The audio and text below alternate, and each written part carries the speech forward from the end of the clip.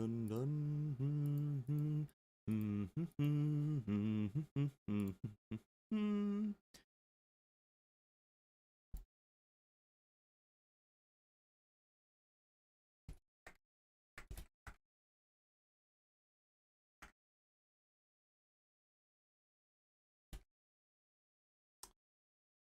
Oh, seems we're live. Oh, hello there. Wow, we're live. That's crazy.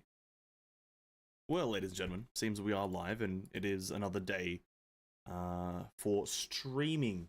Another day to stream. You guys might be wondering why we're looking at me. Well, don't you worry. We'll get to that. But welcome, everyone. Hello. To another day of streaming. I don't really know what to call it anymore. It's just another Genshin evening. It's nothing fun's gonna happen except for like maybe the first 30 minutes where we watch videos. But yeah, hello. It's we're gonna look at some videos first. But welcome everyone. Tissue King, both of you, welcome. My goddamn mods, welcome to the stream. Cares, Silver Civ 5, absolutely evening to you too, man. We hope you are having an absolute banger of a day. And Province, welcome to the stream. Hope you're also having a great evening. Welcome to the stream. Another glorious day of absolute mindless grinding. But firstly, look at some videos. Before we start, you know, if you're a Honkai player, some big news happened today. Massive news happened at around... Well, listen, if you look at leaks, it's not that big of news for you. But if you don't look at leaks and you have a bit of respect for yourself, well, there was a bit of releasing today. We're going to look at the... Now, let me get the naming right. Let me get the naming right first. The Hyperion Lounge, the version 5.9, and then the 5.9 trailer. I thought it was the Vil V trailer. It's not the Vil V trailer. It's just the version trailer. I thought it was like her like guide thingy that they usually do for her, but no, it's just the actual version trailer, which looks pretty cool. Looks pretty cool. When I'm thinking about looking at the animation, the Honkai Impact 3rd animated short. I don't really know if I want to. I kind of just want to wait until the big one, but yeah. That's the agenda for today, and then after we finish these videos, we're gonna look at exploring all of the Chasm. But explore all of the Chasm, which will either be fun or miserable, depending on my mood, which will probably be miserable. But damn, it's getting a bit hot in this room, so I might roll up my sleeves here.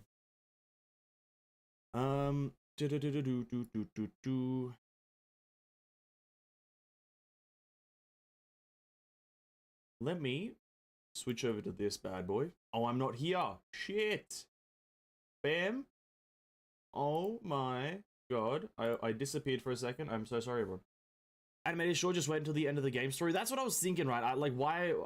Surely this animation is gonna be in the game at some point. So that's why I was like thinking about not looking at it now. If that's a good way to do it, I'll probably do it that way. I'd much rather watch the animations, like all the animations that are relevant, through the game instead of watching them as like a thing in on the YouTube. So I probably won't watch the animation. No real reason. No reason to watch it. I'll just watch the full thing. Yeah. But first thing we're gonna do is, I think I want to the trailer first or the let's do Hyperion Lounge first. The trailer is like a quick one, so we'll watch it after. I think we could watch it quickly. Who knows? Let's watch the Hyperion Lounge because this one's the important one. This one has all the words that we need. And listen, I ain't gonna wait. I ain't gonna wait. We're just gonna start the video. Hyperion Lounge 5.9. Hi, Captains, and welcome to the Hyperion Lounge. Nice to see everyone. What's up? We're so excited to share the latest news with you all. I'm happy to hear. I have a feeling that when version 5.8 story in the Elysian Realm had ended, everyone couldn't wait to play version 5.9. Really? Yep. That's how a story The Elysian Realm goes. story has been non-stop excitement, and you can expect even more in this upcoming version. May has just learned the secret of the 13th Hersher and faced one challenge after another. There must have been an evil mastermind behind it all. And sure enough, it was the Flame Chaser's hard work that uncovered the Hersher of corruption, and this is where it all comes to a head. Yes, now the stage is set and the actors are ready. That was like the most computerized yes I've ever heard in my life. Hold up. That was the most... Yes. Now the stage is set, and the actors are ready. Bro, the most computerized yes in the world. You won't want to blink, or you might miss the showdown of a lifetime. Yep. So, without further ado, let's check out version 5.9's highlights. Sure. Oh, is this just the trailer? Oh. I know the trailer starts off like this. I guess this is this. It's the trailer. Oh, good. Oh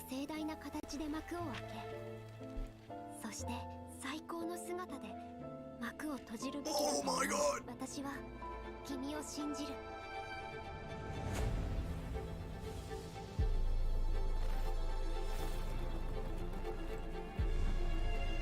Oh my god, everything's on fire!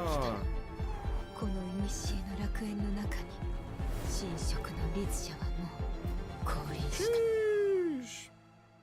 あなたの顔に死を決意した表情が現れたから。僕に騎兵として死んだふりをしてほしいのか。もちろん。何せ私は詐欺師だからね。お客様、ようこそお越しくださいました。さて、ショーを始めよう。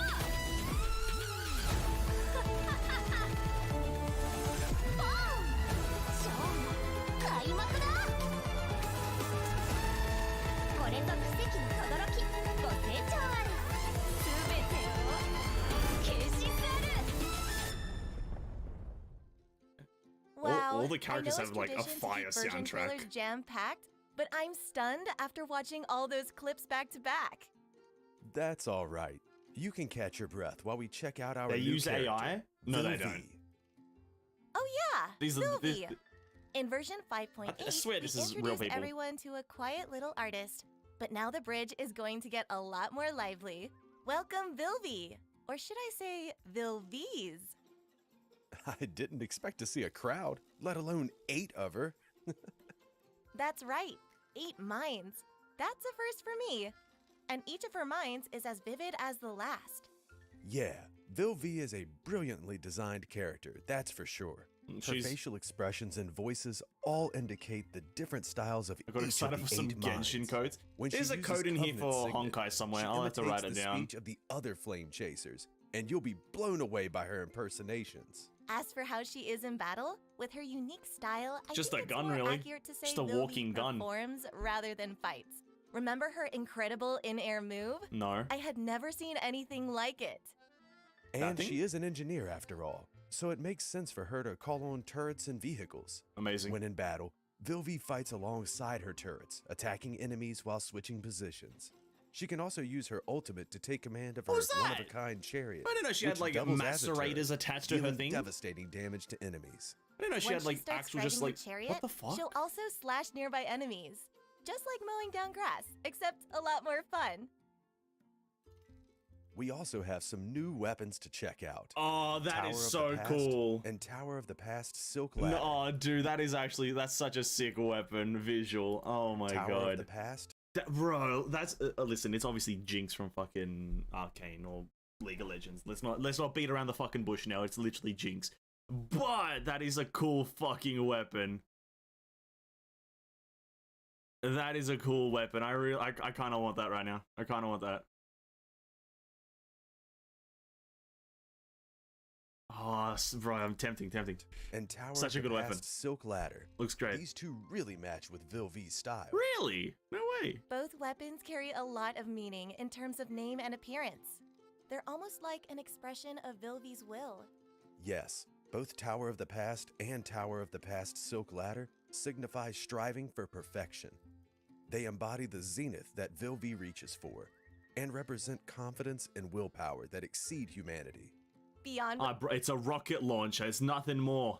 There's nothing more than a fucking bro. When you don't have to get philosophical in this, it's just a rocket launcher. Relax.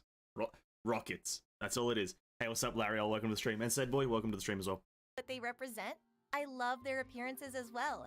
The pinions and gears, the power tubes and dashboard, both weapons sport some serious steampunk elements. Wow. A perfect match for Vilvi. Wow. Speaking of weapons, how can we forget the new Stigma set? Ooh. Life Carver set. Carlo Collodi.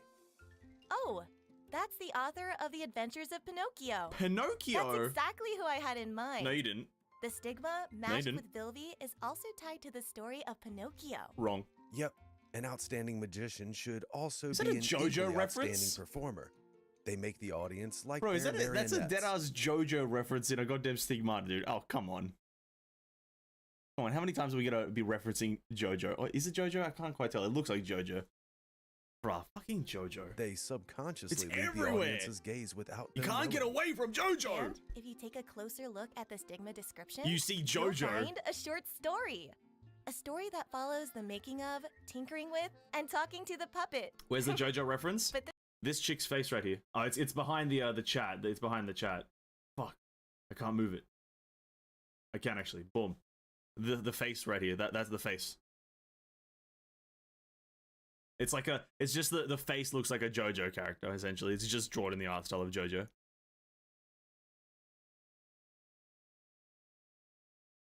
This puppet seems to have a bit of an attitude. Just look at his grumpy face.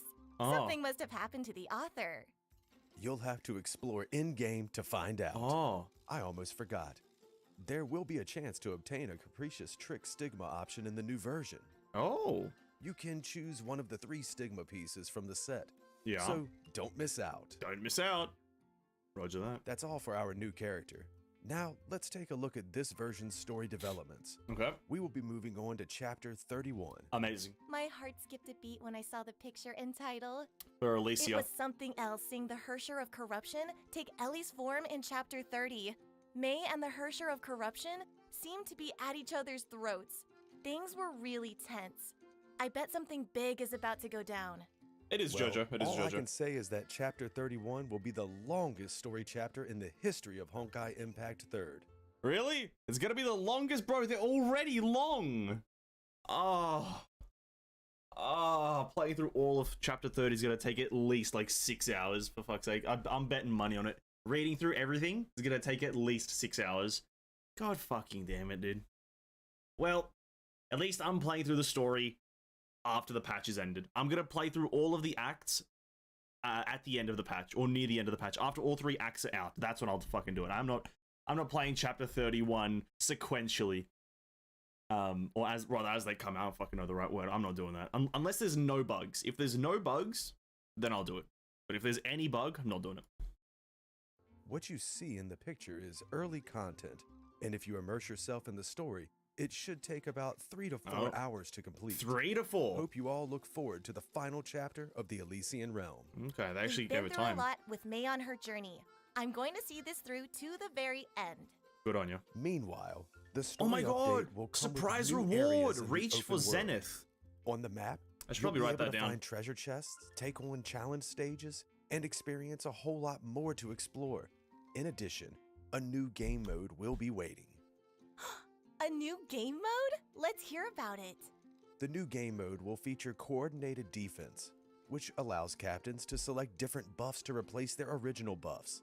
And after clearing a stage, captains can send blessings and buffs to other captains. I'll be sure to offer my friends a helping Wait, what?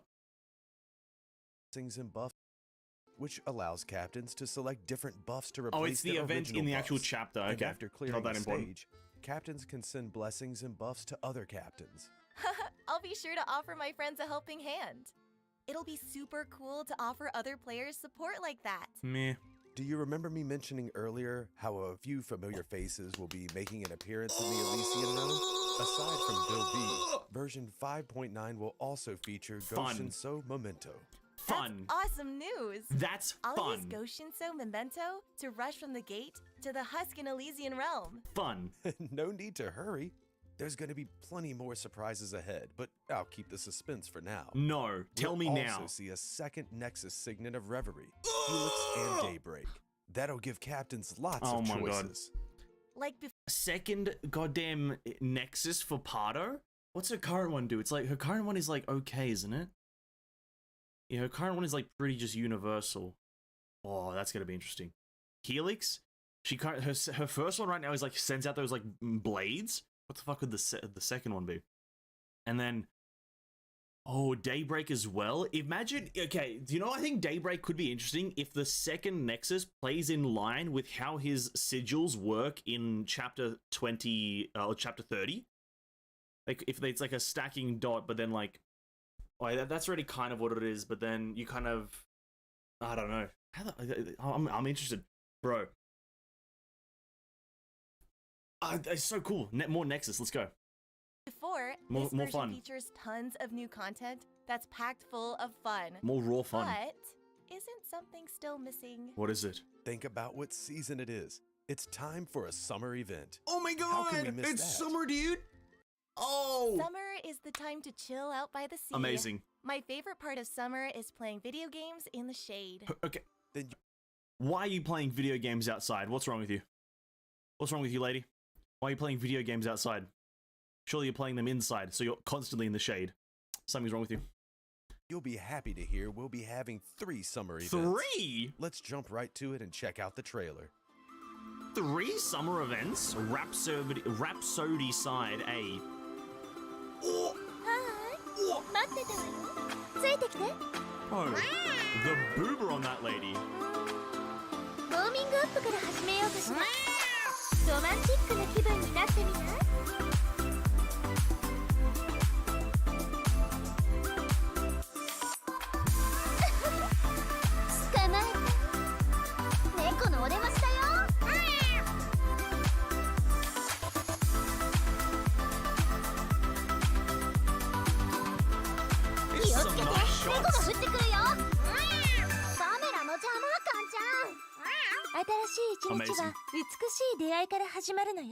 Amazing. Amazing. Amazing. Wow! Flame chasers are going on a team bonding activity? That'll be perfect for summer. Everyone has on their summer outfits, and things are more relaxed than usual. The first summer event is called Summer Survival Rhapsody, Side A. It revolves around a story written by Alicia. In the story, the 13 flame chasers are just ordinary people who stay as guests in the Golden Courtyard. A fabulous adventure takes place on a holiday island. Wait, so, okay, what they're going to do with this summer event is they're going to do what I've been saying, or we've been saying in the chat for a while now, is kind of just have the flame chasers, like, have like a side story that isn't with them being the flame chasers, but they're just going to do it in-game instead of as an anime. Fair enough. Absolutely fair enough. During the event, captains can mix and match flame chasers and equip them with different weapons for battle. Wait, is Roll this? multiple dice during the battle to score points, and use different skills to consume a die. Then, deal damage to enemies according to the points you get. With careful planning and a little luck, you'll have the fun of insta-killing waves of enemies. Wow, I can hear the music in my mind just from looking at the picture. It's kind of like absolutely awesome. Play the event to get Miss Pink Elf's outfit. It's like what's that fucking game? Slay the Spire? I think it's like Slay the Spire. It's kind of like you go through stages, kind of go down a map, and you roll dice and play cards and whatnot. Something similar. Not exactly the same, but you know, similar concept. Very interesting. Deals damage worth 15 times. Amazing. Okay, interesting. Slay the Spire kind of game mode. Miss Elf and many other rewards. Nice outfit. It's time to showcase. Honestly, this is also kind of pog because she is the next character I'm getting from the War Treasury. I'm going for Alicia from the War Treasury, so getting her outfit immediately. Chef's kiss. But also, Summer Trance Ribbon. That's the thing that goes around your character profile. Illusionary Palace Medal. That looks cool. Honkai Shard. Great. Spatial Convectotron. I really need that. Amazing. 10 out of 10 event. I can already see it. It's my skills. I can already taste it in the air. It's going to be a 10 out of 10 event. I gotta get it. The second event is called Summer Beach Melee. Flame chasers find themselves in a grand survival game. Bro, please don't make... Please? Okay. They said Melee, and I instantly thought of Super Smash Bros. If they implement a Super Smash Bros in Honkai ever, I'm gonna just throw... I'm never gonna play Genshin Impact ever again. If this happens to be Super Smash Bros game mode in Honkai, where you pick the characters, any of the 13 Flame Chasers, and you just play Super fucking Smash Bros, I'm never playing Genshin ever again. Game. While taking their holiday on the island, putting on swimwear, they start a fighting competition where anything goes. Everyone is aiming to be the champion. Huh? Is this a battle royale? Flame chasers fight each other one-on-one until the last one standing becomes the victor? Right. And during the event, captains can bet on flame chasers and win rewards. What's Guess the winner gameplay? each time with your friends. I'm kind of confused what the gameplay is. That's the best part of playing video games with friends. Is it? So, what's this last event about? It's a login event. Only more intense and exciting this time around. Log in to receive... What do you mean? It's a login event, but more exciting. How? How are you gonna make logging in more exciting? How? I want to know. I want to hear this from them again. It's a login event. Oh, yeah? Only more intense and exciting this time around. Oh. Log in to receive Goshin So Memento's outfit. Oh. Sakura Summer. Oh. How about throwing that new outfit on Goshin Oh, So so Memento the and gameplay rushing isn't from the actually gate to intense, the you just husk in the log Elysian in. realm. Don't hide the good stuff. You should have told me this earlier. Yeah, this is sick. So, 2 new characters that I got recently get skins. Well, I don't have Alicia yet, but she's on the horizon. She's on the horizon. That's amazing. The best things are worth waiting for. So, and then Pardo like Fellas' Mobius skin. and Pardo's 2 new outfits, There they for are. example. No, no. This is Mobius's new outfit, Yep. Daughter of Corals. Play the Profound Song on the Sea outfit supply event, and the featured outfit is guaranteed in 10 drops. Wow, our Serpentine girl has turned into a gorgeous mermaid. Wait, her suitcase becomes a jellyfish? That's Now, fucking great. That's a clever design. It's beautiful. Actually, there's more than just that. The outfit's visual effects take a lot of cues from the sea, including coral during her combo attack and tidal waves during her ultimate. I love these designs. This is an outfit I have to have. Now let's look at Pardo's new outfit. It's called Midsummer Collector. Sea waves are added as visual effects to highlight the summer theme. The overall vibe is cool and refreshing. I'm guessing Can got a new outfit too? Judging by the outfit's name and the shopping bag behind Pardo, I think I got you. Of course, Can will be getting a new outfit too. What's Can's outfit? But Please show if me. you're wondering what's inside Pardo's shopping What's Can's bag, outfit? you That's have what to all we need play to know. find out. No, Well, what's... Captains, that's all for today. I can't wait. Nice, Can. Bro, Genshin, like, adds a skin every millennia. And where this is one patch. 4 new skins in one patch. Bro, just... God damn it, dude. It's too good. To enjoy the summer. Wait, one more thing before we go. Oh, yeah, this thing. 2022 Honkai Impact Thirds fan work contest is on its way. Starting from August 8th, you can participate in the contest with a chance to win cash rewards. Please follow our social media for details. Wow, what a grand event. I love this fantastic summer. Me too. And I hope all captains enjoy a wonderful summer in-game. But See you I'm next time. thrilled. I'm Bye. actually thrilled to play.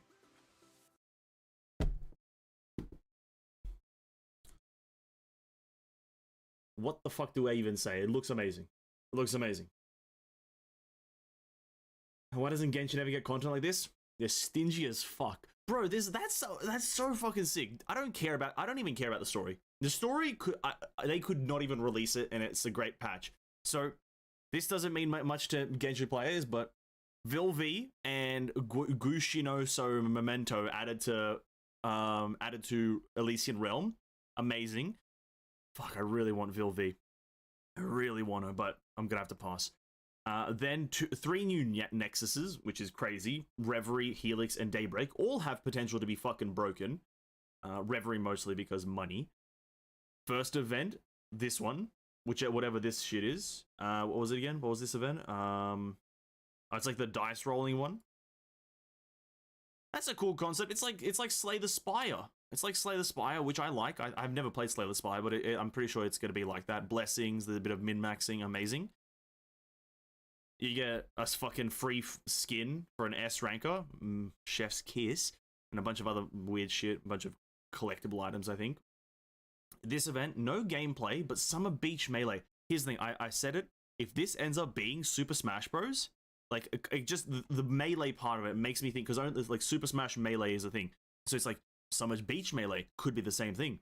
It's like, if this ends up being Super Smash Bros., I'm never playing Genshin ever again. I don't even care about 3.0, I'm never playing it.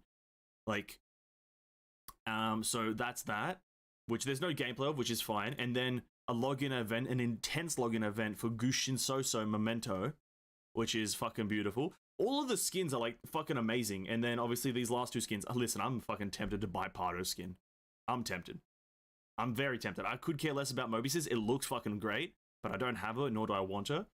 But Pardo's skin, brother, please. I might buy this just because I want it. But who knows? Who knows? 2 free skins, bro. 2 free skins, and it's like both the free skins are for like S rank characters, like Alicia and Gushinso Memento. It's fucking crazy. Including the login event, there's one more summer event from last year, a rerun to be exact. I don't know if it's in 5.9 or 6.0. Maybe 6.0, because there's still summer event skins from my knowledge in 6.0, so they might save that one for later. Save your crystals. Oh, I'm saving my crystals, EK. Don't worry about that. I'm saving, absolutely. I'm going to be overwhelmed by the sheer amount of content. The sheer amount of content will blow my mind. Yeah, no, this is crazy. It's just, here's the thing. One thing I've noticed, the difference between Genshin and Honkai, is that Honkai just has like 2 big things that happen per patch, but they last each for like, one lasts for the whole patch. Like, for example, they have this thing. No, not that thing. But that's the Stigmata. Oh, there was no information on that. That's gonna be the thing that combos with a Ponia's one, right? Oh, that could be crazy if it, I don't know the effects. Maybe that's like probably fire damage, or maybe just a base elemental. But you have like this event, which is, I don't know how to like highlight it correctly, but you have the chapter 31 event, which is for whilst the chapter's there, it's an event, right? So you have that. And then you have the summer stuff. So this thing lasts for the whole thing. And then the summer stuff lasts for a certain amount of time from a certain period of time. Just so much shit going on. There's just so much stuff. What's in Genshin? It's like 2, maybe 1 main thing, and then like very small minor things that are like very unimpactful. It's very odd. It's very odd. But I'm fucking hyped for this. I'm sad that Tower of Fantasy is coming out, and I really want to play Tower of Fantasy. How can they do that, Jimmy? How can they release Tower of Fantasy on the 11th for me? Not for you guys, probably, but for the 11th for me, and then also release 5.9 on the 11th, bro. You can't do that. That's unfair. I can't split my time correctly then. I want to play both. I want to play both. Please. I'm gonna have to decide to play Tower of Fantasy because it's the new one, but when we do play Honkai, it's gonna be fucking glorious. But that's that video anyway. And the trailer video has a secret ending. Does it actually have a secret ending, or you just make me want to watch it? Alright, 5.9 trailer. We'll watch it. Doesn't matter.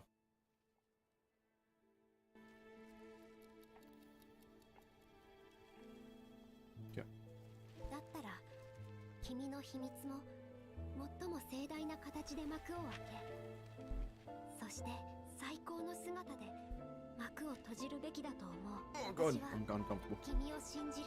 I'm in jeans right now, so I'm a bit uncomfortable.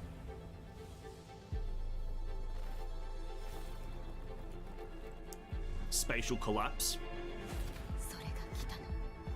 この古の楽園の中に神職の律者はもう降臨した。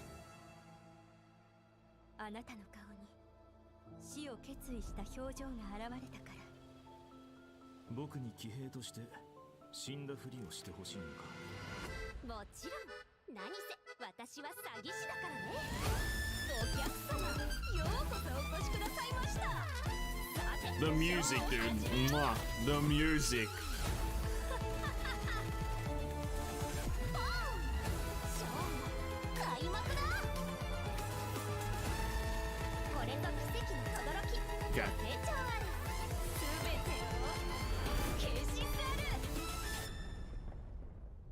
Before we continue, the one thing they've done with the music for at least the Elysium Everlasting chapters, they've like stuck to the same kind of a rhythm and same kind of melody rather, but they've spiced up the melody in tune with that character's kind of theme. Like a trickster is obviously going to have some sort of kind of jazz funky whatever the fuck that rhythm was.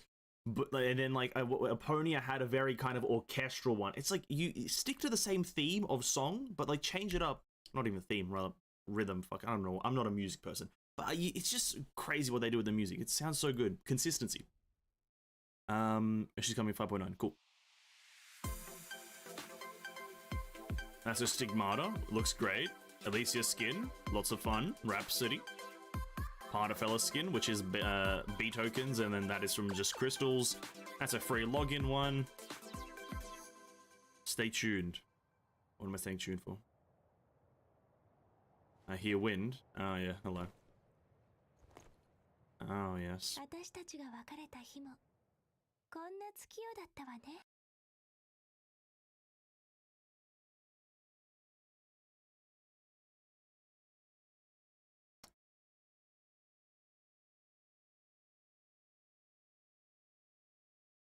Yeah, listen, there's probably an answer. I just don't know it because I'm not smart enough. That's all it is. There is an answer to that. I'm not going to even click on that video. I saw that video there. I'm not going to do it. Let's not do that.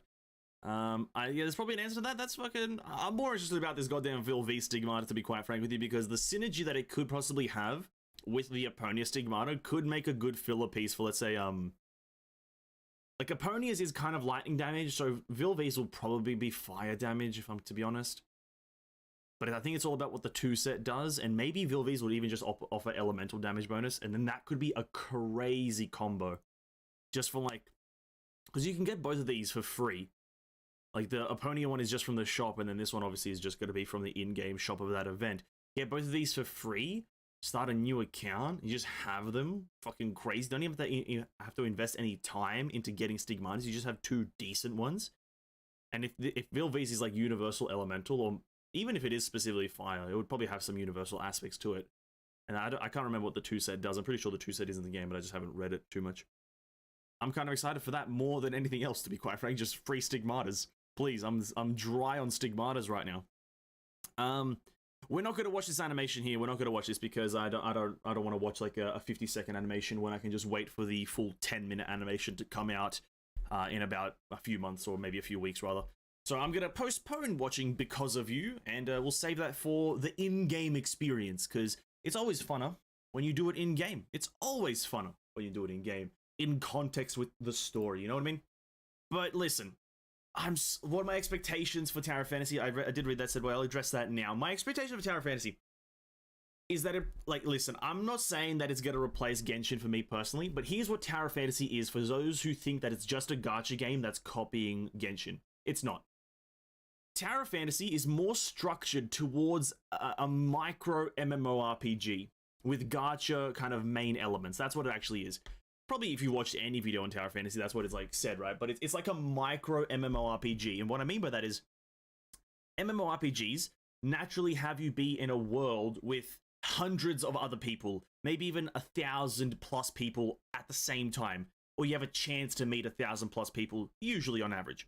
And maybe even tens of thousands in terms of some games like Final Fantasy or World of Warcraft. Actually, no, I think Final Fantasy is like 2,000. It doesn't matter. I think Tower Fantasy is strictly locked to 50 players per world. So Tower Fantasy is a naturally multiplayer game. In your own world, you can encounter other players, but they have no impact on your own kind of exploration. So you can encounter people, but they can't hinder you in any way. Like world quests and enemies are shared, but chests and exploration isn't. So the game is an MMO. And with that in mind, it's going to be structured in more of an MMO gameplay way. The game is going to be a gear grinder with gacha elements. If you've ever played an MMO, you know that grinding gear is a thing. Come back weekly, kill the weekly bosses, get like a best in slot piece of gear, you level it up and gear up a bit more, right? It's going to follow that suit. Now, how hard? I do not know. I don't look at Tower Fantasy stuff. I like to be shocked on the day of the launch. If I did get into the beta, I would have voiced an opinion, but I didn't, so I'm not going to voice one, and I'm going to have that wow factor on launch, which will be next Wednesday. No, sorry, not next Wednesday. Let me check the date really quickly. I did do a bit of time conversion, so if I just actually open up the website, I can actually get the exact day that I'm playing the game. So it'll be when Tower Fantasy launches, I'm going to be streaming the hour it launches. Now, for a lot of you guys, I'm just going to say this. A lot of my viewers right now are in the C region. That is just Asia in general, kind of around that region. That is very early in the morning for you guys, and I do apologize that is going to be a thing. But it launches for me at 7 in the morning. 7 o'clock in the morning. And I will be streaming from 7 o'clock in the morning that day only. For the launch of Tower of Fantasy, we're going to absolutely blast it for the stream. I want to play that game as much as I possibly can. There's going to be an early morning stream. Now, as for the actual date conversion, so from tomorrow, it's 5 days, so on the 11th. It's going to be on the 11th, 7 o'clock in the morning for me, which is going to be like 4 o'clock in the morning for you, some of you, and then maybe some different times for some of the others. You'll have the full thing uploaded in 1 week. If you want to wait for the in-game thing, it'll probably be early September, I think. I don't mind waiting for the full game, Asterith. I think it's much more enjoyable when it's the full kind of experience in-game. Watching it on YouTube, I see the appeal if you want to kind of get a bit of an insight, early insight, but for personally, I'm just going to wait until it fully launches in the game. By the way, ZZ already have a closed beta. Good on it. I don't care. ZZZ is not going to launch anytime this year. Absolutely not. And it's not a closed beta. It's a tuning test. It's not a closed beta. Tuning tests and closed beta are completely different things, from my knowledge.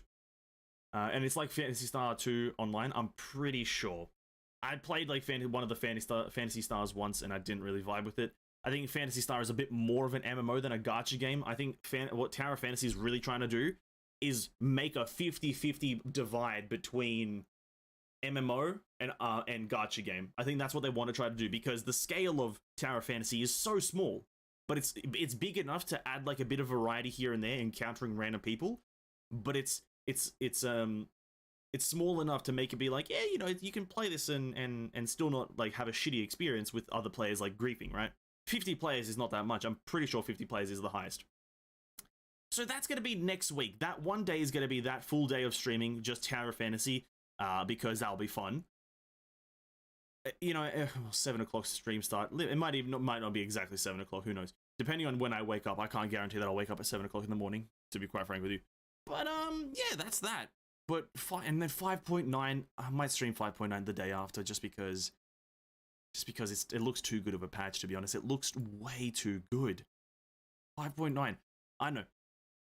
Anyone here in chat rolling for Vil V? Anyone here rolling for a bit of a Vil V moment? Because, yeah. I'm interested about her stigmata. I'm interested about her signature ones, that it's the Collodi Melody. I'm not exactly sure, but yeah. I'm interested about this patch. So I don't know, the Honkai patches all seem to like actually be mega hype, and you can't really tell if it won't be mega hype. All here, Skip. Absolutely fair said, boy. I'll be honest, with the 6.0 patch coming out after, I no doubt that a lot of people are gonna skip, because like, whilst this sounds hype, 6.0 is gonna be even more hype, right? Like, it's just quick maths. It really is just simple mathematics that.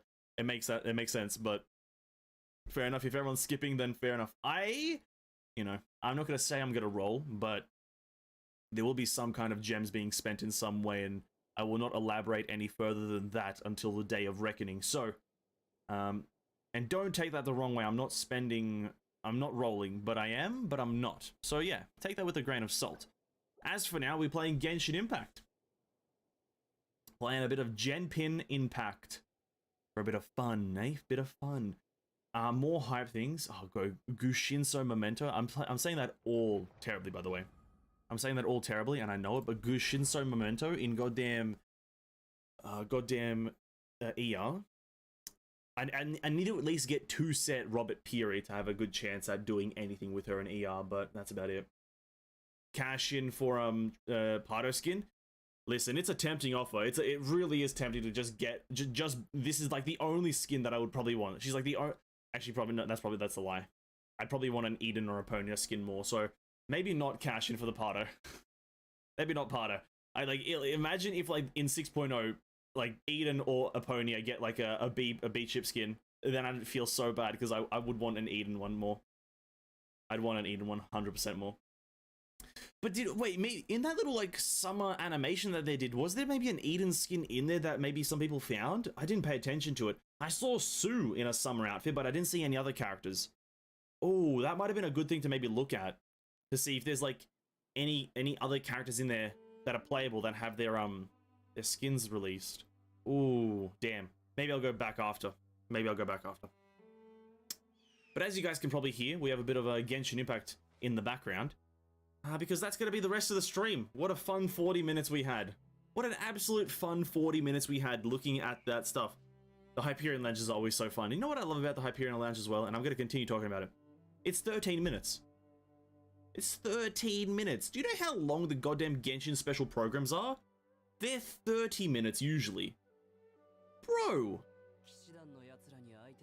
Like, come on! What's up with that? It takes Genshin longer to tell us less things than it takes Honkai to tell us more things. How does that work? I didn't see any Epona Eden. Bro, they're teasing. These motherfuckers at Honkai, they're teasing the juicy characters for their skins. We need an Epona and Eden skin announcement right now, but they're just being rude about it. They're not leaking even a bit of it, dude. Not even like a background shot of them somewhere, dude. These guys, man. Goddamn Honkai developers. Oh god. Hold up. Whoops. I did not mean to do that. I'm sorry, I'm tinkering with some settings here. I do apologize, you guys can't see anything.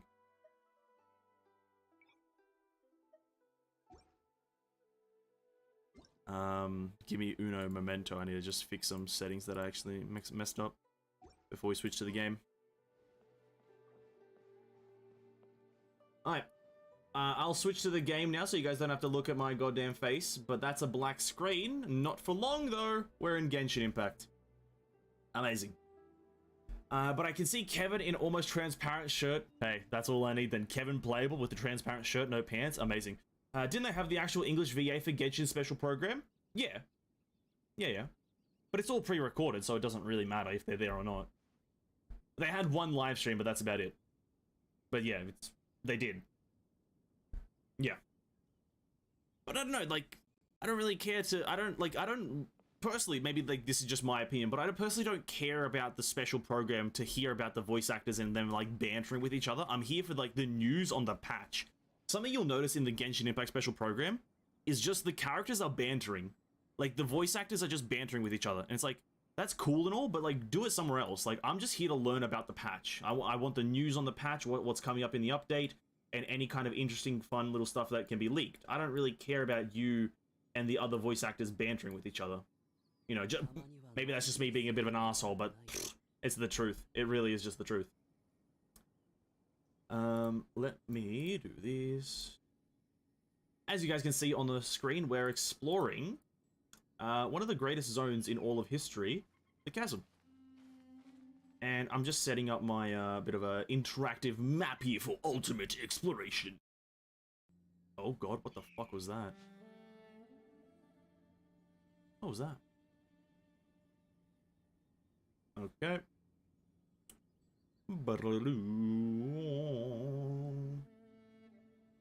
Mist Splitter Reforged, no. And maybe we'll turn on that. Alright, let's go.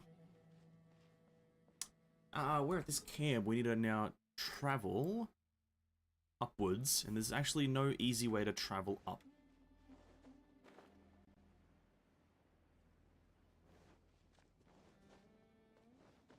Fun fact, in Honkai Japanese YouTube channel, it is the first time they aired Hyperion Lounge, and it is in Japanese. No known Japanese voice actor that I can hear from both of the people.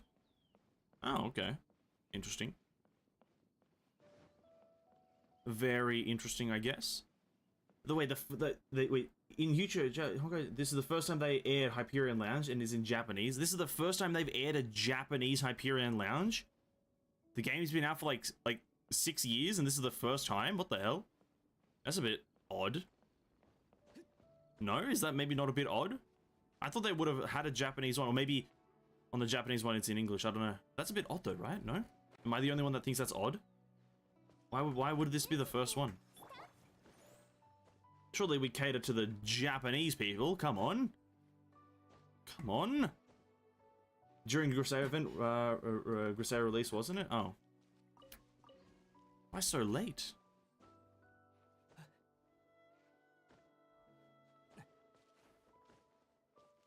Kinda odd to have it late, no? I'm actually gonna turn a few more markers on. I think it'll be a bit easier if I turn on, let's say, the Geo Rocks. You know what? Let me do this. I'm doing this all poorly. We'll turn all those things on. And then we turn these two things on. Like that.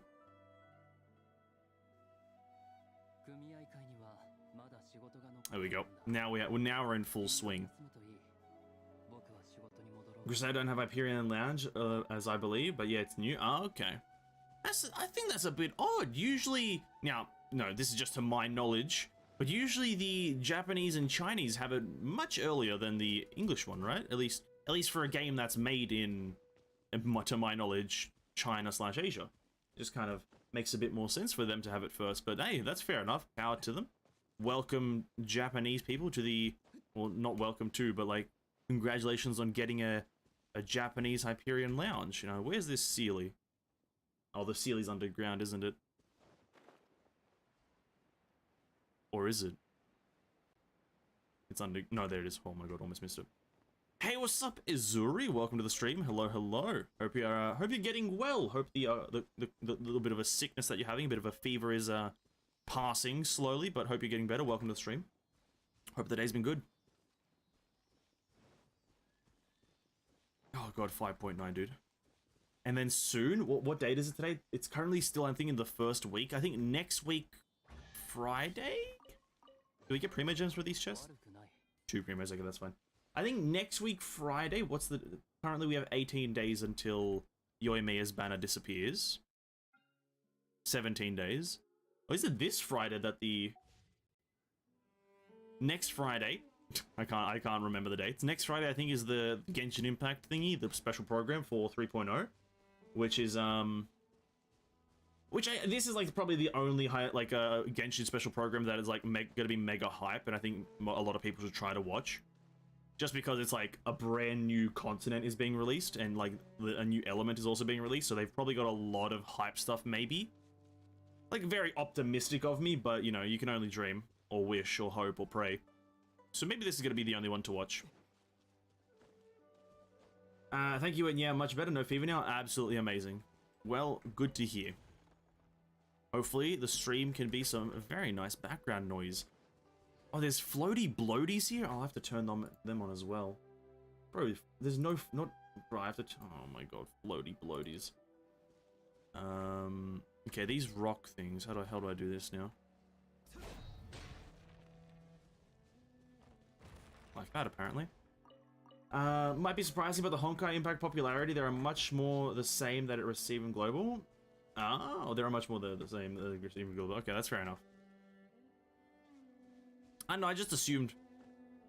Whenever I play, let's say, an Asian-orientated... Sorry, not Asian-orientated. Asian origin game created in an Asian country, I always assume that they're going to be catered to more than the rest of the world. Just because, in my experience, that's how it's mostly been.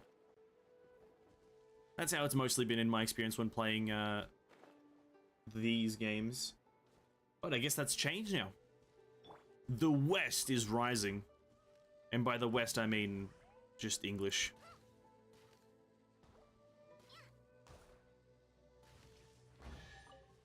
These are common chests, but they're giving... Okay, 2 primos, that's fine. Okay, we're at the floaty bloaty. We need to go up this way now. I think we have to go on top. Genshin Impact, though, ladies and gentlemen, look at this Primogem count. 60,000 and I can't count. 60,504. That's an absolute monstrous amount of Primogems. Tignari is on the way. I hope everyone knows that. Tignari is on the way. I've pretty much already got him in a bag. Like, literally, I've captured him in a bag. And he cannot escape.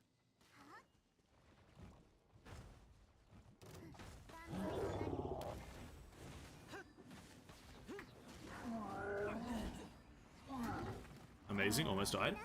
And the Twitter. Oh, there's now a Japanese Twitter for Genshin. Oh, sorry, for Honkai. Amazing, good to hear. More the merrier. Get the Japanese people involved. It's a team experience, you know what to say? Bit of a team game. And I already have this chest? God damn it. I did the archaic stone puzzle, I remember now. I remember doing the archaic stone puzzle. Oh, how do I do this one now?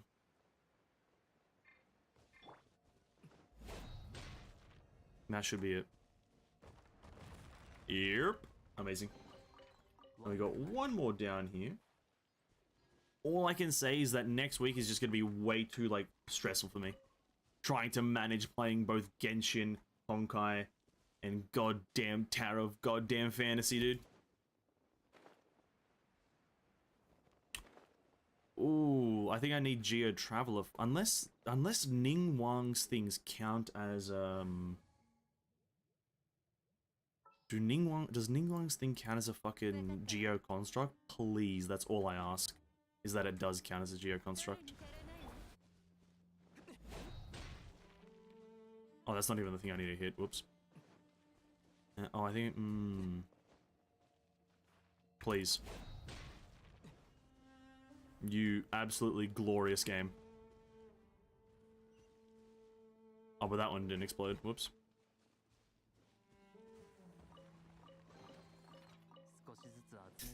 Alright, Ningguang, you're now the best character in the world. Thank you. Oh, Ningguang's actually good at it. Oh my god. Zhongli is the better one, but Ningguang's also rather good at this. Hopefully we're going to get to maybe 61,000 Primogems, I think, today. If we explore all of the Chasm, I'm sure that is at least the minimum we can achieve. 61,000. Which from my... Where are we going now?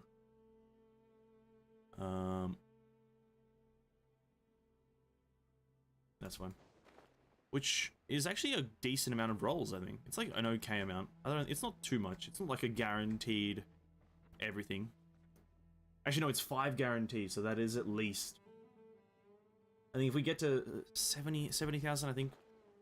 Yeah, like a flat 70,000, we can get like a guaranteed Tignari and a guaranteed his bow. But that is like very...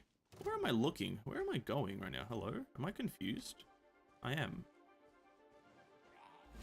That is the only annoying part about Genshin, is that... Like, it takes so many Primogems to guarantee a goddamn bow or a weapon.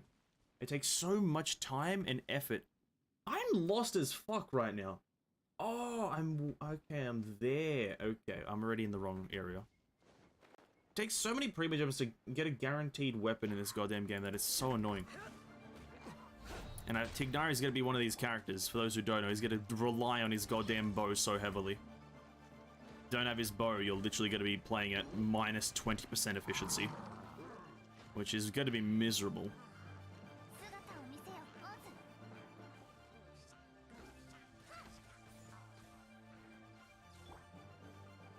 Because his bow does a few things that are rather interesting that I won't spoil too much, but he's just going to be one of those characters. Mega bow dependent or mega weapon dependent.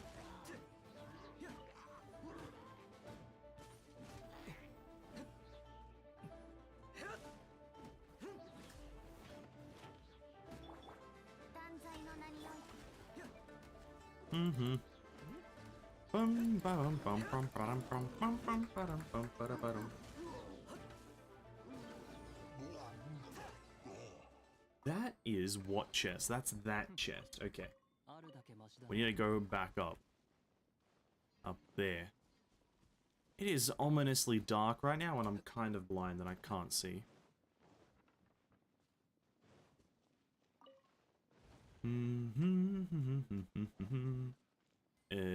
Oh, there it is. That is that one.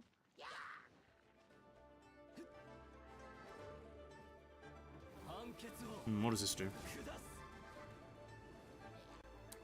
Nothing. Amazing.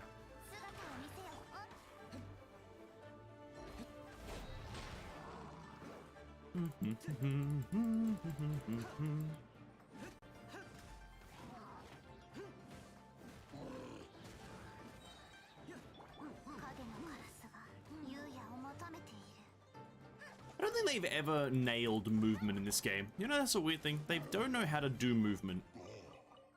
Because I don't know why they make the characters able to be stuck on things. I don't know why that's like a design philosophy that they've chosen. But like, the characters who have like an alternate sprint, they can get stuck on everything. And then now Fischl's thing, well, it's obviously been a thing for a while, but now like I know that you can get stuck on things even as Fischl in a bird form. Like why is that even a thing?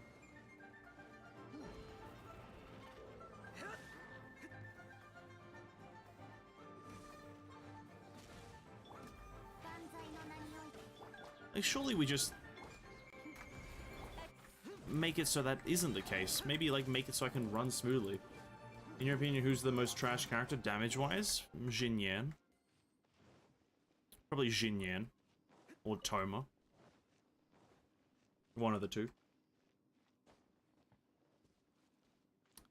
Jinyan or Toma, it's a pretty easy thing to come to a conclusion with, to be honest with you. Jinyan or Toma are very, very bad characters. In terms of, yeah, damage.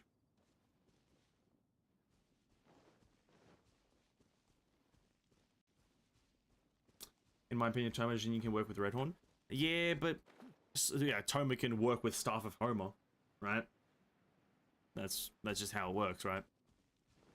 Staff of Homer is a lot stronger, in my opinion, than Redhorn, so... in that regard, they're both pretty much the same. They both are shit. They are both just very fucking bad characters.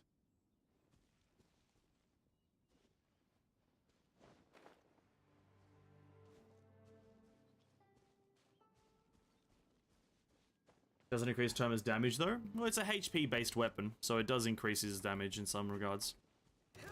I'm pretty isn't his like burst damage like considered on HP, or is that just by attack? I don't know. I don't know how either of these two characters work, by the way. I say they're shit because I don't use them because I've only heard bad things. I tried using Toma once, but it didn't go well. So I just gave up. Those are the two, though, that you just don't want to ever use. Jinyan and Toma, don't use them. And Kuki, yeah, true, you got a point there. Kuki actually is, like, terrible. But, like, she's kind of like a healer. Like, kind of saying that a healer does... fucking Barbara. Barbara's the worst, then. If we're going to take healers into consideration when we're talking about damage, then Barbara's the worst. Barbara sucks at damage. She doesn't do anything unless you build her for it. But even then, it's not really that great either. So... I was specifically taking into consideration damage dealers or characters centered around being damage supports. There's a luxurious chest here somewhere? Oh, what the fuck? Welcome Rakasana, welcome to the stream, man. We can do this one by that.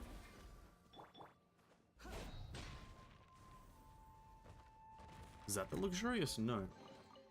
What is this luxurious? Where the hell is this? Down there?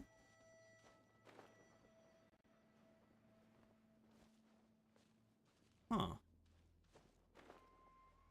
But yeah, like, if we're talking about just which character is the shittest in terms of damage, then it has to go to Barbara. But if we're just taking into consideration DPSs, then yeah, it's like probably Jinyan or Toma. Neither of them can really do anything even with their best in slot stuff. Like, one of them is better than the other by a bit, but like, overall still... oh, that's that chest. Okay, that's considered there. Okay, I didn't know. DPS Barbara scary? Yeah, but she's a healer. DPS Barbara my nuts, dude. That character's ass in general. Amber DPS, it's a thing. Like, if you build the character, like, the question was in regards to, like, with full artifacts and just kind of the meta build for the character, right? That's kind of like the posed question. Amber with, like, kind of her playstyle, her meta playstyle, C6, best in slot stuff, she can do some pretty chunky damage. It is a very shit way to play her because you have to blow up the Baron Bunny specifically and cause it to react and whatnot. It is very tedious, but it is actually a fair bit of damage. If only Genshin made if only Genshin made an event where it has a predetermined artifact in a shop like Honkai giving Stigmata as a reward, well, that would require the whole gearing system in Genshin to actually be static instead of malleable. That's the one problem Genshin has, is that it has a malleable power system, whilst Honkai, it, like, even though, like, some people would say, like, the top 1% of Honkai might say, oh, it is quite a, you know, malleable power system because of the affixes. I'd still say that there's a lot more static power in Honkai than there is in Genshin, by a large margin.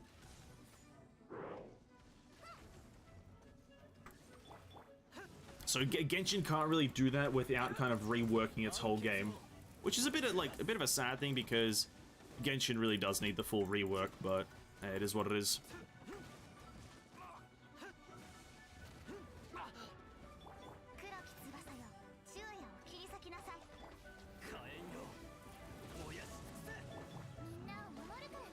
Genshin could do with a bit of a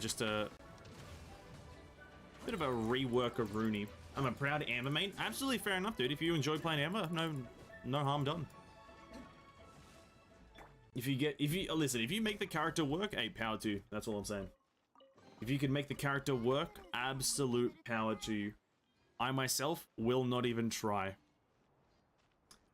Until I get, like, if I eventually get a C6 Amber, yeah, I'll give it a shot, maybe. But until then, that character can sugma, some would say. Some would say that character can just do a big old Sorcon. Put all my stuff in Amber into straight damage, not crit or crit damage. Well, that will give you guaranteed amounts of damage, which is a fine way to play a character. May not be the meta, but hey, since when do we ever have to play the meta? So, power to you, man.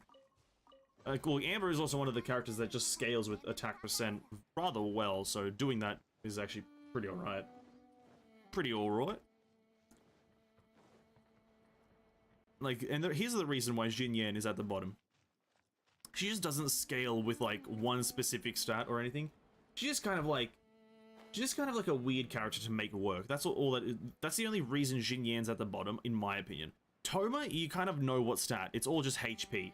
While Jin Yan, it's like attack or defense or something else, or crit rate or crit damage. It's not really kind of set in stone what you want to scale her with. That's why I put Jin Yan lower, because if the character is tedious to build as well, that just like detracts points for me.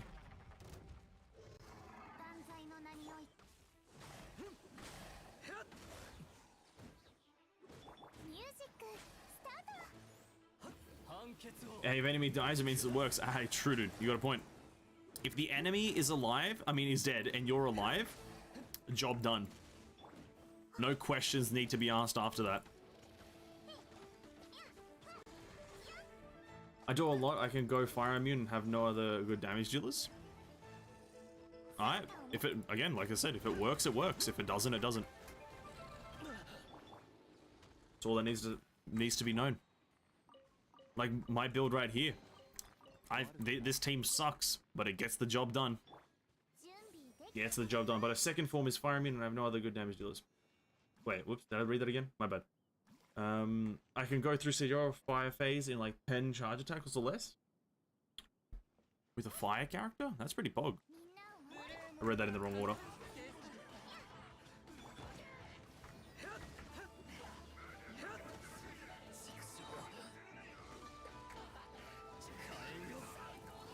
Senoria's fire immune? Well, the fire version of her... No, she's not fire immune. She just has a high resistance. I remember... she's not fire immune, no.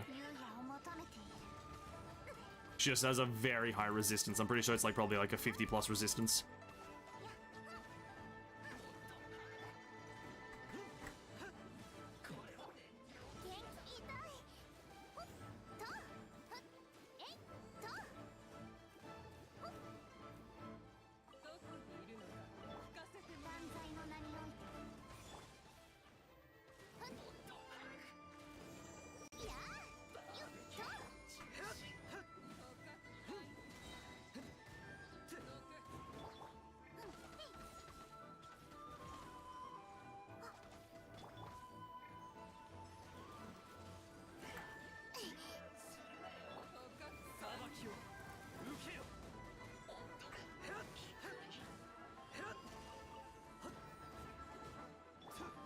Said first phase? Oh, first phase, okay.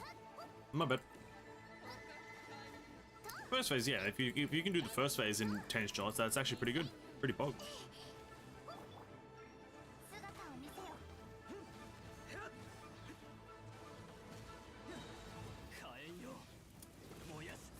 I always just find it easier to go in there with, like, because the first phase is the easiest phase out there, to be quite frank with you. So I always find it better to go in there with actually just Cryo or Hydro characters. Even though the first phase will take slightly longer than with the Pyro team, obviously, but Might as well have the first phase last longer than the second phase because one is marginally easier. Now, we are there on the map. I need to kind of like do a bit of a cut across or go up. That is very high up and I don't feel like climbing that. I guess, well, how do I get inside here? Signora is also one of these characters that I just don't like fighting. I never really like fighting her. To me, she's like an annoying enemy. Like, she's a very, very annoying enemy. Like, she moves around too much. There's like too many immunity windows where she just takes, she can't take damage. It's very annoying. So I tend to not do her anymore because I'm pretty sure there's not going to be any more characters that use her like ascension material or level up material. Until maybe, like, let's say, like, 3.5 when they introduce one new Inazuma character by chance. I don't think she's going to get many more mileage out of Signora. I do a lot in charge attack because I only have one of Constellations as a shoot. That's actually a smart way to do it, though. Build her in terms of charge attack. Where did this Sealy go? I lost it. Oh, down there. That's a good way. If you do go to C1, charge attack is probably the meta you want to go with because, yeah, the double arrow. Even with Ayaka, the first phase is incredibly easy. Yeah. Her first phase, I think she just has a lot less HP in the first phase, which is a weird thing to do. I would have, like, done, like, the same amount of HP and then it might have been the same kind of difficulty. I have explored 179 chests in Gone Archipelago, but there's a total of 254. I can't be bothered.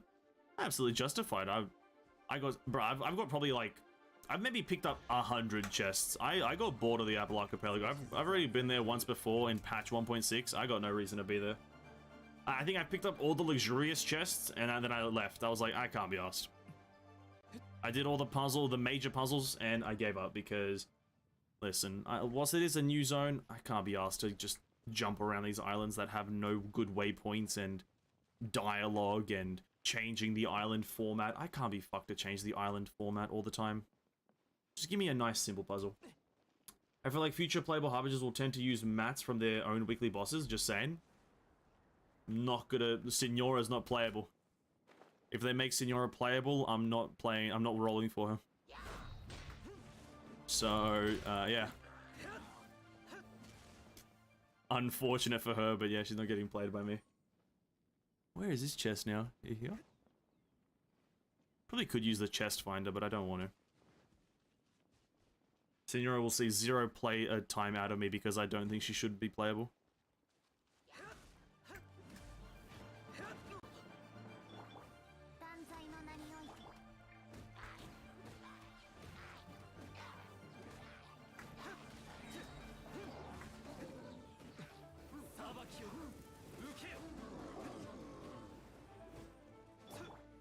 Dead one, stay dead, please. Yeah, absolutely.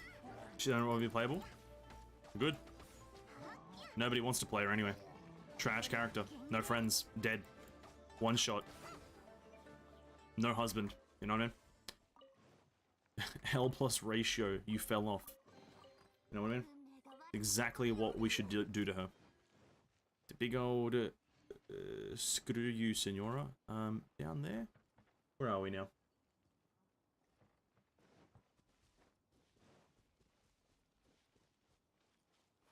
Oh god, ooh, I didn't mean to fall off. Silly problem with goddamn Kazuha. What's his place called again? Shazim? Verticality. That would devalue Raiden's Musono Hitachi. No, it wouldn't. She still used it and killed someone, and she did the world a service. She removed a plague from the game. Well, hopefully the Puppeteer and Harbinger can play like Vilv. Absolutely not. You think that Genshin can add a very interesting and unique way to play a character? Very, very incorrect. He's... no, I'm not even going to say anything because there is already information on him, but I won't say anything.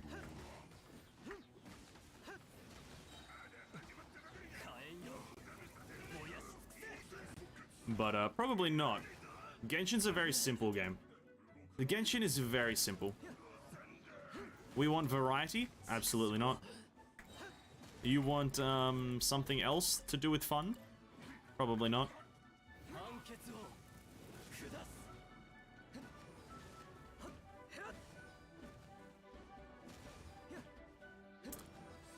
Oh, we're gonna be here for a while.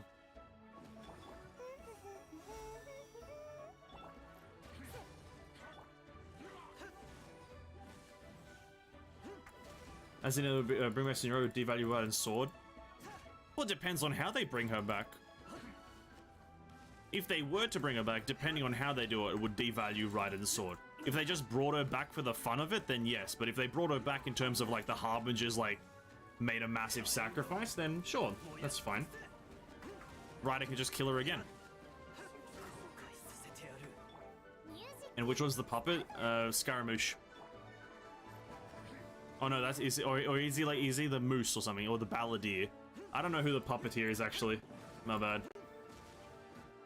I have no idea who. I thought it was Scaramouche. That's who I was thinking about. No, the puppeteer is fucking Sand Drone or something like that. I don't know. I don't know who the puppet is.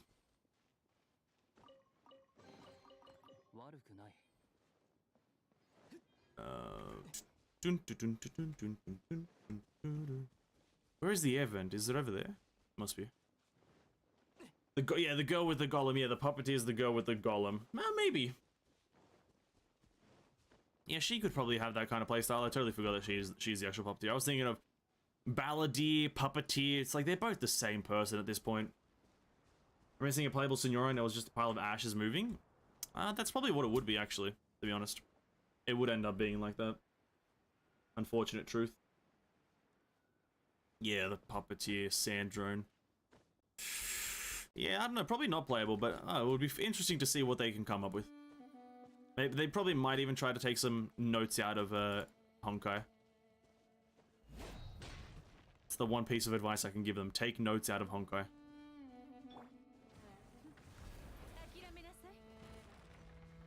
Oh, a precious chest! Oh my god! Amazing! This one is over here, but I think this one's underground, actually. I've already talked about what I think how they think the weird characters of the Harbingers will play like, and I don't really feel like talking about it again because I don't really even want them to be playable, to be honest with you. I don't really fucking think they should be playable. Personal opinion, but yeah.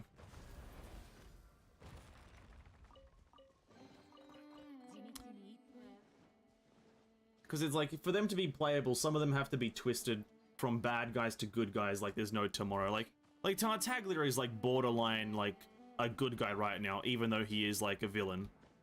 But he's like borderline a good guy because they've just kind of twisted him that way in terms of story writing purposes. And it's like, I don't really fucking vibe with just changing a character's personality. Like, if they're a villain, they're probably a villain, so keep them that way. Like, how the hell are they gonna twist Dottore into being a good guy, right? That's what I'm just curious about. Or like being like a tolerable person. Not even a good guy, just someone with like the Traveler can tolerate to have in the party. You know what I mean? Or to even just know. Like, doesn't really make much sense to me. And then also fucking Pantalone or whatever his name is. Just to fucking have like a scammer in your party. Like, what are we dropping our morals? There are a lot of Harbingers, I keep forgetting them. Yeah, there's a fair few of them. And they've all got very weird names, so I don't know no harm in forgetting. There's no reason to remember them. They're not going to be playable. If any of them are going to be playable, they're not going to be playable for a very long time. At least the next, like, 4 years. So, absolutely no reason to remember. As long as we beat the fuck out of them, I'm satisfied. Oh yeah, well that will obviously happen. We did it with one of them, we'll do it with all of them, but... yeah. Yes.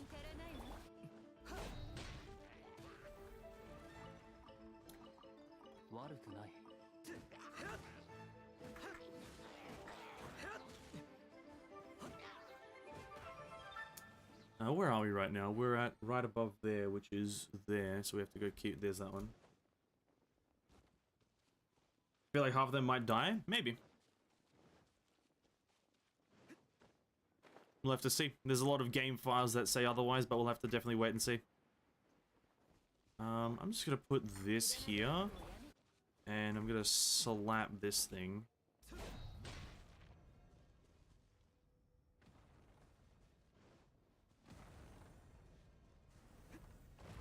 Wow, another precious chest. And yeah, we did beat the fuck out of 2 of them. Oh, not really. We didn't... yeah, I guess we did beat the crap out of Senora, but we didn't actually Yeah, true, you're right, never mind. I was about to try to remember, I remembered it wrongly. We did beat the fuck out of Signora, which was satisfying. Hmm. Wait, is that chest not marked? What chest is that? Oh, it's not even marked. Great game. The chest isn't even marked. I have to use my own eyes and not rely on a goddamn interactive map. How dare you? You have to go down this way. Who's the other one? Tartaglia? Yep. Tartaglia is first, then Signora. To be quite frank, though, we barely defeat Tartaglia, and that's the thing. I feel like Tartaglia is gonna be like Team Rocket in Pokemon. He'll always be coming back to fight us occasionally or some shit like that, or he'll always be making an appearance, and he'll probably be the only one that survives or has like 100% guarantee like live rate, whilst the other ones probably not so much. I don't know why, I just feel like he just gives Team Rocket vibes. He's like this goofy character that they created just for some comedic relief, but we always beat him in the end.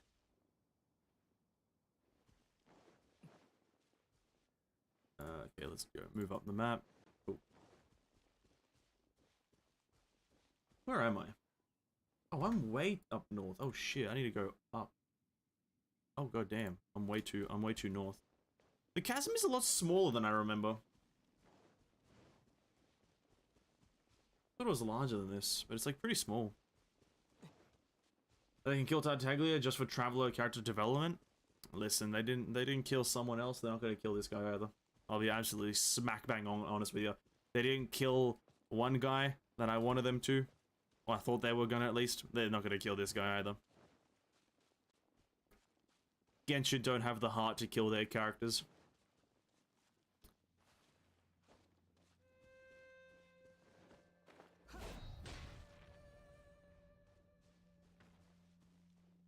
How the fuck did that not reach? What? Or does that not have any juice in it? Oh no, it doesn't have any juice in it. Hold up. I remember seeing a stretch model of Klee with child moveset. It was cursed. Are you okay with get your spoilers? It leaks? No, probably not. Try not to do leaks. Just because other people in chat might not want to see leaks.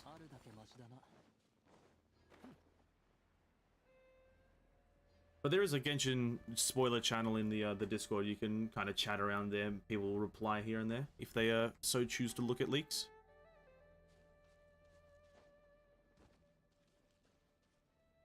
Where are we? Am I on the right area?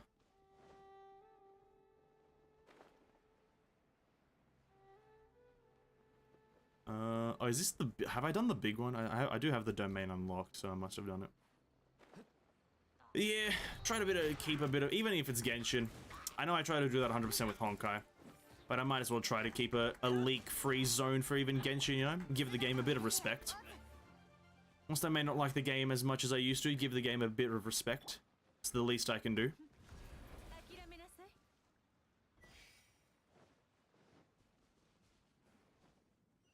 An inkling of respect, some might say.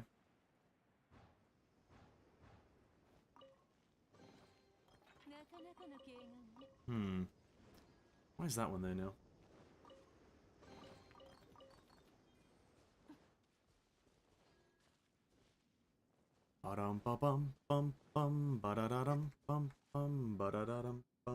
Where am I? God damn it, dude. It's so hard to follow this map. Should be a chest somewhere. Oh, there's this like trebuchet thing that there's this cannon that we have to shoot here, I believe, right? This is like a breakable rock.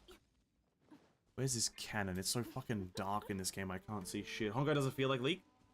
Well, Honkai's kind of like fully embraced it, right? Like, it's a bit of a tougher thing with Honkai because the Honkai community has embraced it as like a thing. Like, everyone kind of like pays attention to the gameplay stuff. But like, you know, specific amounts of people pay attention to, let's say, the story stuff. So it's a completely like personal preference thing.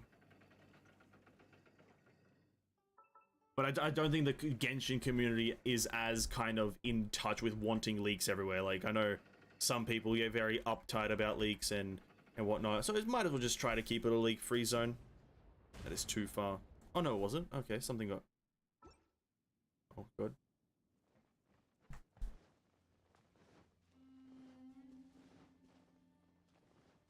Hello there.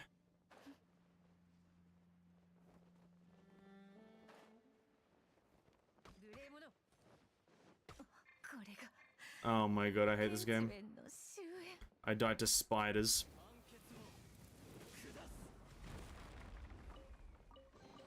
Amazing.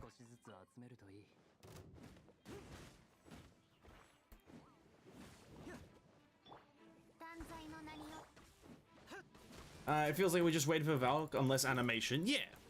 See, like, that's what I mean. It's like the Honkai community just feels like they've just accepted that, like, listen, because also it's also like with the fact that the developers, they also don't care about the leaks that are getting out, right? They also really just could care less about the leaks being out. They're like, here, stream the game, and that's it, right? Whilst Genshin, it's a lot more, they try to keep it secretive. They're like, oh, hype or something.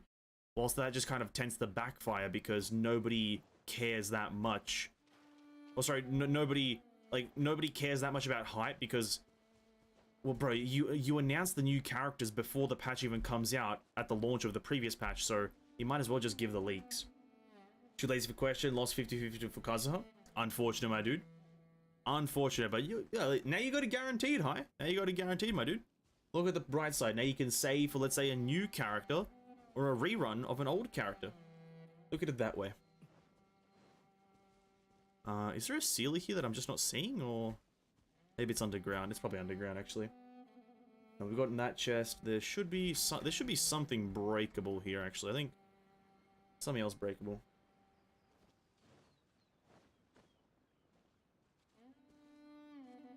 Oh no, I might have already done this rock formation. Okay. Ready to watch Hyperion Lounge? Yes, we did. We watched it at the very start of the stream. At the very start.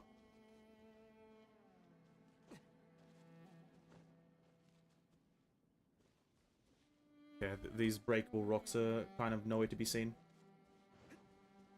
I've lost my way, but we'll find our way back. I'm all for Story League, but gameplay, I was all Eponia's leaks and gameplay, but I learned my lesson because Eponia got really boring really quick, so I'm not doing it for 6.0 character gameplay. That's fair enough. I think the one thing that's just a slight bit less tolerated in just general terms is the story leaks, so if you do like story leaks yourself, definitely indulge them in yourself, and if you find other people, by all means, go for it, but for the... Oh, hello, where's the enemy? Nowhere to be seen. For the sake of the general population, story no go. Story no bueno, as they say in I don't really know where bueno is from. I don't know what language that is, but no bueno. Which is a very nice chocolate. I don't know if you guys have ever tried a Kinder Egg Bueno or Kinder Buenos. Pretty nice.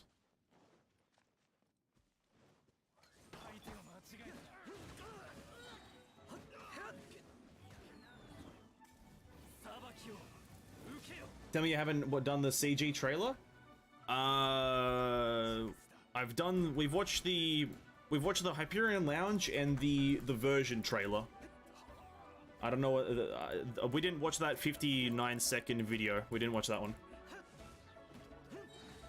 We watched the 13-minute Hyperion Lounge and the 2-minute version trailer.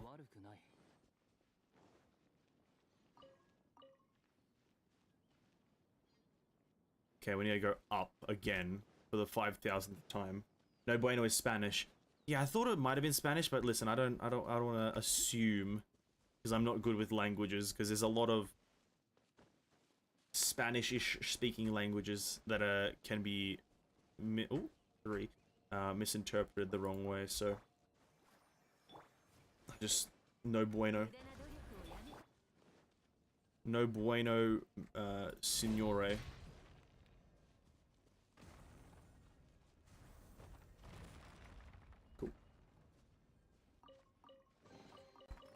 Oh, what the fuck is break? So many things are breaking. Like my spirit. I become Ningguang main, thank Kazuha. Bro, Ningguang's a powerhouse. Bro, let's not discredit Ningguang right now. Ningguang is a powerhouse if you build her. Don't look at my Ningguang, she's terrible. But if you actually build a Ningguang, bro, a powerhouse of a unit. Absolutely do that. Oh, this Sealy's like really finicky. I remember doing this one. It's like you have to come in from above or some shit, no?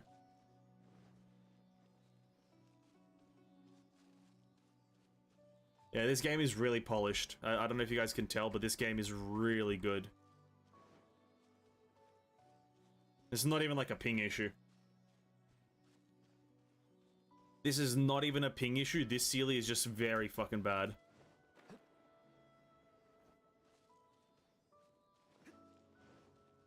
I have to break this thing, true.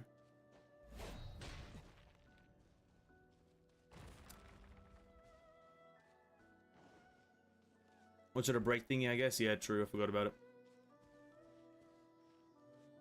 it. Tissue, don't tell me to use my eyes, man. Never say that to me ever again. Where are we on the map now? We're at that block there. Okay. We came out there, okay, cool. Oh god, I have to climb all this up. Fuck. Never add a Sealy there ever again. If I see any of those puzzles in Sumeru, I'm complaining. Oh, what are the chances they add a Sealy, a Sumeru Sealy, a Dendro Sealy? Oh my god. And it like goes underground? Oh god, dude. Imagine that, it like burrows underground and you have to like follow like the ground trail. Oh no. Please, no thank you.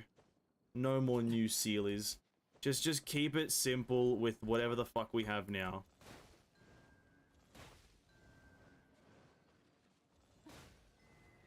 Oh yeah, true, you have to like just do this, right? Yeah, whoops. Goes underground, dude. I can imagine it. Honkai would, not Honkai, Genshin would pull that off. Bro, they added Electro Sealies that are literally like faster than the speed of sound. I don't doubt that they'll add some other bullshit with the future Sealies, like the Pyro Sealy kills you if you actually touch it. You have to follow it closely, but if you touch it, it kills you. Or fucking the Ice Sealy or the Shneznayan Sealy is gonna be you apply sheer cold if you're standing next to it. And then the actual zone itself applies sheer cold, and thus you're just perpetually frozen, taking damage forever. The Fontaine one, you're wet all the time. And it just so happens that every Sealy is next to like an ice slime. So you're constantly with wet status and fighting ice enemies. Thus, miserable. I can see it. I can see it being done.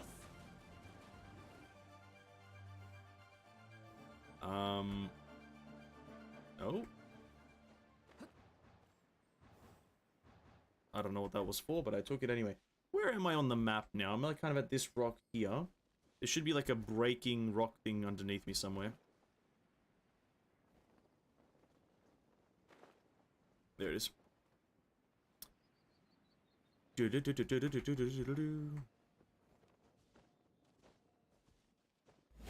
Bam! Wait, is that not the slam? Which one's the slam? Oh, that one.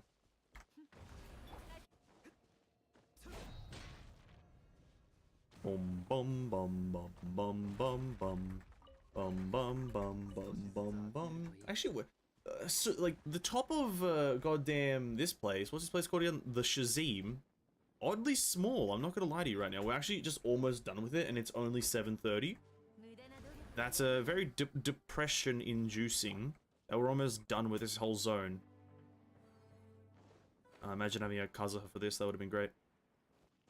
Oh god, the Shazim. And we've already done the underground part of the Shazim, so...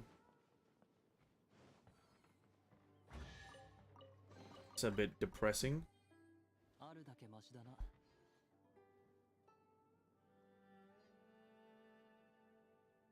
Which Sealy are we missing? There's a Sealy here that I apparently haven't gotten.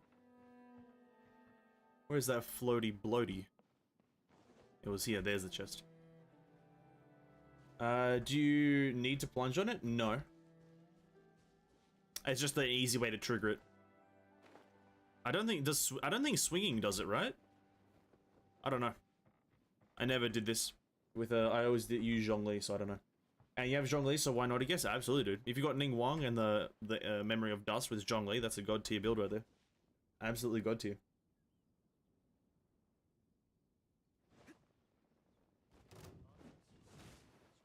Yeah, I don't know, like, I didn't know that just swinging a Claymore triggers it.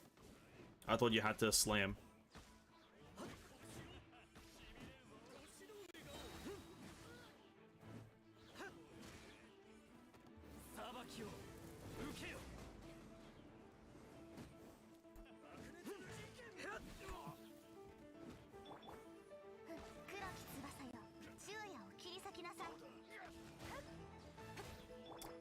Back from having lunch. Oh, hope you enjoyed your lunch, Zuri. Welcome back, though. I think Claymore just need to swing. Good old days where chess is just locked by vines. Oh, the good old days. All you need is a pyro character. All you need is a flint and steel, bro, and you just get every chest in the game. The glory days. The absolute glory days of Genshin Impact. Simplicity at its finest. Oh yeah, we did this Sealy because it was the starter stuff. We did this breakable thing because it was starter stuff. Okay, I think we're literally just done with all of this zone, which is... What's exploration at? 71%! Okay, there is more. I think it has to be like all the normal common chests that we don't have then. Yeah, it's a very known fact that Genshin's puzzle difficulty skyrocketed with Inazuma. And it's probably going to get even more technical with Sumeru. I'm expecting some weird puzzles. Like, not even hard ones, but just like weird ones. Okay, thanks, game. Because Inazuma kind of had logic puzzles. Now, obviously, you can only take logic puzzles so far before they get very repetitive. So they have to think of other puzzles. They have to think of some other stuff. Now, what? I don't really care, but... Oh, Ningong, why are you even on the team anymore? Useless. Useless lady. Am I in the right area? I don't think so.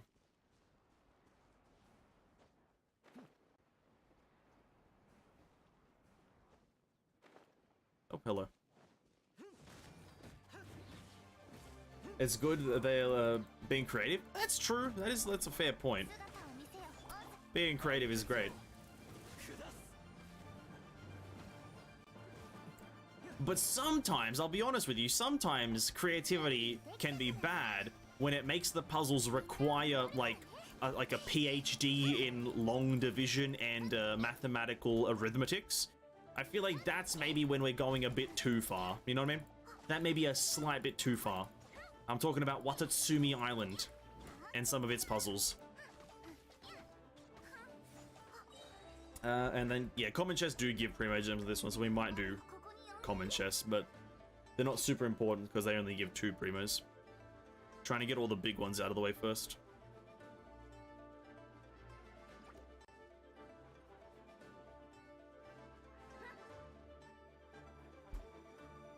Oh, we're already here. I think we have actually got every single chest. Every, like, major chest. Good way to know, though. Achievements. Where's the Shazim? Oh, we get 20 more gems in 7 more chests. Alright. Listen, I can't be asked to deal with these slimes. They take forever. I don't have a Hydra DPS. Oh, now we're back to the dark times. Is this another one? Oh, it is. We just stumbled upon another puzzle. Oh, yeah, they do just do it. Okay, fair enough.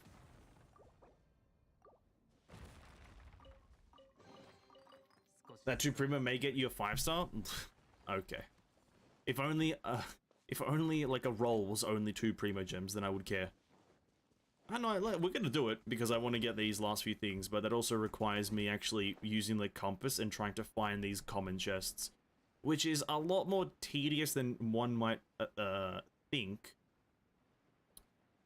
Then I accidentally stumble upon one. Yep, I'm an absolute liar. I apologize, everyone. I'm an absolute liar. Says it's difficult to find chest, finds one immediately. I'm going to disappear in joy. Ith issue. You've said you're going to disappear 5,000 times, but you end up always being here. But hopefully the disappearance goes well this time.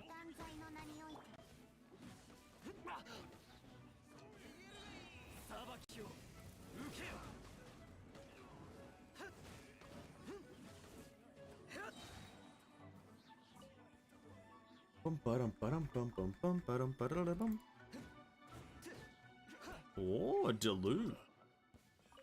Big Daluke-san. Okay, that's... we need 6 more now. Compass, take me to a chest. Up. Up somewhere. Up dog? What's up dog? You ever heard of up dog? What's up dog?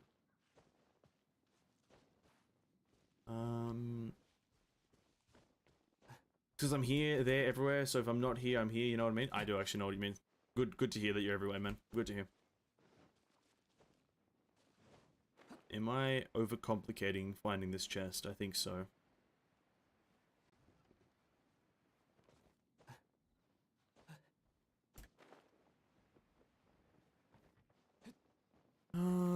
Chesto-san, please, where are you? This way. Oh, breakable rock. Oh, I don't even have this one on other accounts, I know that for a fact. I don't remember walking into a cave and picking up a chest and 3 rocks.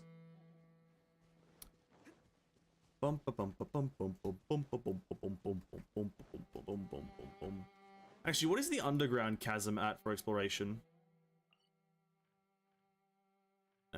95. That's not that great. Well, it's 95 of the chest. I guess it is actually okay, but could be better.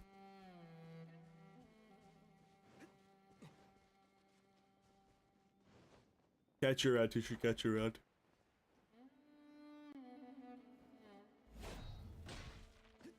Compass, please. Nope, no chest. This is the annoying part, isn't it? This is really the annoying part. Now I have to run around like an absolute mongrel, just pressing Z every so often, in hopes that there's a chest within like a 1 meter by 1 meter radius. Because these compasses don't actually have that large of a radius. This is a thing that I've said a few times. I think they should fix these compasses and just, instead of having an actual radius on it, it just takes you to the nearest chest. Even if the chest is kilometers away, it doesn't matter. Just take me to the nearest one. I don't want to walk around aimlessly for like a long time. Give me an aim and I'll walk there no matter the distance. Just any amount of distance. It's not that hard. I don't want to be limited by distance. By radial search. Alright, okay. Up that way, kind of.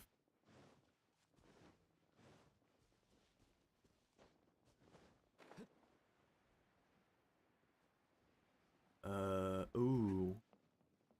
It was like here somewhere. It's like a here some. Oh, it's over there. It's that one.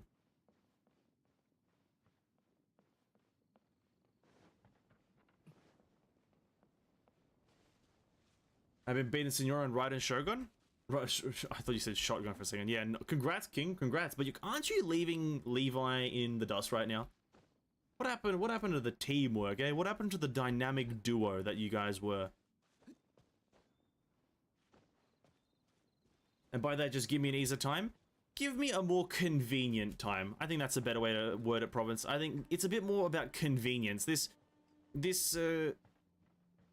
method of it is already just extremely tedious, because the marker that it does give you is only a directional marker.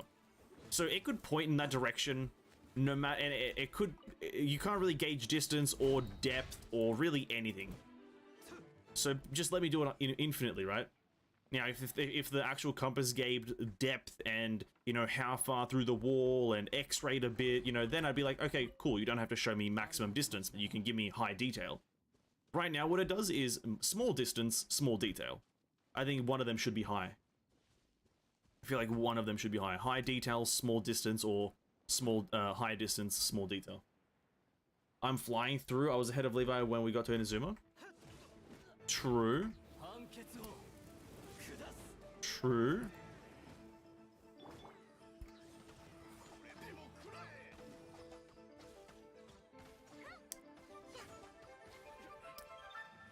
I think once Levi's got good characters over it, she just needs to get the right thingies, needs to level them up. Oh, he lives that? Oh my god. Genshin problems. If Levi levels up Raiden, Shogun, and Yaimiko, dude, pops off. Absolutely. able to get them true leveled up with okay artifacts. Oh, can he just reset, please? Thank you. That's the one problem with Deluxe Phoenix. I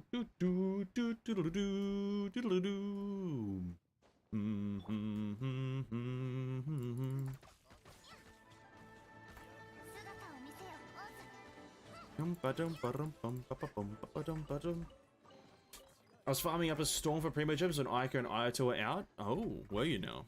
Well, you kind of seem to be just farming in general, even just now. It's not even specific to Ayato's and Ayaka's banners, just farming just as a personal kind of vendetta against me. Actually, not even me. I'm against Levi. Maybe that's why you're doing this. Maybe you're just trying to get a strategic advantage against Levi. Are you trying to catch up to me in Power King? How dare you? Trying to catch up to me in power? Wow. How dare you, dude. I might say that is an impossibility. Next minute, dumps $5 million into the game and wins immediately.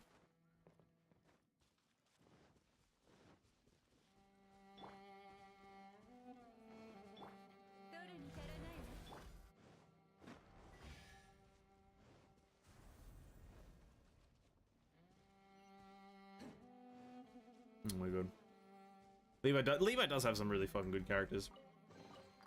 Listen, what you can't have like Raiden Shogun, Yayamiko, and not say that you have oh god damn it, dude. How is that wrong placement? Hey, if I had 5 mil, I wouldn't be putting it into Genshin. Why not? Come on, dude. This is the greatest game on the platform. Like, where else would you put the money? How is that not on it? Oh, this game stinks. Oz, it's up to you.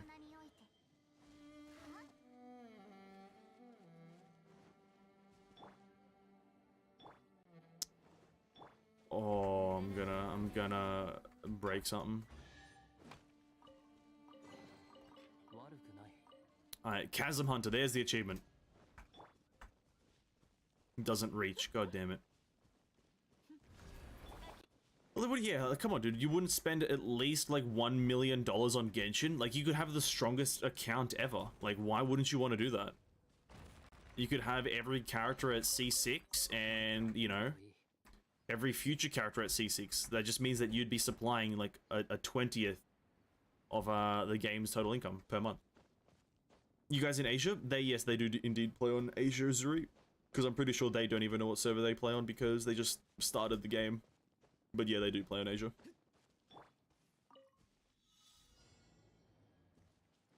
Okay. Ooh, okay, I immediately fell. Okay, this time trial is a lot harder than it looks.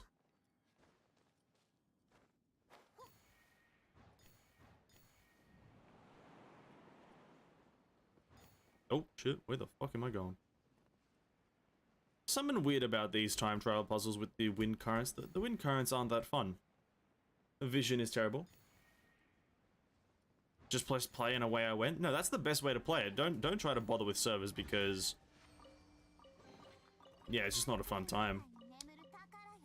I made the mistake of playing on America, where the ping is somehow the same that is, like, weirdly enough, recently, okay, this is the weird thing, recently I've been having a higher ping on the Asia account than I have on the America account. Or they've just been the same, and I don't know why that is.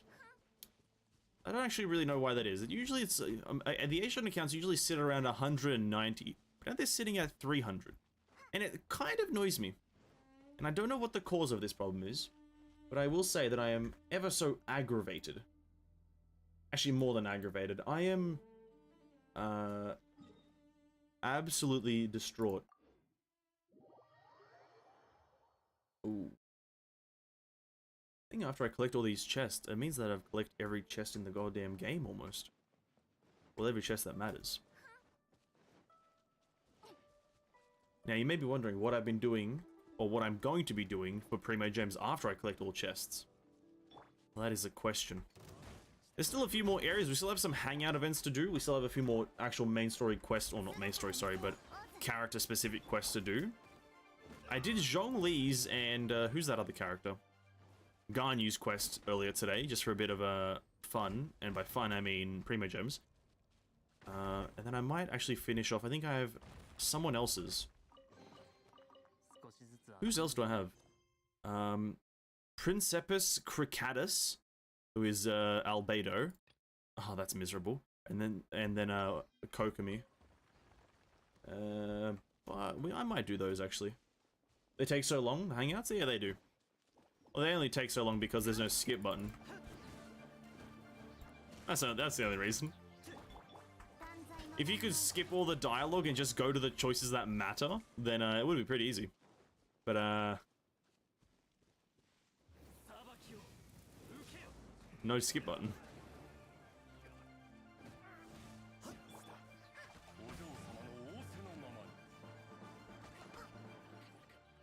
And the ones with keys, yeah, they're both, all the quests need keys, so yeah. Every single quest needs keys. Hangout events need 2 keys, and then normal quests just need 1 key.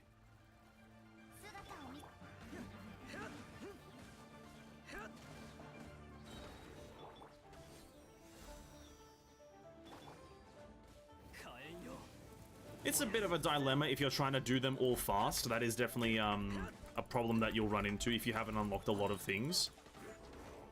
That some of them require keys, and if you don't have the keys saved up or haven't unlocked a lot of them already, then yeah, rushing through it is not really an option. Which, though, I think is an okay thing. You can get 1 key every 2 days, which is okay.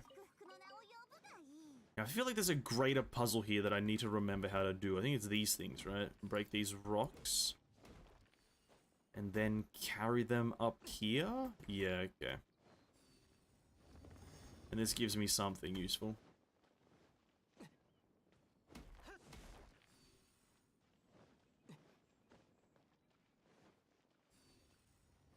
I don't know if you know this, King, but you can just look up also guides to the hangout events, just so you know. Like some of the older guides to the older characters' hangouts, which is like Ben and Barbara and whatnot. Their guides are kind of shit. They don't really tell you exactly how to do everything, but some of the newer characters' ones, they're pretty fleshed out. They tell you exactly what options you need to take to get what endings. Just kind of go through it one by one. Which is, oh, hello, any chesters? Any chesterinos? Usually these things have chests in them, don't they? They have like 1 or 2. Nope, just money. Slimes, though. Amazing. Oh my god, Ningguang's level 4? Wow. No chest, but we got slime condensate.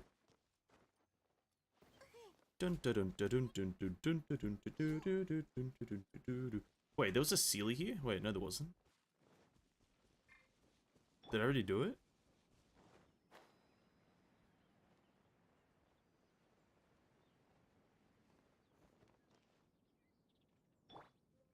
Wait a minute, what?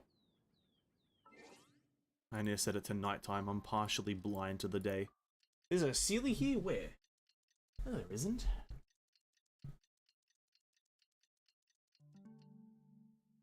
Oh, God. Oh, there is. Right, how the fuck did I miss that? Also, the map marker is way off. Bro, can't these people just get the map marker right? Come on. Come on! It's simple geometry.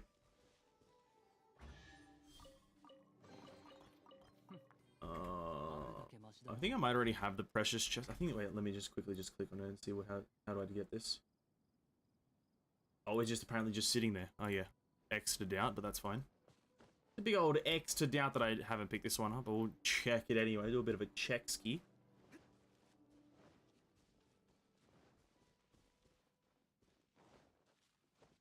God damn, I wish I had someone other than Diluc here.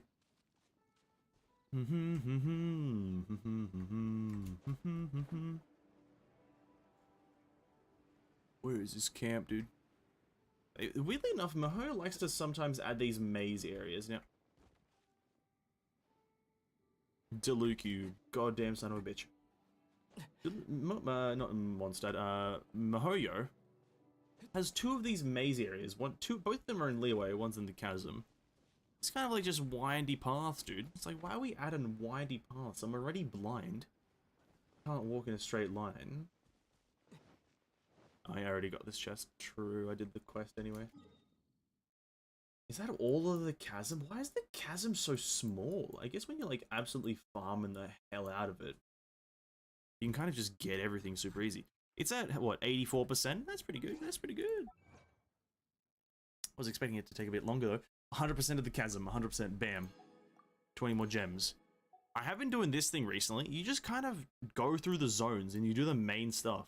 And you get a lot of gems. So we need 300 chests on Narukami Island, and we can just get another free 20 Primogems, which is like if that's not free money, then I don't really know what is.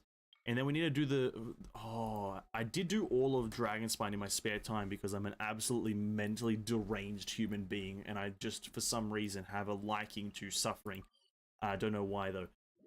But, yeah, did Dragonspine in my own time, got all the chests, and I think I should have a fair few of these, what are they even called again? Dragonstone rocks? Dragonspine rocks? Dragon blood thingies? Dragon shards. Dragon crystals. I don't know. They're called some dragon. No, Crimson Agates. Nothing to do with dragons. We need one more, and we can then start farming them daily. Okay. Well, that's a bit depressing, but whatever. I don't know where to find anymore. Because this area doesn't allow you to have fucking compasses. But we don't get any more rolls from this. We can get the Memory of the Frostbearing Tree Catalyst. It honestly doesn't matter. None of this is relevant. None of this whole zone irrelevant. No friends, just a dumb zone. But we need to go now. Oh, we have commissions. Wait, I need to do that. Fuck, I don't enable that. Weirdly enough, okay, I didn't know there was a massive difference between top chat and live chat. I didn't know to put it on live chat. I've completed the Genshin. Oh, you've completed the game? Fair enough, dude. Do we have the Kazuha quest unlocked? And do I get another key soon? No, I don't get another key. God damn it. Who else can I do? I need 2. Oh my god, I'm not gonna get enough keys for everything. Yes. You've completed the Genshin. I wish I could complete Genshin Impact. I wish I could be done and dusted with this game, but sadly, I'm still here.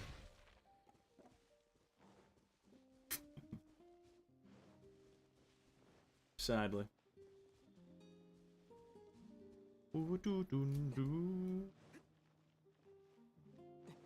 Then you have to do these random commissions where you actually have to talk to people. It's like, how does that make much sense? Why do I have to talk to people for commissions? Just let me not do that. Sweep up the piles, and I don't even have an animo character. Oh my god.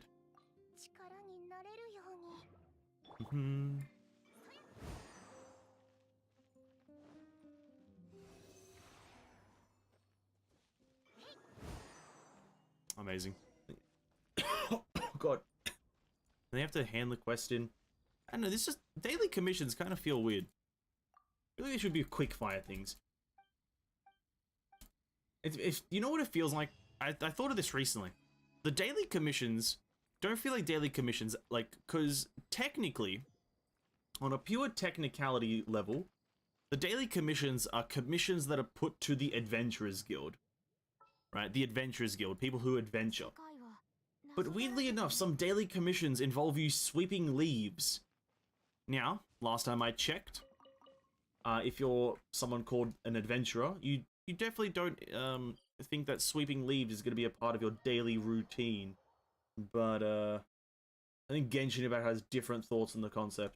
Apparently, daily commissions, or just commissions in general, is like a whole sweep leaves, you know, carry some medicine from like the church to the village. It's like, that one kind of makes a bit of sense, but still, come on, get like one of the other guys to do it, not the traveler.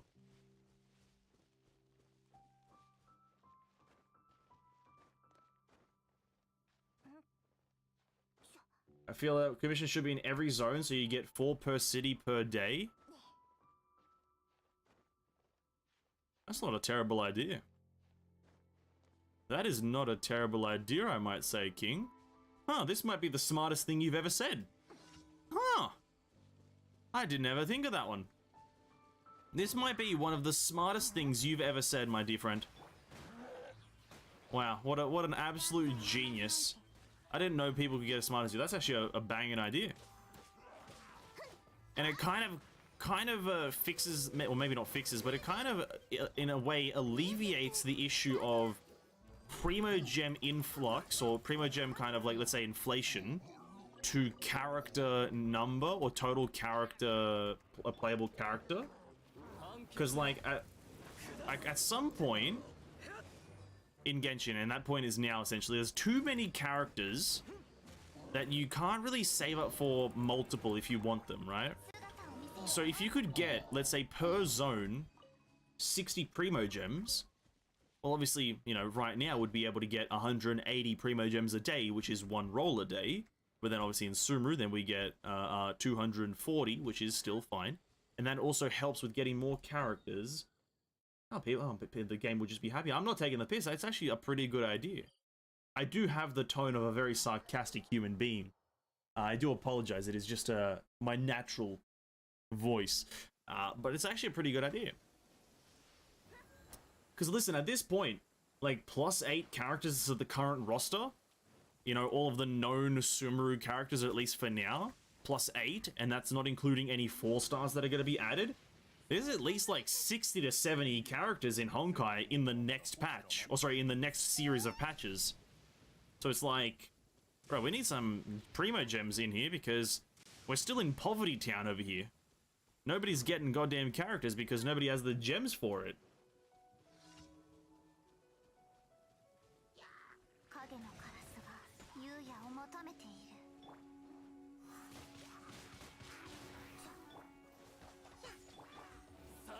They could run 2 banners at a time if they had more Primo generation. They could. They could. Well, they do run 2 banners from time to time, but yeah, it's just not all the time. They could, yeah. They should do that.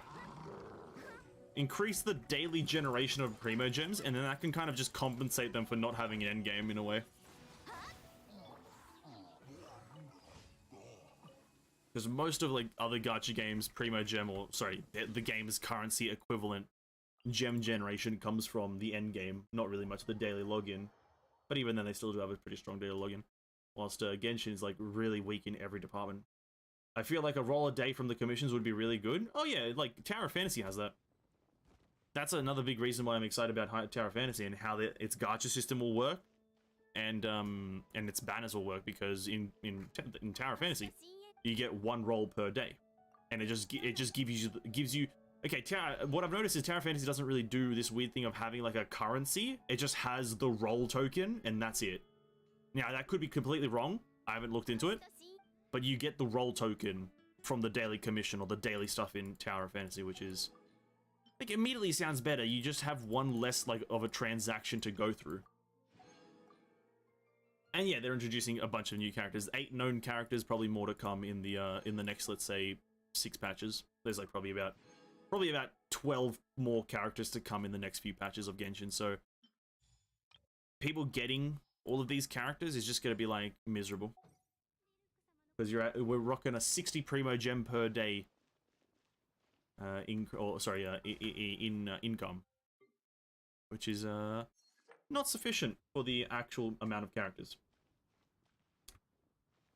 What day is it today? Fucking Friday. No. Yes, it is Friday. Official, you need to shut up. We can't get these books. That is depressing. I'll have to get them tomorrow. What do I want to spend my resin on today? Probably leveling up some characters. Are you a good character? No.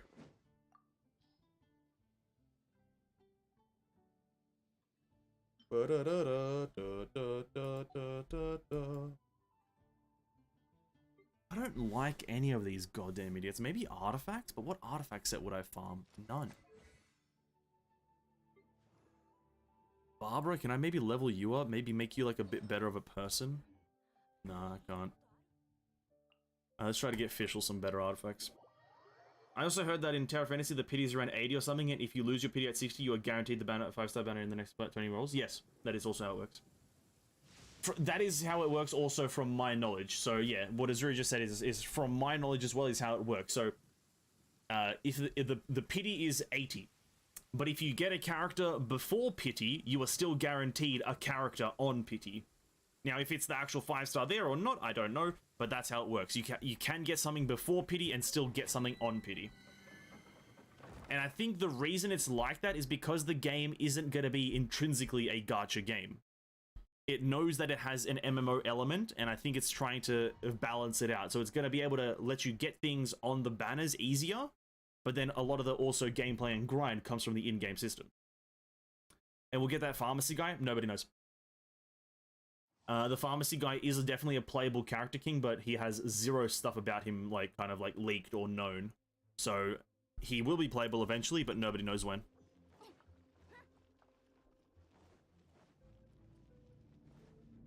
The way to easily know if someone's playable, obviously if they, like, look interesting, but also if they have an elemental vision, which he does. He has, like, a Dendro one. So he might even be a 4-star, to be honest with you. That'd be probably the biggest kick in the balls for a lot of the community if Baizhu ends up being a goddamn 4-star. People will be pissed off about that. You'd think when all the Dendro characters come out? Maybe. You never know when they release these things.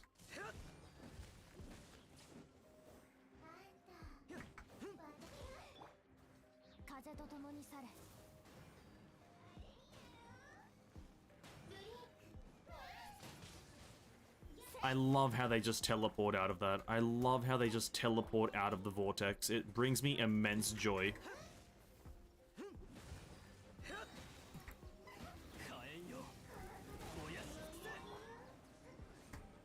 This game, I hope everyone knows, brings me joy.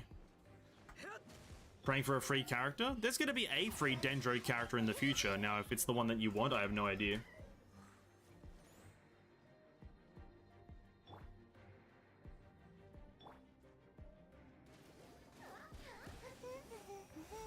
Can't believe there's a JoJo reference in this Stigmata. It's pretty funny. Bro, the Honkai dev team is a bunch of memesters. On God. They're a bunch of fucking meme lords. A JoJo reference? In a game that has nothing to do with JoJo? Please. Please. That's like that's literally a standalone reason to get the Vilvi Stigmata and herself as a character. A standalone reason. The JoJo reference. Terrible helmet, terrible chalice, amazing. But yeah, Baizhu, goddamn, there's a. I wish he was already playable, dude. I wish he was the first 5-star character. He actually, do you know how much hype that would actually bring if Baizhu was the first 5-star Dendro character? That would have been so much more hype than Tignari, honestly.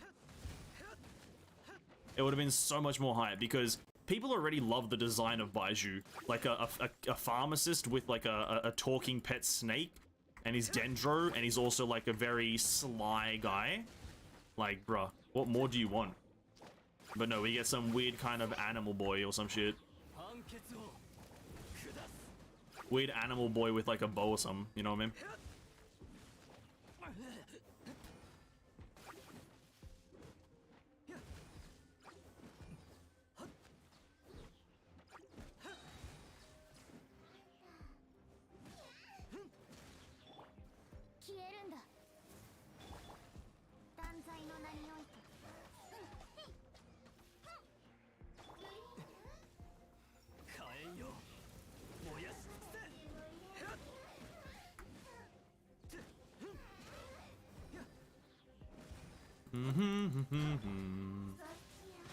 Oh, she teleports away? Hanketsuo.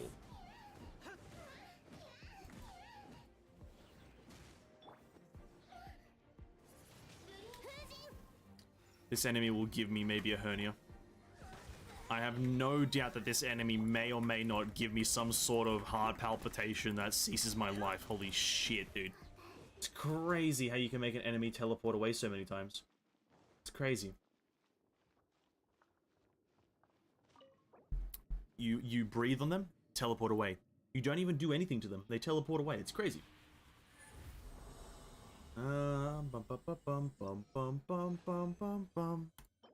Defense, attack, terrible.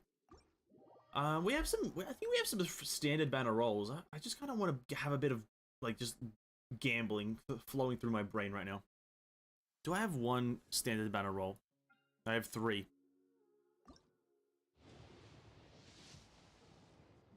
Okay. Gambling addiction satisfied for now. Satisfied. Mentally satisfied.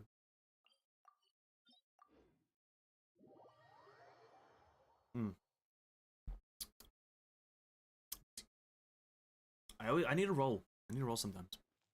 I put a few rolls into Thundering Pulse. I want that to be known publicly that I did put a few rolls into Thundering Pulse on one of my other accounts. Sadly, nothing. But I wanted to give it a try because I feel like it's a fun weapon. Bit of a fun weapon. It can work on some other characters. I mainly tried to get it for Fischl. I'm building my Fischl on my other account. And that lady has actually some pretty good damage throughput. Amazingly enough. And I've realized that if I want to build her as a main DPS, I need that weapon. Because from my knowledge, it's like her best main DPS weapon. I think it's better than the Rust, honestly. The Rust is kind of a shit weapon. The Rust is kind of trash. Win against Convoy. Oh yeah, the new event happened. I did that. It was terrible. I can't believe that this is actually an event that we're getting. This fucking reminiscent regiment. I can't believe this is even a playable event, but it is, so that's something. That is definitely something.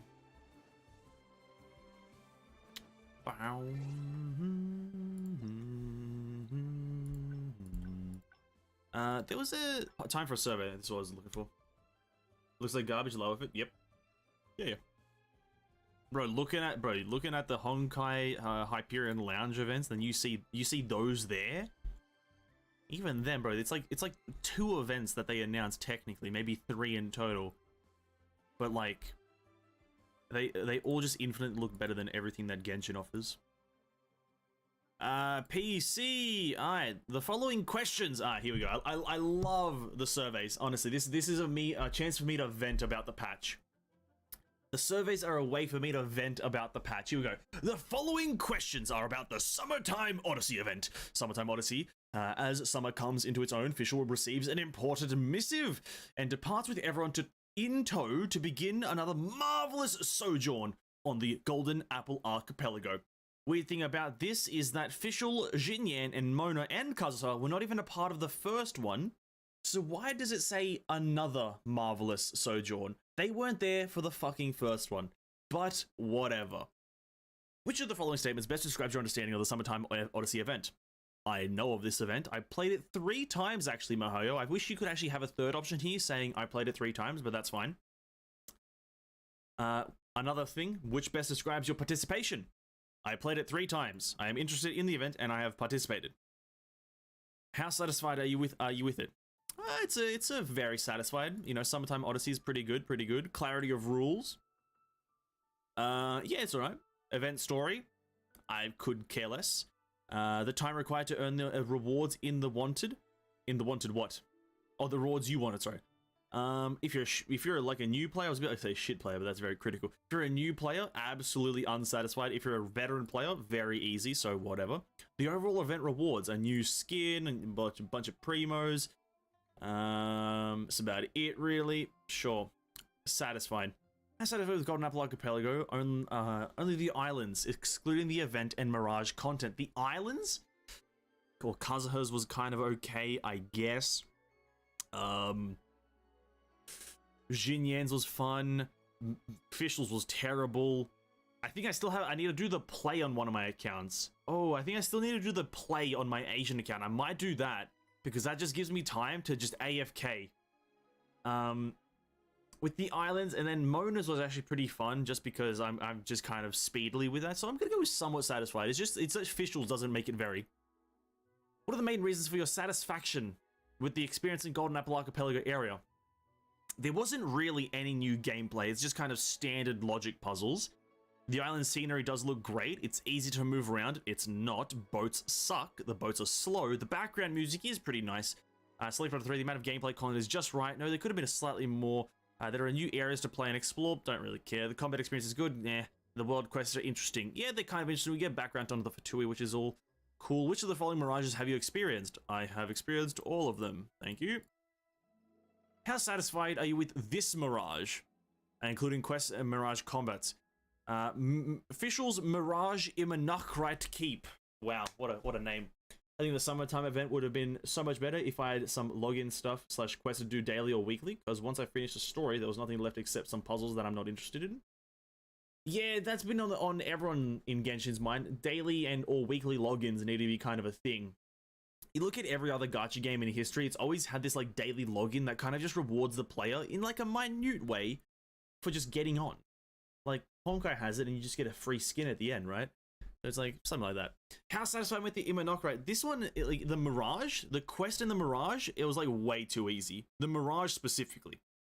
That's the problem with officials. It was either very annoying and tedious with the open world shit, or the Mirage was just very easy. So I'm just going with moderately unsatisfied because I just did not fucking care about it, and the difficulty was just kind of not existent.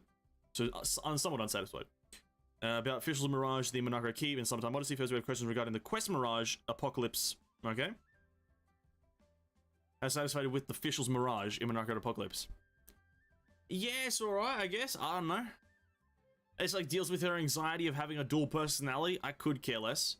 What are the main reasons for your dissatisfaction? I picked neutral, which is not dissatisfaction. It just means I don't care with the Imanokra Keep or whatever. It's not easy to move around. No, it is pretty easy to move. Well, is it? You kind of have to talk to these birds, and you have to, if you miss some of the letters, you have to go back and get the letters. And so then if you don't, yeah, you have to do that. So that's kind of annoying. I didn't have a good experience when collecting treasure chests or phantasmal conches. No, that's not valid. Exploration rewards are not commensurate with why the fuck we're using weird words with the effort required. No, they're fine. Scenery art with the plot. When exploring, I get dizzy and feel some type of discomfort. No, I'm not satisfied with the gameplay mechanics. Which one is just the one that's like, I don't like the puzzles? There are not enough areas to explore. No, that's not true. I'm not satisfied with which one. Get this one? I guess gameplay and mechanics. The puzzles suck, dude. I don't like talking to birds for no reason. Make it more interesting. Make it faster. What do you think about the suitability between the Mirage, Apocalypse, and Fischl? What do you think about the suitability between the Mirage, Immonocrite, Apocalypse, and Fischl? What is it asking here? What the fuck's it asking here? Is like, does it make sense? I don't know, it's your fucking story, Mihoyo. Why are you asking me if it makes sense? What? Is it asking me if it makes sense? How the fuck am I meant to know? You create... What? Is it... I'm pretty sure it's just asking me if it makes sense. And I'm like, how... I don't know. Does it? Does it make sense? It's dealing with a character's anxiety. I don't fucking know. Sure. What is this question, bro? Mihoyo, Genshin does not know how to do a survey. That's what I've noticed. What do you think about the difficulty? Just right. It was okay. The depth perception puzzles were okay. But they were just finicky. So, you know, the easeability was outweighed by the tediousness. Overall, how satisfied are you with the Gaze of the Deep gameplay in Mirage? See, I want to add a comment here. I want to add a comment. I'm somewhat unsatisfied with this one because it's like, it's too finicky. Like the precision of it is not that great. Like, you could have it right in place, but that's the wrong place apparently. So this one was terrible. I think Gaze of the Deep gameplay in Mirage and Monocrite Apocalypse was terrible. What's the main reason with the Gaze of the Deep gameplay? The experience of adjusting, yeah, the bottom one right there. Right there. The experience of just adjusting it is fucking trash. Trying to get those pixel perfect things is just not the way to go, and no kind of easing into trying to find it. You can sometimes just sit on a Mirage thing for like 3 minutes, not solving it, which is fucking weird. The Night Raven's sight line is already aimed at the target objective, but the puzzle is not solved. No, that one's kind of not solved. That's like kind of not even like a right way to word it, because it is aimed at it, but you need to then control the zoom. I guess I should read chat here, right? I should be a streamer, right? Let me fill some bar or something. Farm some rep to unlock it. True, not keep it back and get some drink and make an event. True, so it didn't really feel summertimey, did it? I reckon Mona's could have been done far better. They could have stuck with socketing in the stones for each zone instead of having to align those dumb things it took so long to do. I think the constellation concept is cool. It's just that like some of it was just too tedious to figure out, and also like changing the angles. It's like you have to like press it, wait for it to switch angles, press it again, wait for it to switch angles, press it again, switch angles this way, and then you have to press it again to switch it back here. So I think it was just too lengthy. That's a problem with the Genshin has. Not complicated. Intended form by a puzzle. The gameplay mechanism of adjusting the Night Raven's line of sight to solve the puzzle is not fun. It's not that it isn't fun. It's just that it's not done well. That's all it is. It's just this bottom one. I'm just gonna, next. How satisfied with the storyline of Summertime Odyssey in Monaco Apocalypse? Again, I genuinely don't care about Fischl as a character, but it was okay. It was okay dealing with her anxiety or some shit. I don't fucking know. Did you experience dizziness? No. Following questions about Fischl's combat mirage. Okay, here we go. Moto's domain was far too tedious for me. I loved Kazuha. That's fair enough. Hey, if you liked one and didn't like the other, that's absolutely fair enough. I just think there's only one thing that I can say for certain is that Fischl's domain sucked with the whole Gaze of the Deep thing. That's all I'm gonna say. I think Mona's was fine personally. I think that was fine. I'd have problems with it. It was just tedious as always, like Genshin always is. But you know, the only mechanical problem I have is Fischl's Gaze of the Deep thing with the depth perception. In the center of the room, you have those stone pieces with the constellation. I think they should have stuck with that instead. Fischl's was fiddly, but I quite liked it. Yeah, but here's the thing: if it's fiddly, I don't fucking like it, dude. Don't make something fiddly. Don't make it fiddly. It's easy to avoid fiddliness. Have a direct answer. How satisfied with the combat mirage? Very unsatisfied. It was way too easy. I think whose domain was the easiest? Also, Fischl's was the easiest. I think Kazuha's difficulty was just right. Jin Yan's was a bit too difficult if you didn't have good characters, and then Mona's was okay because you have kind of like cheesy gimmicks, right? How difficult did you find the combat experience? Very easy. Satisfied with this? Unsatisfied. I didn't like it. How difficult did you think it was to use Nock Raven's Regard? It was very easy, just a very easy fucking domain. Did you find Nock Raven's helpful in completing? No, didn't use it at all. Why didn't you find Nock Raven's helpful in regard to completing Mirage? Didn't use it. There isn't much benefit to using the mechanic. Yeah, it's easy. The usage rules are too complicated and hard to understand. Just easy. You know? I didn't even click the fucking square. And that's all it asks you. It doesn't even ask you about all the domains. Here's the thing. Every survey is so unique to every person. Not everyone will have the same survey, and I think that's the problem with these surveys.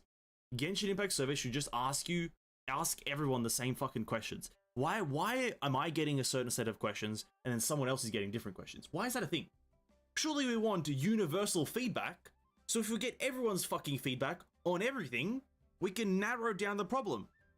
But then it's just RNG, so maybe there's some people in the world, or some questions in the world that never get fucking asked. Ask everyone the same fucking questions, please. It's alright. It's alright. The Gaze of the Deep was a bit annoying, I do agree. It's fucking bum. Big old bum event. That was okay. I don't know. But, I just think, I just think the event also starts weak. The event starts weak. It doesn't start strong. I feel like if you start strong and maintain the intensity of an event, it's the best way to kind of have good engagement. Day 1 of the event, boring. Day 2 of the event, still kind of boring. And then it kind of just really only picks up like day 3, 4, and 5 of the event when you start unlocking the other islands. But like, I don't know, that was like my biggest complaint early on. It was an okay event. But like, I feel like if you played through the first Golden Apple Archipelago, this one's not going to really do much for you. You know what I mean? That's I think what I'm going to say right now. You're not going to really kind of hit it off with this event because it's like, I've been to the Golden Apple Archipelago, already know the islands. All this is just kind of the characters' backstories. I don't know, I guess I just wasn't invested in the stories. These stories don't feel like they should be event stuff. The event could have like actually involved a summertime theme. Because here's the thing, right? Like, okay. Because both games right now, Honkai and Genshin, are dealing with summertime themes, right? A summertime theme is literally what Honkai, or a summertime event is literally what Honkai is doing. Everything to do with that event is just in the summertime. It's a fun, jolly, happy, good time where the characters are on a beach or at a party or some kind of a celebration, celebrating summer. That's what a summer fucking event is. Like, it's the same with having a Christmas event. When you have a Christmas event in a game, you don't have the characters go and fight dragons and fucking, you know, conquer kingdoms. You don't, or you don't have backstory about backstories about characters and how they were like, you know, traumatized as kids or whatever. You don't have that. You have a Christmas event, characters collecting presents for each others, you know, small mini games to do with like popping firecrackers or handing out presents to other people, you know, something like that. You don't just have a combat event. And that's what I think Genshin did. It just had combat events for a summertime event, and there's nothing summery about it except for the fact that they went to islands. They just went to islands.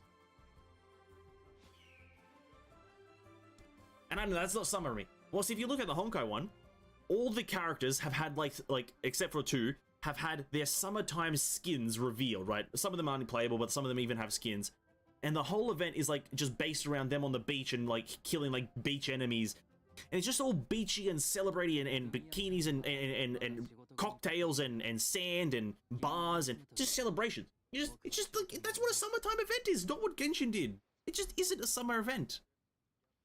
And did I do the events in Final Fantasy XIV? I did some of them, yes. I did the Halloween one, yes, I did the Halloween one, where you do like a specific dungeon. And it's like in that dungeon, it's like a completely unique dungeon. You can't do that dungeon ever again unless it's Halloween. And it's like this super like stylized dungeon where all your abilities are replaced with different abilities, and you have to go through the dungeon collecting like souls or something, or freeing souls. And at the end, depending on how many souls, after freeing all the souls, you have to do like one final boss fight where everyone has all the same abilities, and it's kind of like this Halloween-y thing. You're fighting like a jester or something. That is called an event-themed thing. Genshin just has very generic combat stuff for themed events. The closest we've come to like a very themed event in Genshin is the like Chinese New Year events, which is the Lantern Rite essentially, where they have, you know, like one of the Lantern Rite events is creating your own firework, which, you know, they created a mini game out of it, which is fair enough to them. Congratulations, that was great. But you had a mini game creating a firework, that was cool. They ruined it by having another event which was just getting more commissions. But you know, they got there a bit, creating fireworks. Great, amazing. Let me actually do some gameplay whilst I talk now. But other than that, Genshin doesn't really do that great events. I guess the Christmas event was okay in Genshin. You kind of, well, was it? You don't really. Yeah, I guess you create your own snowman, but it wasn't that difficult. Yeah, it wasn't that difficult. They didn't add any kind of like, not tediousness. They didn't add any kind of barrier of entry to do it. Not that I think there should be a massive barrier of entry. No. But I think that there wasn't any kind of thought process. You just click buttons and you get a reward, right? You just kind of click on the screen and you, oh, reward. That's kind of the mentality of Genshin, is like you just click the buttons and you get rewards, which is, I don't know, I just don't vibe with that. Even though I've been playing the game for 2 years straight, I just don't vibe with it, you know what I mean? I just don't vibe. It ain't it, chief. This idea kind of dumb, but I feel like just adding random event-themed collectibles would be sick for players. Oh yeah, absolutely. Well, there is a collectible for the current event. It's just not one that is like going to be generally used for by the player base, and it's the housing item, right? But it's not really even themed to the island. It's kind of like that horn thing that you might have gotten through a puzzle, but it's like, it's not really even themed to the event, but it is like an event collectible that you can only get during this event. Oh, I don't know how to do this. Oh, bro. I don't know how to get in there. Yeah, there is one. The robots for your teapot are great. The robots for your teapot are great, but those robots by themselves should have been just a reward from a greater event instead of a reward just from a minor event. I think they could have easily been incorporated as just rewards. Because I feel like Genshin likes to tie gameplay to rewards, even though you can just have rewards be separate. But that's like I guess maybe a personal thing. And just one, well, yeah, there was only that one collectible that you saw me get a while back, which is just that, like, housing item. Which, like, should housing items be really, like, collectibles? Not really, I don't fucking think. I think that just housing items are neither here nor there, because it's like, they don't actually impact anything ever. Like, I don't think anyone's gonna be like, oh, where'd you get this little thing from? Because no one's visiting your teapot. I guess maybe if you have, like, a bunch of friends that rotate into your teapot, maybe you do that, but I don't know. The teapot one seems moderately redundant. Or, like, housing, like, collectibles just seem moderately redundant. Could be a hot take on that one. Could be an absolute hot take, but I'm gonna stand by it. I think housing items are moderately redundant. Because they always add... Actually, I think they add... Ooh. Because no, okay, so here's one thing they did that was cheeky. Genshin did this that was very cheeky. For one of the Lantern Rite festivals, there was a limited time, and I say limited time, furniture items that were themed after Chinese New Year. They were like kind of... I think they were the most recent one. And they were kind of themed after Chinese New Year, with them being kind of like a stage and firework orangey colored and whatnot. And they were like a lantern post and whatnot. But then they just sell that later in a different patch in the in-game shop. And in-game shop, I mean the teapot shop. You can now just buy that stuff. Which seems counterintuitive to them being limited time collectibles. And I noticed that recently. And I was immediately disgusted. I was, don't market something as like moderately limited time if you're then just going to add it later in the game. Just add it in the game and people can just buy it. Shopping for the summer event was a cool idea, but instead of being tied to the story things, it should have been put on the daily/weeklies. Let me think about it. Yes. Well, like the actual currency, the actual currency you get should have been tied to weeklies instead of just the actual gameplay.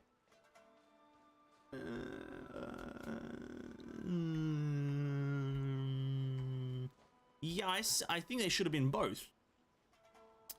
There's one thing that Honkai does, and it doesn't give you a static amount of that currency, right? For example, in the current events, you can get a lot more. Is there a chest down here? Where the fuck is it?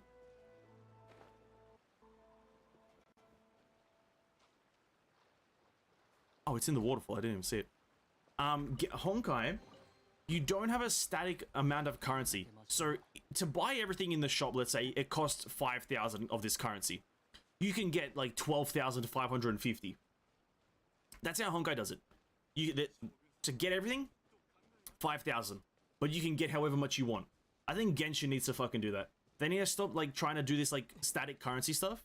And so if players want to get all the like rewards from the game through, let's say, doing one method of grinding, that's up to them. Or if they do want to do both and be a bit faster, that's up to them. Or if they want to do the other one, that's up to them. But having this static amount of currency means that if you just by chance can't do something because your account's a bit too weak, or you miss a day, or you accidentally just can't play anymore for a bit, you just miss out on all the rewards, because then you just, like, specifically if one of the challenges is like way too difficult or something, like the like Jin Yan's domain was, like if you don't have any good characters, you're fucked. It's a good way to alleviate that by just having other areas of the game be grindable. And it's not even that hard of grinding, it's just like I said, dailies or the actual challenges. Easy way to incorporate it. Half, I think the shop should have been not just the currency. Well, it would be one and the same, wouldn't it? If it's the currency, it's directly into the shop. Oh, there's a chest above me. Okay. Yeah, I guess that's... Listen, I'm gonna sound like a broken record, and I don't like doing that too much, but yeah, I just think Genshin should try to imitate Honkai a lot more when it comes to just events. Because and I'm not even talking about event themes or styles, just in general kind of rewarding and, like what's the right word now? I don't even know the right word. Openness, you know, leniency. Leniency is not quite the right word, but I'm gonna say openness and leniency. In Honkai, you can just kind of miss a few days and still make a comeback and get all the rewards. You can... Right underneath the bridge. You can do that. It's hard because you'll have to grind. If you do miss a few days, you'll have to grind. But if you The fact that it's an option, it means that it's good. It feels incredibly low effort. I think that's probably the best way to word it, right? Low effort. Low effort. I don't want to say bad, right? Because I can see the quality of the event, right? Obviously, this Golden Apple Archipelago event, high-ass quality. You can just see it in like the effort and how, like, not effort, sorry, just how much there is there technically. But the systems, per se, they seem low effort. Or the intuitiveness just seems low effort. How many chests do we actually need to open to get this achievement for Inazuma? Oh, 27 more chests across 3 islands. Should be alright. Oh, this way again. And then also, with Genshin, it comes back to the whole, like, they also remove too much stuff, right? Like, the Golden Apple Archipelago should just stay as, like, a permanent zone. Right? It just should. I don't think anyone can really, like, try to argue with me on that fact. I just think it should be as a permanent zone. It's not harming anyone to be a permanent zone. Just remove the event shit. You know? Just remove the event stuff and you're fine. Because first of all, it adds more avenues to farm materials because they can just keep the materials on there. And it's just another zone. And also, like, the fact that it can be here for a patch and the game is still not, like stupidly oversized in terms of, like, storage space, it means that it can stay here forever. And also, the game is going to get marginally larger in terms of storage space, so it's like, you're already trying, not, like, really super hard to market towards mobile, seeing as you're adding a full open world that includes like 5 more zones, you know. So it's like you can keep the Golden Apple Archipelago as a zone. You can do it. You know what I mean? You can do it.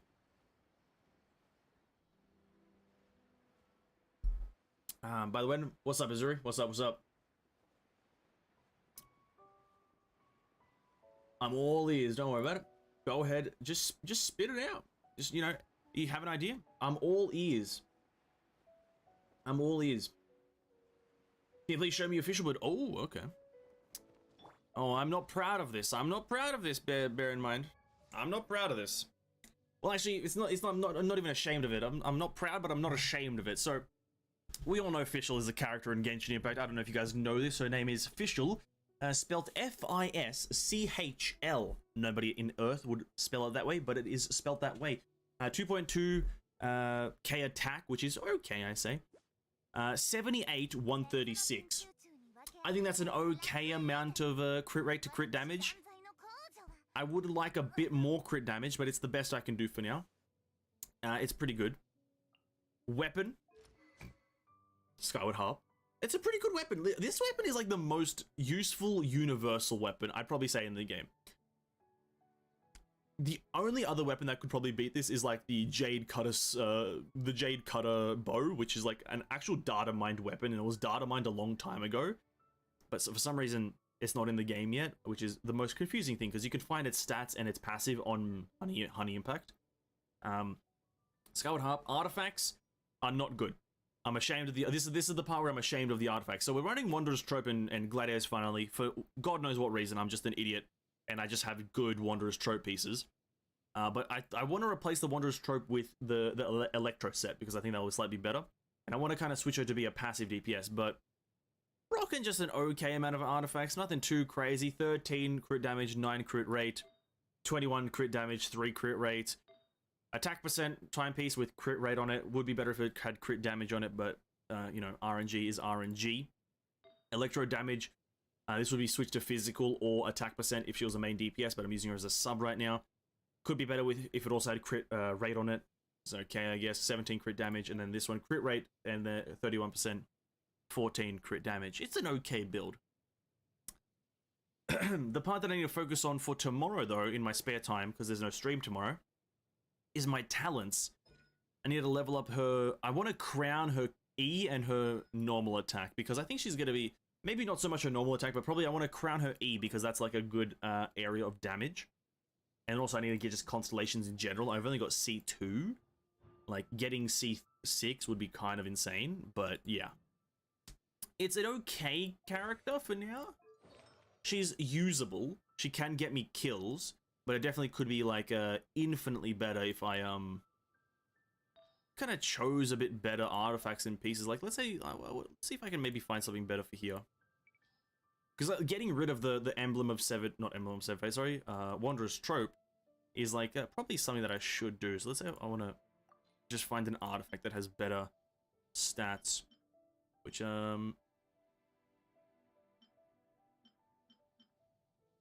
we could just try to roll some of these bad boys and see what happens. Maybe it would roll into crit rate.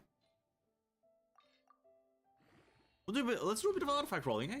Do a bit of artifact rolling, see what happens. If this goes crit rate, it's an instant swap.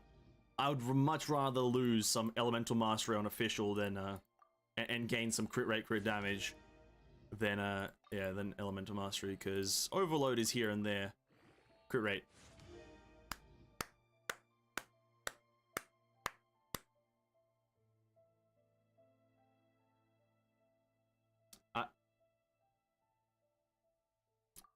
What do I say?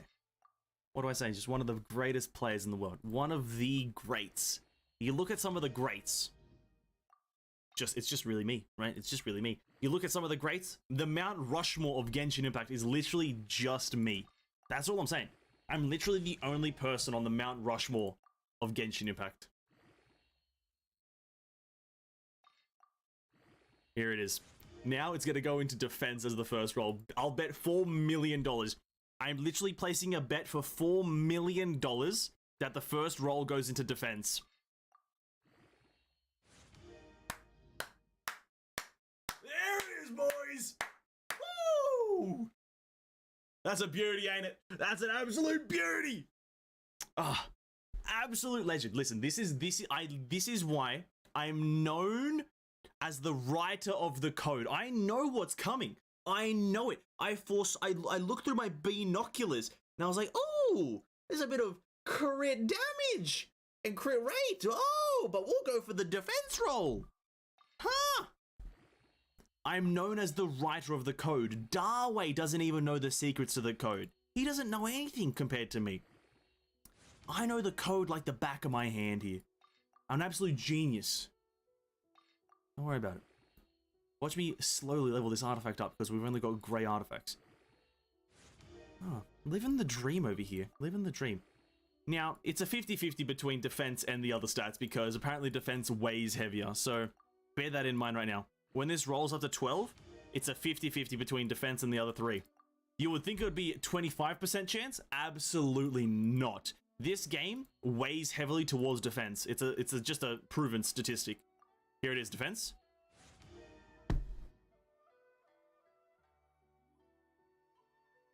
Hey now. Hey now.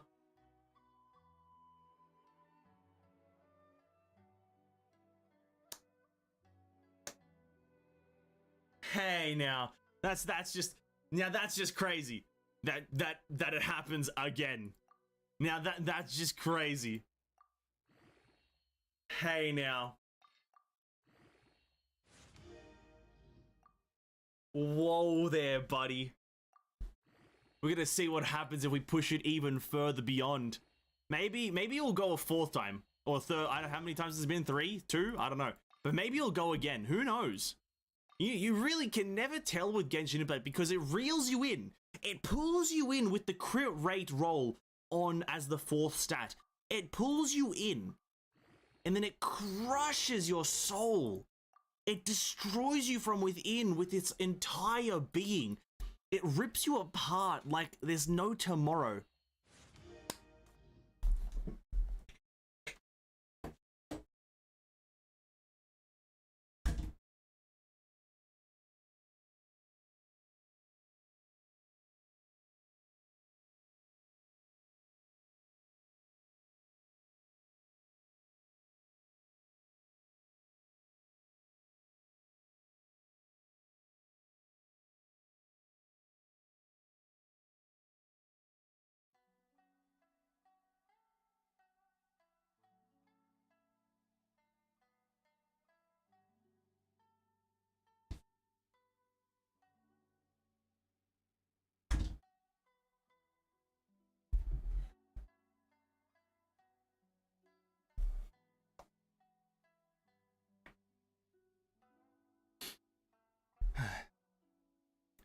Yeah, this game is dog shit. This game is utter dog shit. Don't play this. I'm quitting this game. On the Lord's name. On the Lord's name. I'm quitting this game. Nah. That's not happening like that. Nah.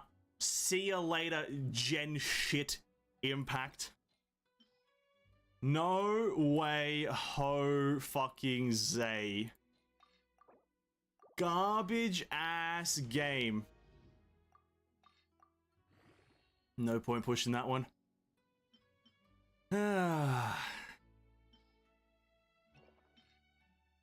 yeah, it was a Milk King. Great observation.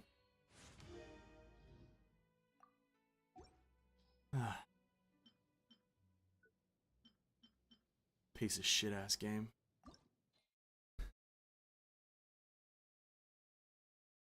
was wondering why my odds wouldn't do any damage. I checked my build. My fish was using a physical goblet. That would do it, Izuri. I think that would do it. Yeah, definitely.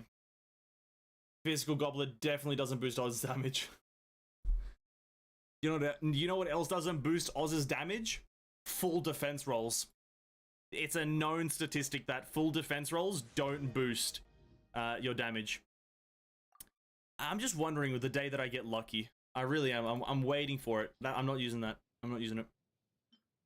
The day that I get lucky is maybe the day that the world just stops. Honest to God.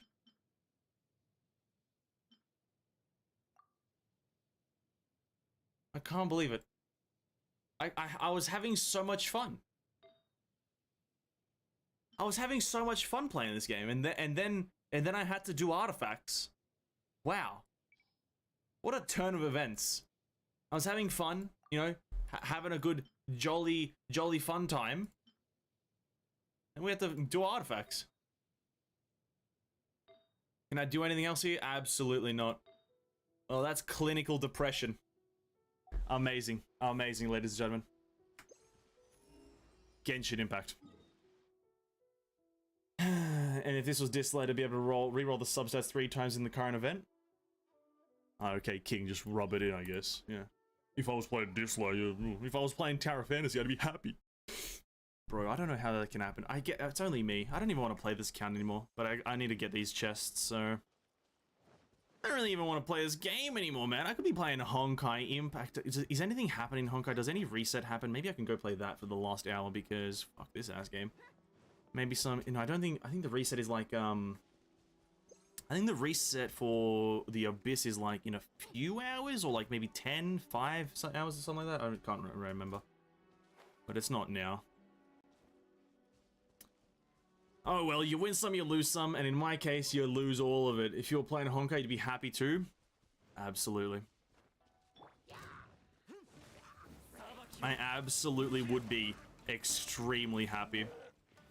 Like, some would say one of the happiest you can be. You know, because happiness has many layers. And Genshin, like, just removes all layers and replaces them all with sadness. It's crazy how that happens. It's just crazy how that happens.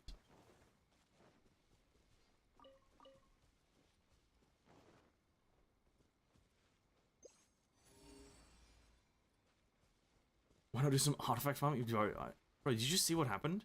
Dude, bro, I just literally screwed all my artifacts. I don't want to touch artifacts anymore. I don't want to do anything with artifacts ever again. Have you done your weekly air run? Yep. Smashed it out with Aponia. Absolutely smashed it out with Aponia. I've got my Aponia weapon up to level 60 now, I'm pretty sure. It's pretty fucking crazy, the damage that she's doing. This Aponia woman. I think I should have a weapon up to 65 soon, I believe. 65 soonish. And that's gonna be even more pog, even more hype. So, yeah. Aponia is about to hit maximum damage. Maybe like this week or next week. I don't know. I can't quite tell how much Taurus's things that I get, but I did get reminded by my sensei I actually like underestimated how useful this sensei thing is, and I was like kind of ignoring the messages, not out of spite, but just because it's like a bit tedious to check the messages. But I checked my messages from my sensei, and I had no idea this was the case. But you get the Tauruses and one other material from raids, the resource raids. They give you the things. I had no idea that you can get them there, so I was like, oh shit, you actually can get them. And so last night I like jumped on mega quickly to do the raids, and now I have a fair few. So maybe on Monday I should be able to level up my Eponia's weapon to Maxaruni. If my math skills are okay, that is.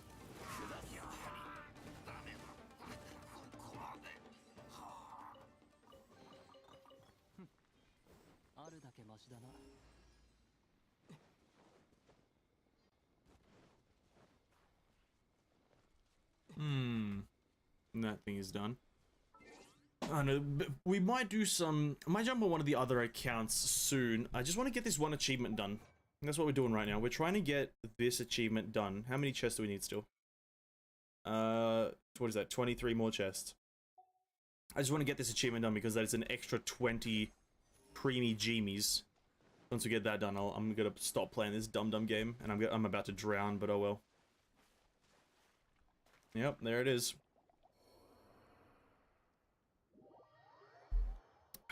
I love drowning.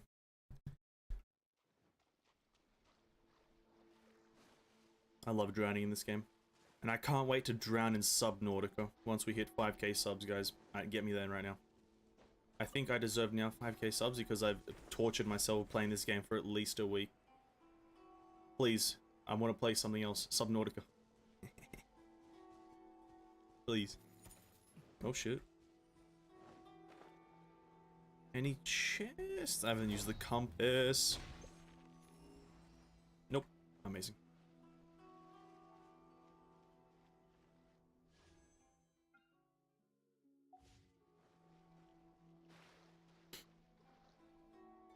Waiting for my stamina to regen. Actually, maybe we don't even have to wait. Just teleport.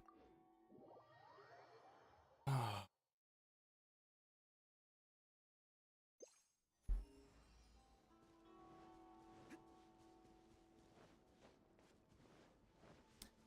Bum bum ba bum bum bum. Ooh, where is that chest?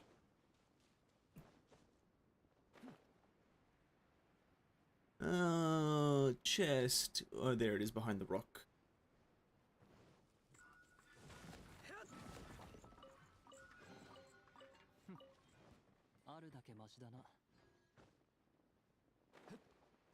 Oh god, it's super bright. I mean dark.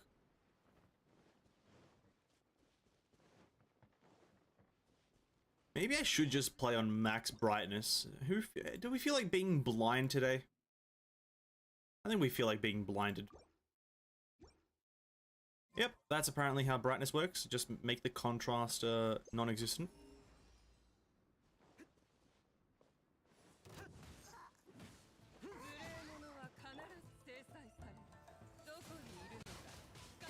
Maybe it's a bit too bright now.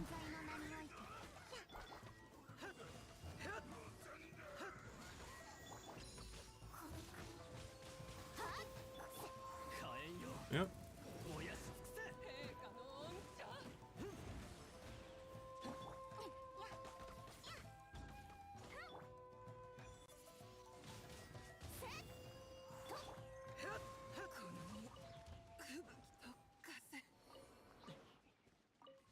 I mean, if you really want to play some... Sorry, this is in a whisper. Psst, psst. I mean, if you really want to play Subnautica that much, you don't have to wait till 5k. No, we will wait till 5k. Yeah. It means now, because we have to wait till 5k, everyone needs to tell all their family members to sub to the channel. And then we can play Subnautica sooner. I'm becoming a content creator, you know what I mean? I'm becoming the content man. You know, you gotta like ask for subs and do that shit or some crap. Or whatever. Oh, you need your boat for this fucking challenge. Oh god, this game is really bad. Oh, this game is really bad.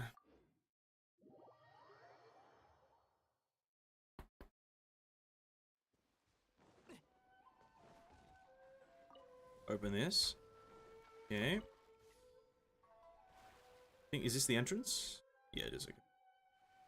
We need Tissue's bots to sub instead of post in chat. That's actually true. Yeah, we need to get Tissue to remove all of his bots from the goddamn spamming and get him to sub. Please. Okay, can the boat fit through here? Please, I don't want to have to go through the other side. Amazing.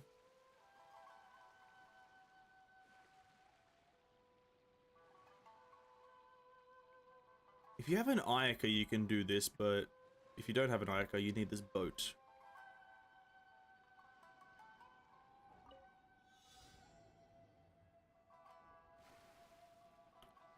.2. There's 16 in 48 seconds. Oh my god. Boat, don't get stuck now, please.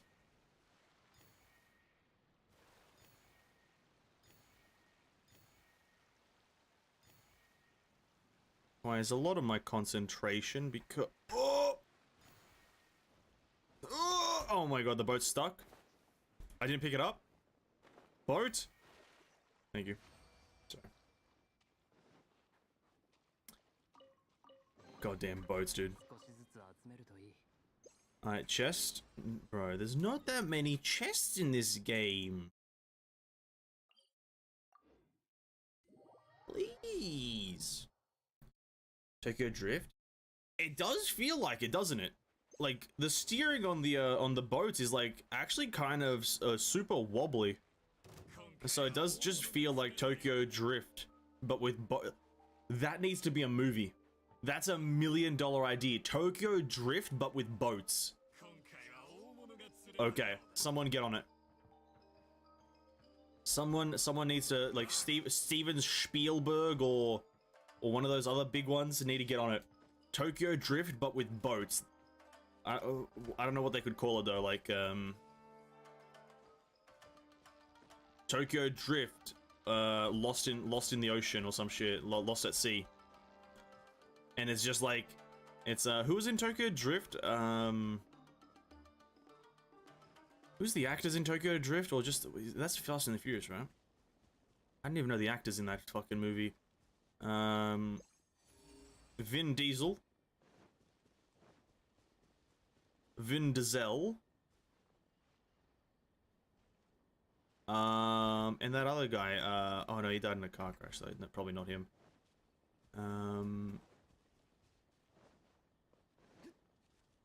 Shit, that's not great. Oh, there's the chest.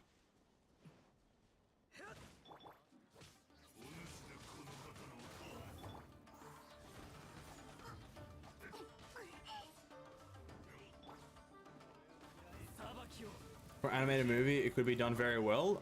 I only want live action. Live action needs to be done. None of this animated stuff. Only live action.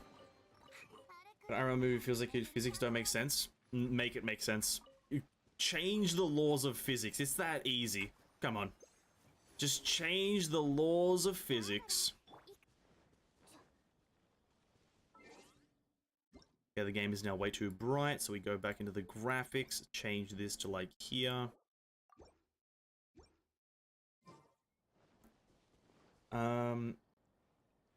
Luca Black. Vin Diesel only appears for 2 minutes. Lucas Black is the main character. Okay. I will say I've never watched a single Fast and the Furious.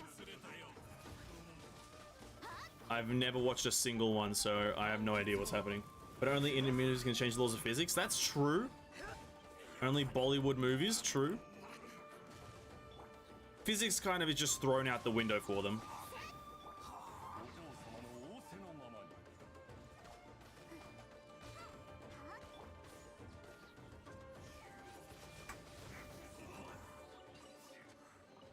They see physics, and they're like, this is merely a suggestion.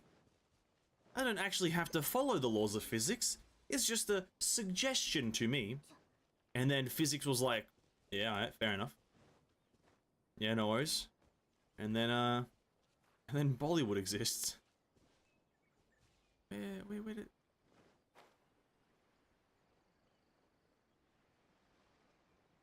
What? What?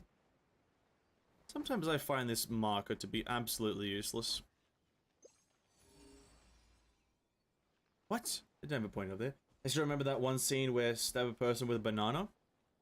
Don't question it. The best way to understand it is to not question it. You start questioning, it starts not making sense. That's what I've learned. Never question anything in life.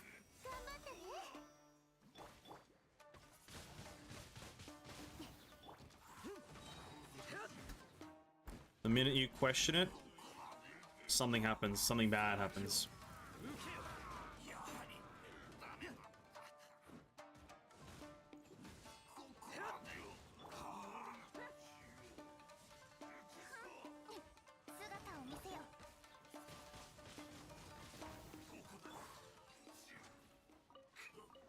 Or a trope where one kick can flip a person 1,000 times. I've seen this one more like more frequently, is where like they like drift a car and the car like does like 4 flips, maybe 5 flips, and then they do something else. I'm not exactly sure. Oh, there's an electroculus in the sky. Oh, okay, I'll get that. Yeah, they flip the car and then they like put their hand outside the window and like stop the car from rolling with their hands or something like that. I don't really know. But they like essentially like grab the car and essentially stop it with their bare hands. That's like moving at like 50 kilometers an hour, which is like near impossible. It's crazy what they do. And that's why I never question it. That makes sense. Indian people could just do that. Fair enough. I don't question it. Why would I question something that I'm never gonna ever think about again? Let Bollywood do whatever Bollywood wants to do. That's also normal? Good. So I'd like to hear that. Oh, it's up. Oh no. Is that a Sealy that I haven't pursued? Oh, it is.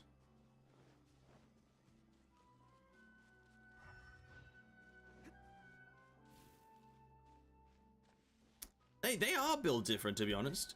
It's a weird amount of build different though. Like these people like are animals when it comes to directing. These like they're at the board meeting for the movie and they're like, anything will do. You want to somersault into space? Possible. You want to kick one of the planets and split it in half? It's possible. You want to grab the sun and chuck it at your enemies? It's possible. Bollywood makes every dream possible. It's crazy.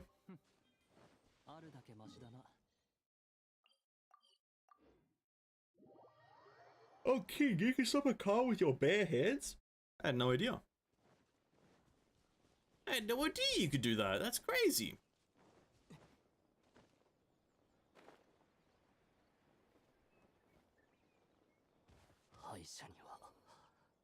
Jaluk? His body went flying! The fuck? Jesus Christ.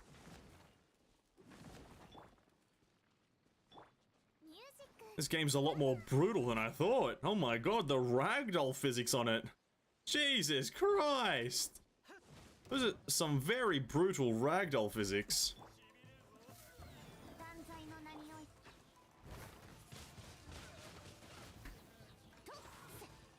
Oh my god. Genshin's an R-rated game? Oh my god. That's crazy. When I juggle the name King, it spells into Bollywood. Damn, I might have just unlocked a King lore.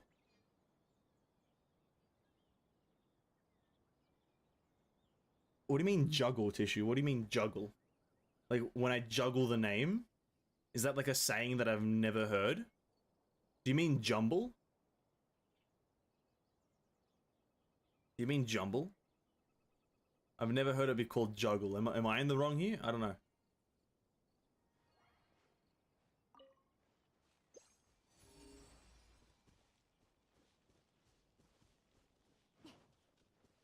It's like scramble. Oh, you must mean jumble then.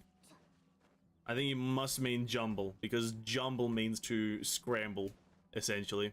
You jumble them up, you don't juggle them up. Because usually when you juggle, it's all in a very synchronized order. One thing goes up, then the next one, and then the one after. And they all come back down in that order. Just a bit of an educational lesson. Sorry, my apologies, my apologies.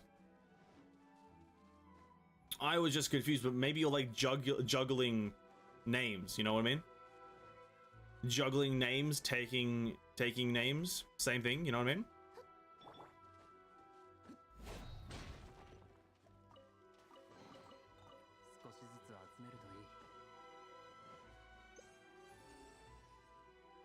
Bro, where the fuck are these chests at?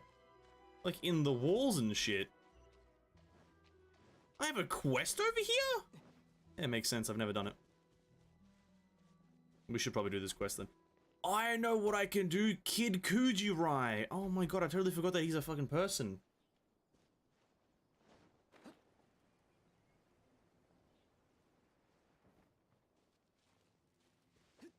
Juggle is more like a balancing task than trying to organize. Jumble is more appropriate, I believe. Thank you, King, for acknowledging that I'm smarter than everyone. Thank you so much. I'm gonna head off tonight. See you Sunday, Ven Boss. Cares? Thanks for stopping by, my G. Thank you so much for stopping by, and I'll catch you on Sunday, I guess. Oh my god, this is the first time it's been remembered that I don't stream on Saturdays. Amazing. Absolute 10 out of 10 memory cares. Catch you on Sunday, my dude. For a bit of Honkai Impact.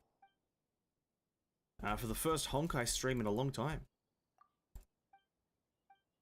Didn't say that, Event? No, you did, you did. You said it in spirit. You said it in spirit.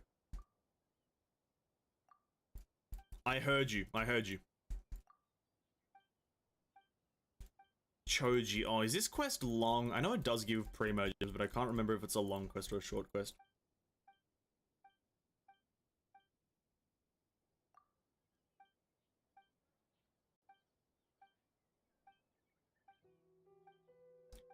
Choji, you're talking too much.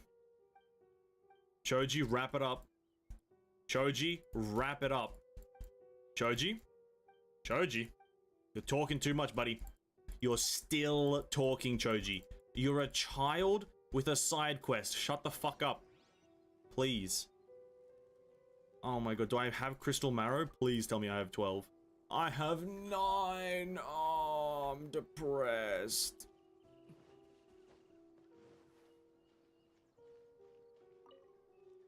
Is there like 3 near me? I don't think so. I have to go get them. No. I literally every Saturday I say to myself, I can't wait to watch Ven. I know you do. I know everyone does. Everyone's like, oh, I wish I could watch Ven on Saturday. Oh my god, I'm free every Saturday. I wish Ven could stream Saturdays. I know everyone says that. I'm sorry guys, I just can't do it. Time will not allow it. Time is the restraining factor. If we can get rid of time, I can do it. But sadly, time. And have I tried durian? I don't think so. I had actually something recently that I think was durian. I think it was durian. I can't confirm nor deny because I wasn't told what it was. But durian is the fruit that, like, tastes different for every person, right? Or some shit like that, right? It's like, oh, when I ate it, it tastes like ass. But then when I ate it, it tastes like real good. It's that fruit, isn't it? And I ate a fruit, it must have been last week on Saturday. I ate it, like, something last week Saturday that, like, I hated the taste of. But the rest of my family was like, oh, it tastes pretty good. So, I can't say that I have eaten it knowingly, but I might have eaten it accidentally. Maybe accidentally. A huge green spiky with yellow inside. I wasn't served or wasn't cut in front of me. Or I had just fruit in front of me. So I don't know. On Saturdays, I'm like, oh gosh, can I adjust my schedule to be able to see Ven start and be a dingus and ends up having non-stream? Well, here's the thing, guys. I haven't streamed on Saturdays for a very few months. It's been a fair few months since I've streamed on a Saturday, so it should be at least a theme now that you guys shouldn't expect it. But hey, I love to hear that you guys are expecting a stream on Saturdays. Brings me immense joy. It's a love-hate relationship, just like Marmite. True. Absolutely true. Marmite is, well, no, I think Marmite's a bit closer to a hate-hate relationship. It is a love-hate relationship, but it leans towards hate-hate, because, like, not even people who eat it love it, to be quite frank with you.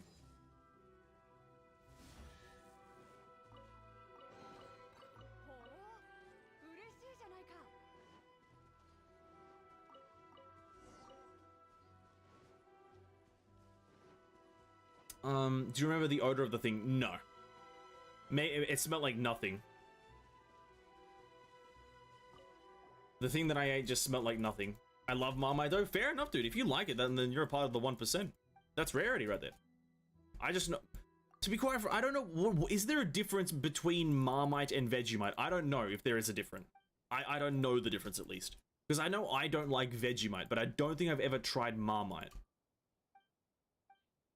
Because I had Vegemite and I was like, I'm not eating anything with the word mite at the end of it. And for my whole life, I haven't. So I don't know if I've ever tried Marmite, but I know I don't like Vegemite. Because, like, I think, here's the thing. I think the reason people probably don't like Vegemite is because the first time you eat it, okay, in Australia, there's like 2 or 3 popular kind of brands, or not brands, sorry, like spreads. You have Nutella, which is chocolate fucking spread, which is simple. And then you have Vegemite, and then maybe like some jams, right? But for the most part, you have Nutella and Vegemite. People always have Nutella first because it's just nut kind of chocolate. It's a chocolate spread, essentially. And then they try Vegemite. Now, you can't eat them both the same. Nutella, you can literally just have by itself. It's just chocolate. Not good for you, but it's just chocolate. You can't eat Vegemite the same. You can't eat Vegemite the same. Vegemite by itself tastes like rancid ass cheeks. That's what it tastes like. It's literally rancid ass cheeks. You have to have it on bread, toast, with butter. You have to dull out the flavor with some other shit. You can't eat them the same. But most Australians, or most foreigners who come to Australia, always have Nutella first, and then they have Vegemite the same way they ate the Nutella. No. Don't do that.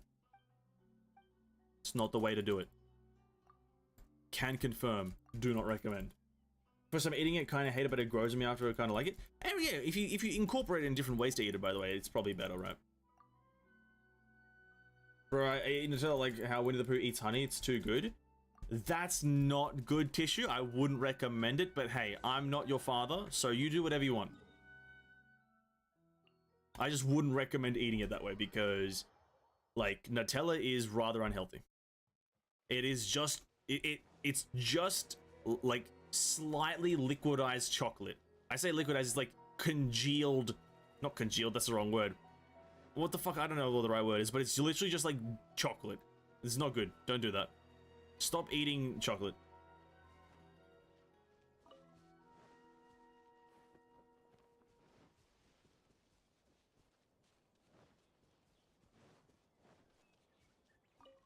The best way to eat Vegemite is to not put too much. That's true, that's true.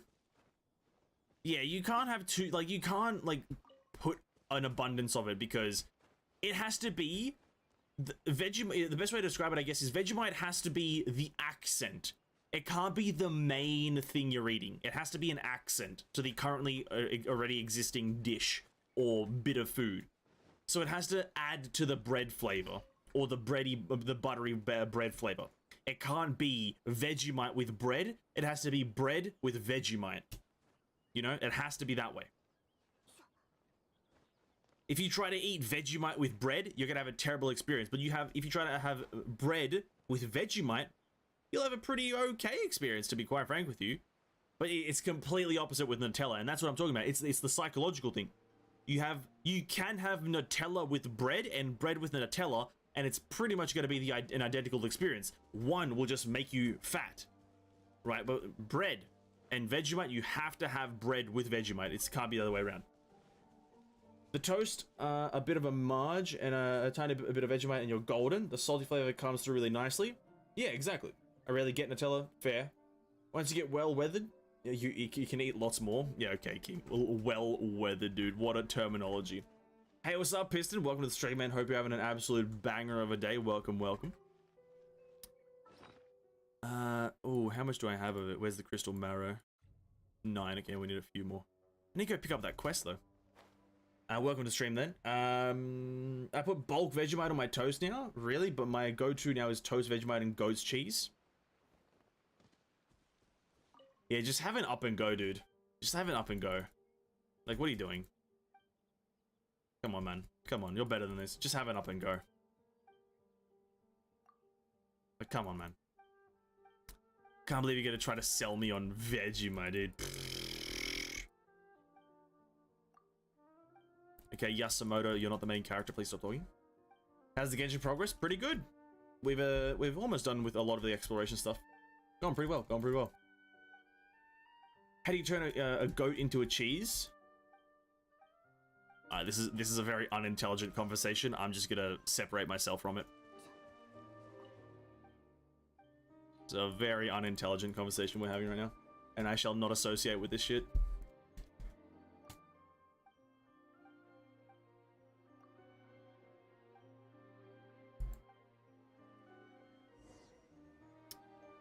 Wait till 18, 21 to 12. Oh, these quests just have you like give them materials. It's so weird. It's so weird. These quests just have you give away materials for absolutely no reason. You should celebrate when you hit 69,420. Oh, 69,420. I was like, I already reached that. No, 69,420. Okay, that's a fair bit away. We might hit that next patch, or maybe this patch. Who knows? What are we at right now? We're at 6805. Not bad, not bad. Almost there, almost there. We might hit it this patch. I'm not too sure. But we will. If I can maybe get exactly on that number, that will be a celebratory occasion. Landing my Primogem count directly on 69,420, dude. Oh my god. That sounds absolutely marvelous. Talk to Yasumoto. How do I ask permission to the goat to get its... Oh god, why did I even read it? Why did I even read it? I've lost brain cells already. Fucking hell. My brain power is diminishing as I read.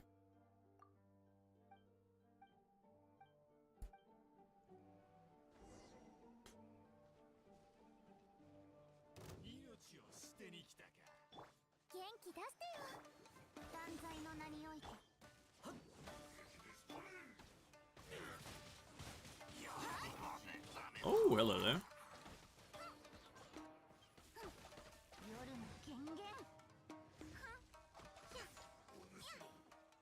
Mm-hmm.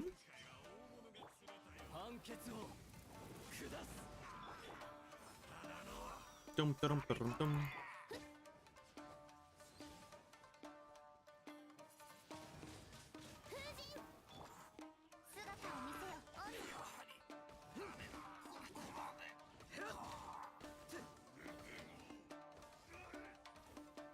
You must have a lot of them currency. Bro. You know what, guys? You win. Fair enough.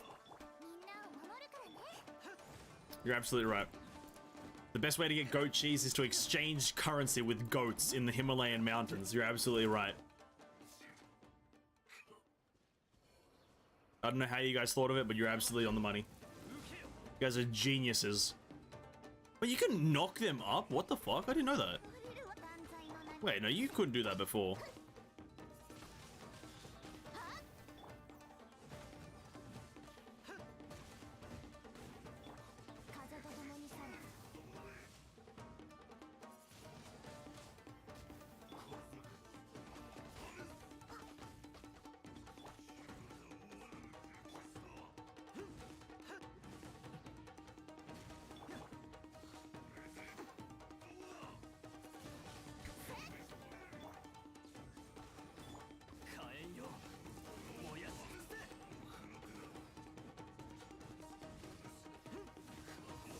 Amazing. Yasumoto, you're useless. My neighbors have goats, so I regularly trade them for currency. Okay.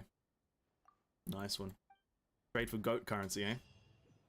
I think actually goats were used as the currency. Like, if we're talking about actual history, I think goats were used as currency in some countries.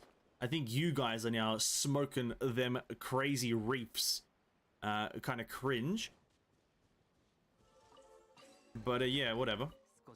I'm 99% sure that the goats were actually just used as currency instead of goats had currency. You know what I mean? Like, you know, I have one goat for, you know, 500 liters of milk or some shit like that. That's a bit of a terrible inflation or whatnot, but instead of, you know, goats owning the currency, the goats were the currency. But, you know, maybe that's just my thought process or some crap. I don't fucking know.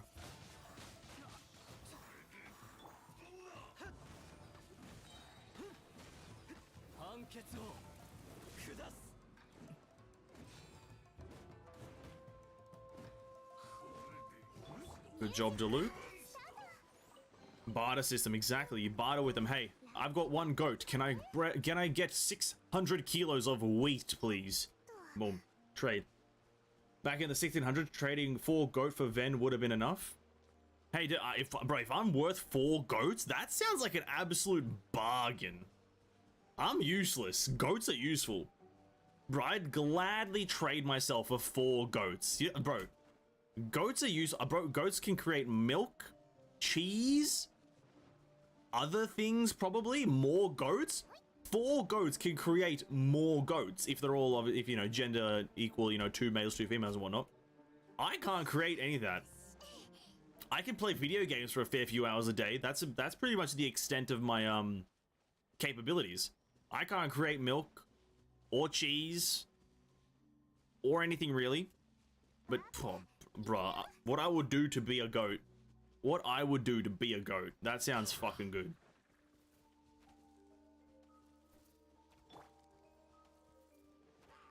Four goat legs. Tissue, you're trying to diminish my value right now, and I'm being offended. You're diminishing my value as a goat man, and I'm slightly offended. Please take it back. Thanks. I need to do Kid Kujirai. Hold up. I need to open up the interactive map again because I have no idea where he spawns.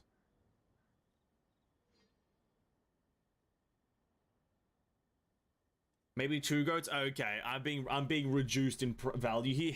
How dare you guys do this to me? I thought I was worth... I was about to bang the table, but that would be loud for you guys. I thought I was worth 4 goats, guys. Come on. You can't just take away my value. This is deflation. This is the opposite of inflation. Come on. I'm a high priority... What's that? High profile goat man. Come on.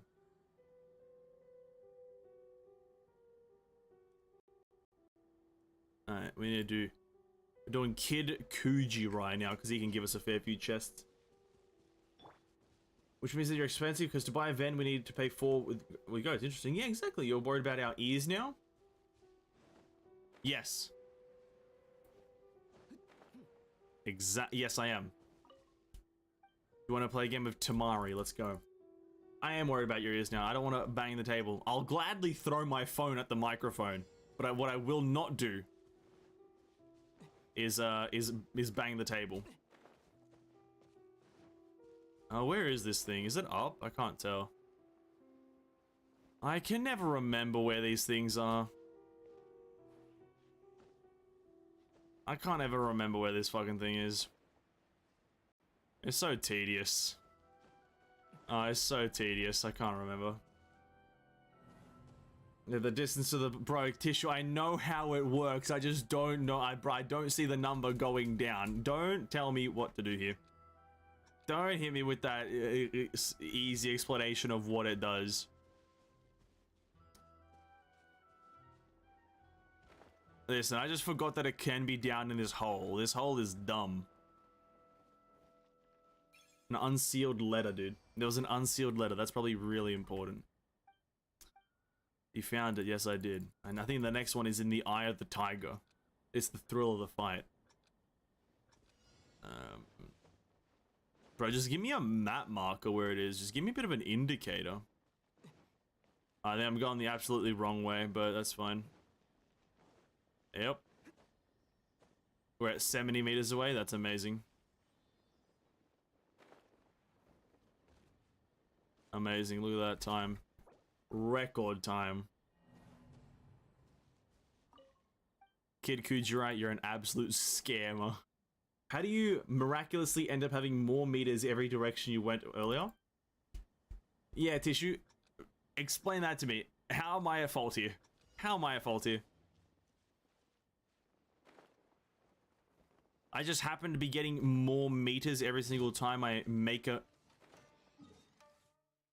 I've got clinical depression.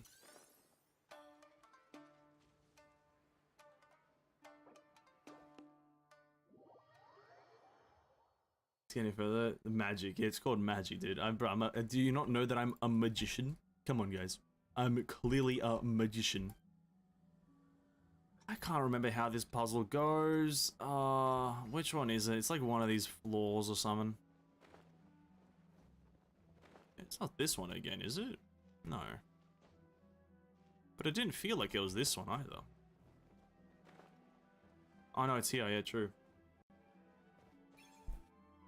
I just didn't feel like I was getting closer. Now the next one is in the Eye of the Tiger. Now I know the next one is in the Eye of the Tiger because there's only 3 of these, and now we go. If we go up, the distance goes down. Oh my god, he's a genius.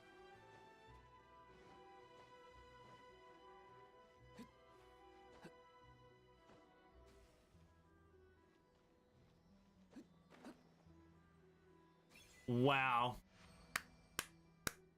What a player. He's just an MVP. Most valuable player. It's just truth. It's just the truth. What can I say? First try. You know what? 1.5 goats per event. Bro, I'm losing value. What are you talking about? This quality gameplay that we're witnessing right here. Just a pure genius when it comes to the problem solving, like this one right here, I'll get first try. Where is this? I haven't even done this chest. What the fuck? Look at this. Watch me solve this really quickly. 1, 2, 3, 4, 5, 6, 7, 8. There's really this many. 9, 10. Oh, it's all wrong. Amazing. What the fuck am I even meant to be doing? Which one did I miss here? Oh, it's this one.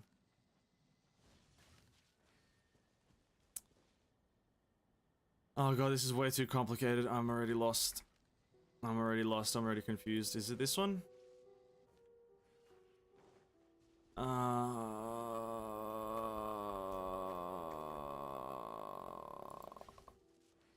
There we go. Most valuable player on the bro. Do you know how expensive goats actually are in the real world? They're like at least a few $1,000s. I'm pretty sure it actually costs a fair bit of money to get a goat.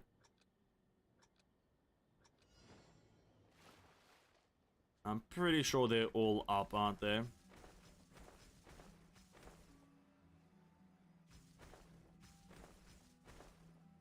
Oh, yep, I'm confused.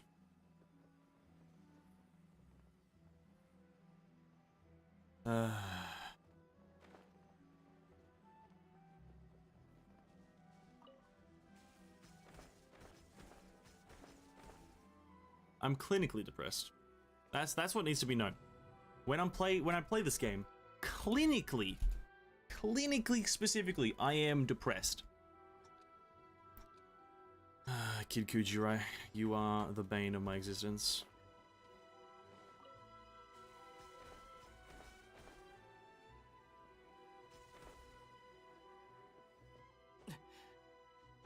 There we go. Fucking this weird ass child just giving me random puzzles, man. Come on.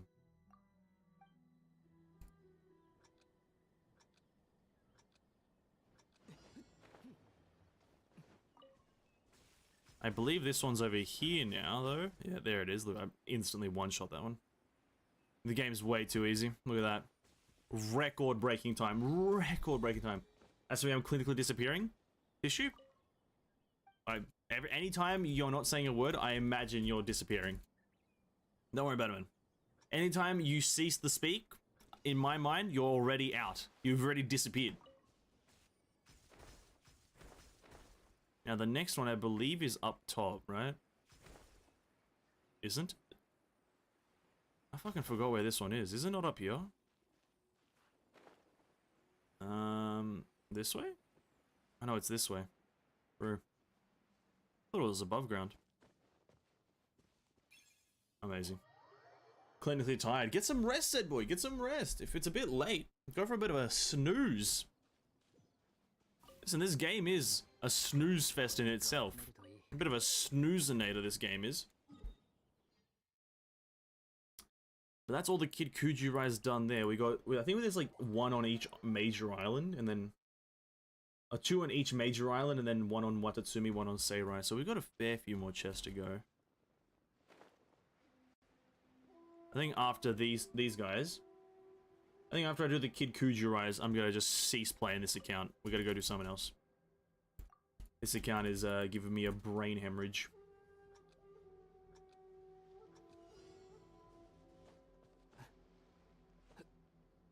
Right, how am I meant to play this game when the climbing system is so faulty? It's still 7:25? Oh, just go take a quick nap. Nah, it's never too early to take a nice quick nap. Never too early. Well, maybe 7:30 is a bit early, but never too early. I'll stay by that. It's on top of the house, isn't it? Or is this the one that's in between the rocks? It's in the between the rocks. See, this one I know off by heart. This one's easy. This one's easy.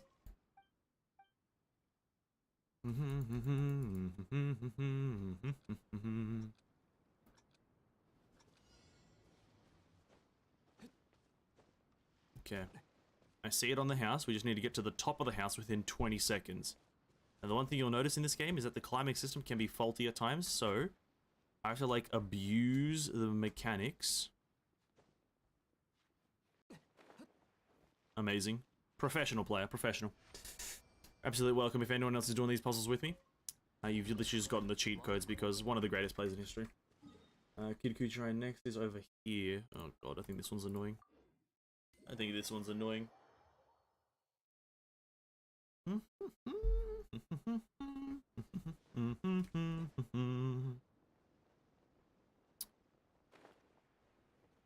Where even is he actually over here?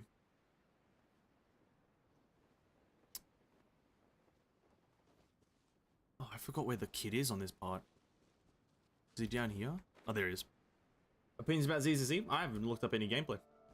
I'm not interested. Once the game actually like gets an official beta, it's actually labeled as a beta. That's when I'll probably look at some stuff. But for now, I haven't looked at a single thing because what it currently has is not a beta. It's a tuning test. It's completely different. We will get some gameplay, but it's far from the final product. So I just haven't looked at anything. I didn't want to press Z. So yeah, I don't have an opinion on it. I think I've heard that people are saying it looks extremely good. I've heard that the general opinion on ZZZ that it looks extremely polished and like clean. And if it is, fuck, absolutely amazing. One Genshin game, sorry, one I'm saying all the wrong words. One MiHoYo game that is like a newly released to have clean. Wait, where is this? Is it down? It is. Oh, there it is. One newly released MiHoYo game to be extremely like polished, absolutely amazing. But yeah, I don't know.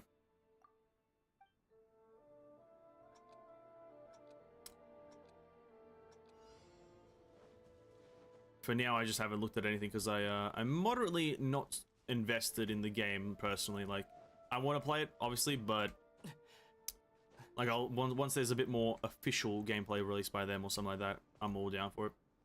It says CBT though. it wasn't marketed that way. It's marketed as a tuning test. I'm more inclined to believe that it is that, and everywhere they go, everywhere you see them kind of advertise it, it's a tuning test. So probably is a tuning test rather than a closed beta.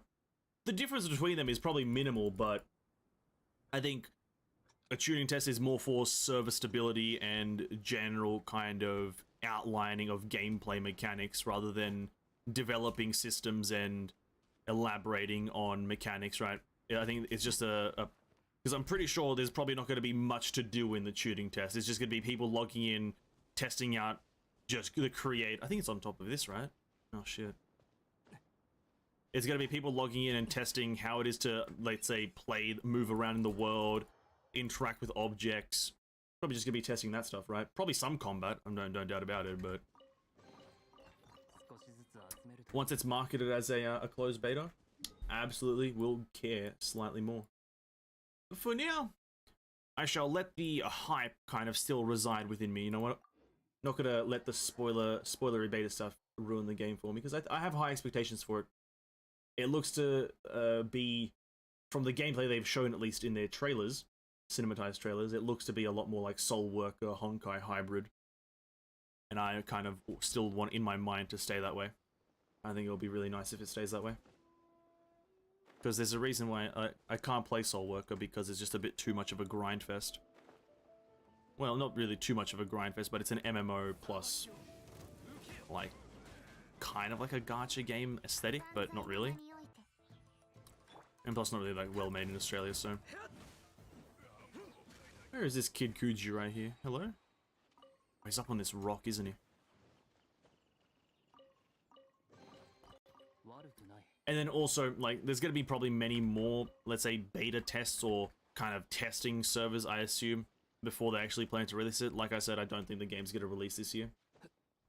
I think HSR will come out much sooner and than ZZZ. But then again, both of them, or maybe not both of them, but HSR had its, like, testing at the, like, the conventions recently, so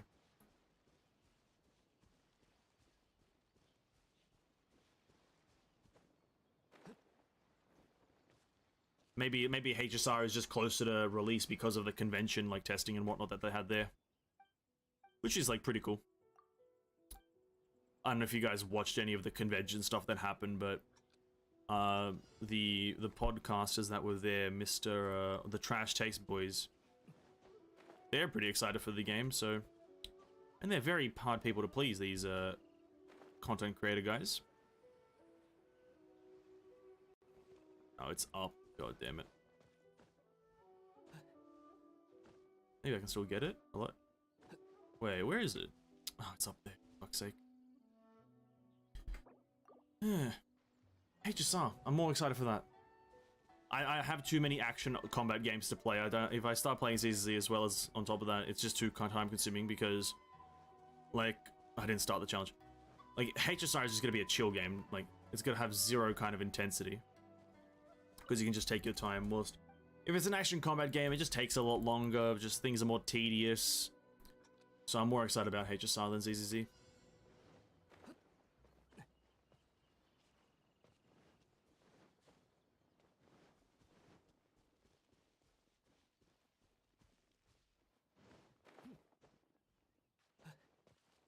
There we go. And I think the next one is like somewhere down. It could be in the cave.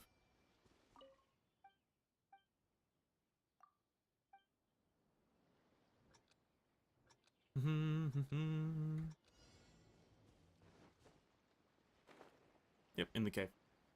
I really do want kind of HSR to maybe release before, like, before Halloween, but that might be a pretty tall order. I don't know how the game goes. But I'd like it to release before Halloween, because that would be kind of fun. Oh, didn't want to talk to again, but see you later. And the next one is on that island. Oh god, these children are annoying me. This one child.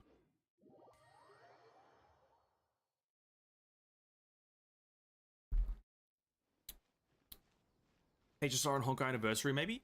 That is very possibly a potential what the fuck did I just say? That is very much a possibility. I think it makes sense in terms of oh, congrats on the level 80 yen Fei there, King. Congrats. I think it makes sense in terms of kind of like promoting their game, I would say. Launching HSR on Honkai's anniversary. I think the only thing that it might be bad for is actually marketing. To have one of your games be launching its yearly kind of celebration, where there's going to be a lot of things to be doing, and then to also launch your brand new IP, where there's probably also going to be a lot of things to do, is not really a smart marketing move. Because you're splitting up your player base and then also adding unnecessary intensity to a lot of people who want to play both of them. So it's a possible thing, but if it's a smart thing, I'm inclined to say no. But again, possible thing. Because I guess it would bring hype to both of them. Like, you know, people who are excited for HSR would see Honkai, and people who only play Honkai would see HSR, and thus like kind of carry over their popularity. But it would be cool, because that's soonish. Like, I say soonish, it's like within the next, like, month and a half or so. Ish. No, it's well away. No, matter. Month and a half is way too soon. It's, the sooner the merrier, but... Well, the sooner the merrier I will be. But, yeah, also congrats on the 80 yen faking. That's an absolute powerhouse of a unit. Powerhouse of a unit, mate. Powerhouse.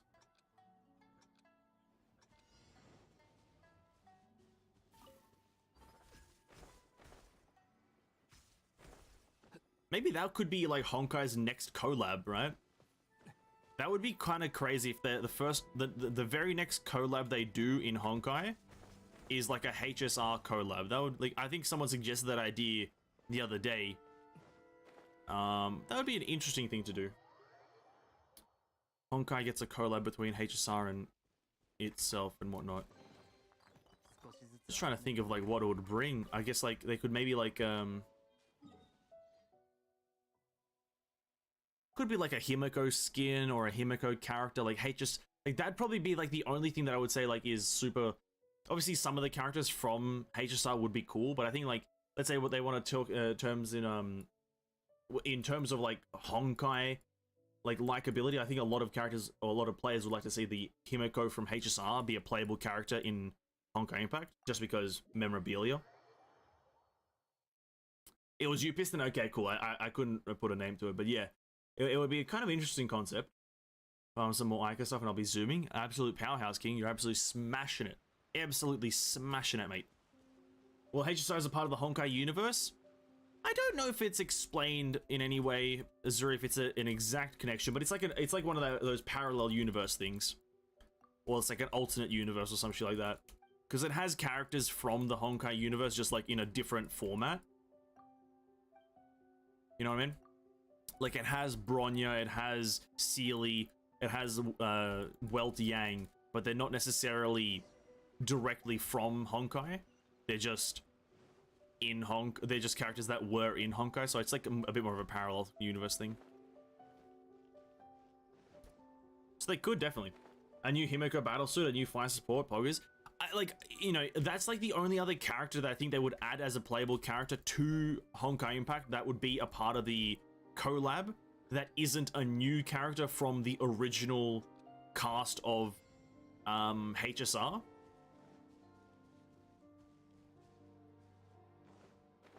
I think, obviously, if they would have added, like, one of the new characters in HSR, like, obviously, March 7th, and we've said the names before, like, the Dang Hei, whatever his name is, they would be, obviously, great additions as new characters, but if they were to reuse one of the characters that's already in HSR and also in Honkai, they would probably use, obviously, one of the three main ones, Sealy, Bronya, or Himiko, but I just think Himiko would be the one that people are most excited for because it's Himiko. There hasn't been a new one of her in a very long time.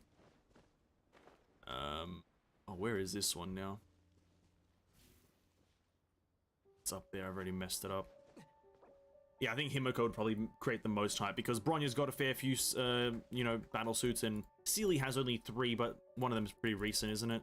Chasm, for the most part, at least in terms of recency.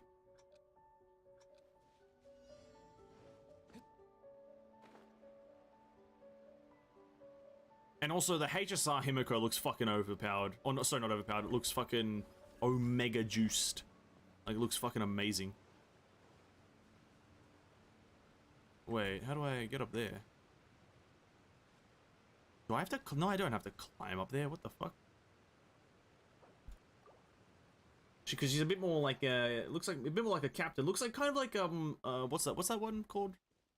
What's that? How do I get up there? Totally forgot how to do. There's no way I have to climb up there. That's a long ass climb.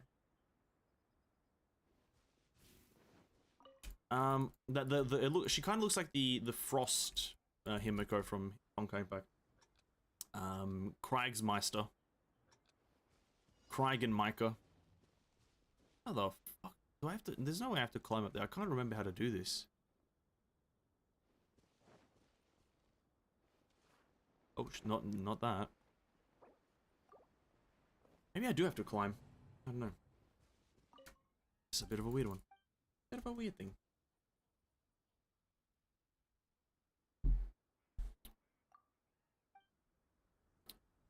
I guess I do climb.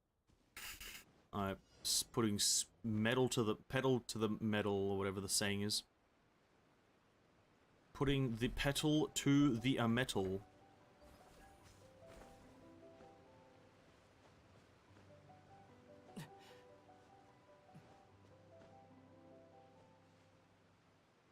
How the fuck do you do this? I totally have forgotten how to do this.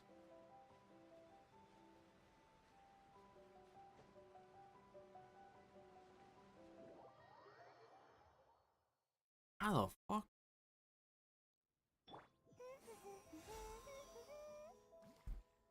Kid Kujira, you're not being extremely useful right now, you fuckwit. Is it the portal thing? No way.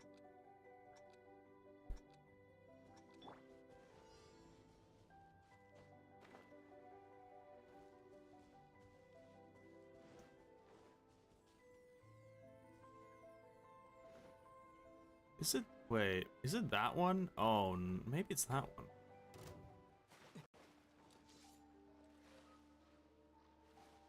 Wait a minute. No, it's not. What? Bro, what? Bruh, how the fuck do you even... I'm so... What? There's no shot I have to look up a fucking guide for this, please. I'm not this dumb, I swear.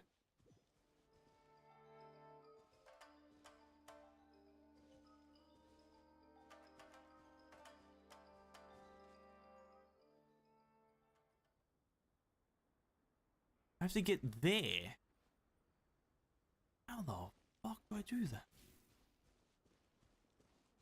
How the fuck do I do that? Maybe it's that one. Oh god, I'm already confused. Does it point me in the direction I have to go? Maybe it is this door thing. I haven't tested this door thing, so maybe it is this. Oh yeah, if it bugs out, nice. Oh, it's the door thing. Oh, fair enough. Lol. The incarnation of overthinking.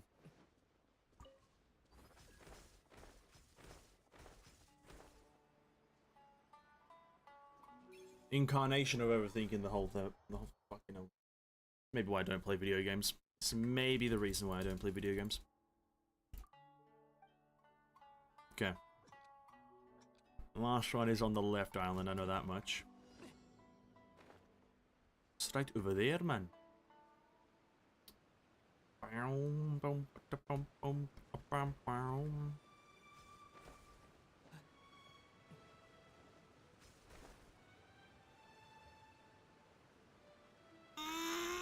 This game is so annoying. Oh. Amazing. This game is very annoying. I love this game, man. I love it so much. Like that time when it like screwed me over. I love it so much. I need to do a standard banner roll to like get my okay, standard banner roll. We're nowhere near pity, but we can always dream. What can we get from the standard banner? Like another Skyward Harp constellation would be great. We have 2 rolls. I'm going to use one right now. I'm only going to use one. Gonna save the other one for another day. Single roll, 5-star. Surely. A bit of RNG. Game's trash, uninstalling. Alright, scam. Never playing this game again. Next, Kid Kujira. I love Genshin gameplay. I do. Yeah, I do. Can you not tell that I love Genshin systems? I thought it was obvious. No, is it not obvious? Is it not obvious that I love this game? I thought it was. I'm trying to make it very apparent that I love the game's gameplay and its systems. And everything to do with it, really. Where is this fucking child? There's one more child that I have to... Here he is, okay. Oh, this one's also tedious as fuck, I know that for a fact. Alright, sister, big sister, do you want to play Tamari? Yes, I do want to play Tamari. Alright, where are we going? This way? Okay, it is this way. Up. We're going up. Is it up or is it down? It's up. Well, it's amazingly enough, I can't really climb this because the game's climbing system is, terrible. Diluc, just climb the fucking wall. Diluc, you piece of shit, climb the... Alright, we instantly restart. Amazing. So far, so good. Loving the game. Loving the game. The climbing system, polished. Polished like there's no tomorrow. Shiny like a goddamn silver plate just out of the goddamn dishwasher. Okay, never mind. It was down. Didn't even have to do that. Nice. This way. Okay, where is it? Up. It's up. It's up. It's up. Down. Up. Down. Okay, here it is in the bush. Got it. Nice. Amazing. Kid Kujira. Round 2. Round 2. Round 2. Round 2. Here we go. Speed running. It's in the hole again. It's in the hole. It's in the hole. It's in the hole. Found it over there. It's in the corner. But we need to get one of these things because the game is not fun. You need to collect this thing so you can then go into the actual portal because it's in the portal because that's fun gameplay mechanic. Amazing. The professional that I am is just it's too good. Okay. Kid Kujira, let's go again. Let's go, go, go, go, go. Round 3, the final chest, the final countdown, the final moment. This one, I have absolutely no fucking clue. This could be absolutely anywhere. It's in the boat. It's in the boat. It's in the boat. Somewhere. It's in the boat. There it is. It's in the boat. Got it.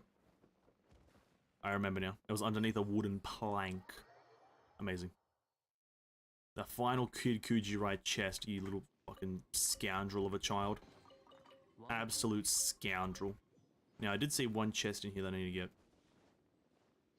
Thank you. Diluc on life support, but that's fine. Is this a chest or just a breakable wall? Oh, just a wall. Cool. Love this game. No, I'm not playing Genshin anymore. Fuck this game. This game's absolute ass. Never again will you see me stream Genshin until Monday.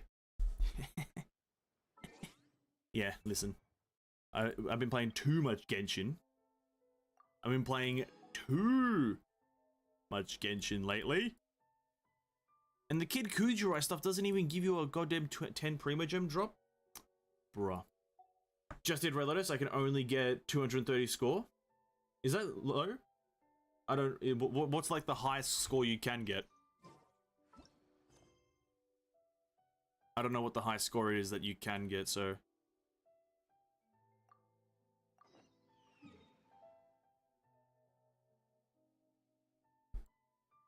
Where is this quest mark?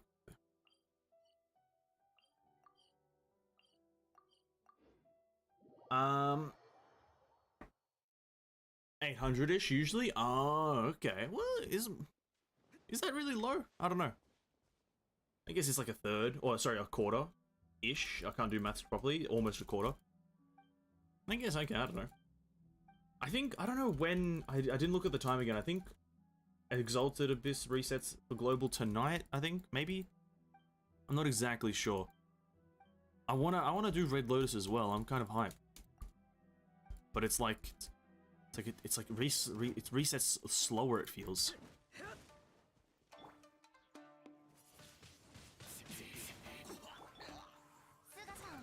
Like I'm ready for the grind, but the grind is not ready for me. That's what it feels like.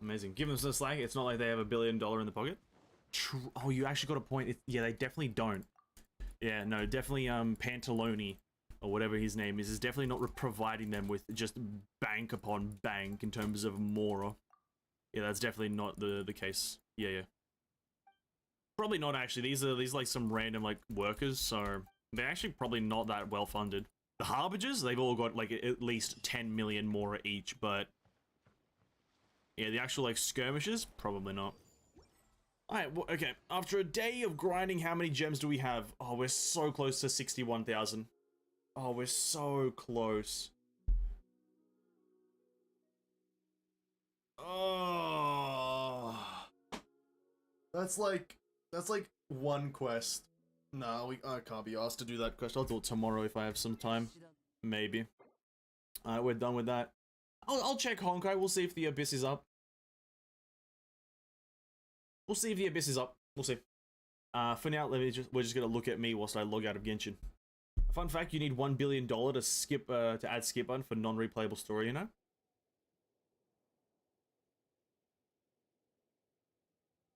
Like in-game Mora, that's fine. In-game Mora, that's fine. I don't care. 1 billion, sure, I'll save up. I'll do it. How much are you gonna get to? We're trying to get to 70k. Why not? Gonna try to get to 70k, King. I've still got a lot of areas to get primos. I've got a lot of quests. Got a lot of hangouts, and I've got a lot of furniture stuff to do.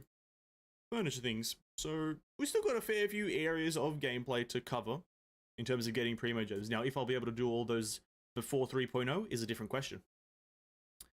But we'll definitely get to 70k probably during the patch. I don't know about before, but during the patch, definitely gonna get to 70k pretty easily. Because he's still got like...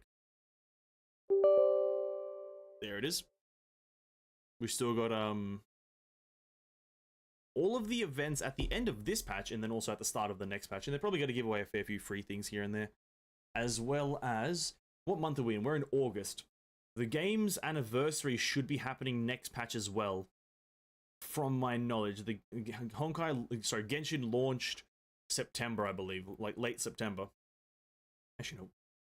And if the patch launches on August 24th, I believe, I think Sumeru drops, the 3.0 drops August 24th. The anniversary should be sometime next patch, unless they don't, if they don't postpone it. They might postpone it for like the 3.1 release, who knows. They might postpone it for that. September 28th, yeah, there you go. Yeah. But yeah, we'll get like 70k like during that patch, so we'll have total of 70k primos, like raw primos. This is not including like single rolls that you get from Intertwined Fates. We'll have 70k raw Primogems for Tignari, and then we'll have like a few extra rolls here and there, buying them from the shop, and then also from any event that they might have. Then there's also the 600 you get for maintenance. And if they keep on releasing buggy quests, that's like, you know, an extra 120 per buggy quest. Primogem codes, that's like 60 or something each, no, 100 each, so that's an extra 300 there, so 900 from the dev stream and the maintenance combined, sorry. Yeah, we got a fair few Primogems to get. 70k is easy.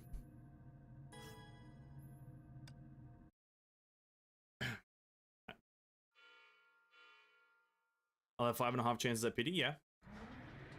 And all I need to happen is to win all those 50-50s. If I just win every single 50-50, I'll be a happy man. If I don't, I will be marginally pissed off at life in general. So, yeah. Actually, you know, the only thing that has to happen to me, the first 10 roll on Tignari is Tignari. That's all that needs to happen. If that doesn't happen, I'm annoyed. You can't have me save up for like an eternity and not give me the instant win. Oh, it's time for freebies! Tap the link below to complete the 5.8 survey. Oh! Oh, let's do a bit of a Honkai survey, I guess, whilst we're here. Okay. Let's do Honkai's survey, see how it compares to Genshin's survey, see what kind of questions. The first 10 roll double 5-star, King. I didn't want to say it. King, I didn't want to say it. But if you said it, it must be true. It must be true. Version satisfaction. What current captain level are you? 81. How satisfied with 5.8 Canvas of the Stars? I like the events. And I like the characters. Very satisfied. What aspects of 5.8 are you satisfied with? 5 choices max. Scroll down for more. Fresh and interesting gameplay. Yes, I like the Griseo event. Less grindy and more relaxing. Didn't really feel it. Wasn't there. Shortened asset loading time. Didn't really feel it. Gorgeous new outfit. Lunar Kindred. New and cool battle suits.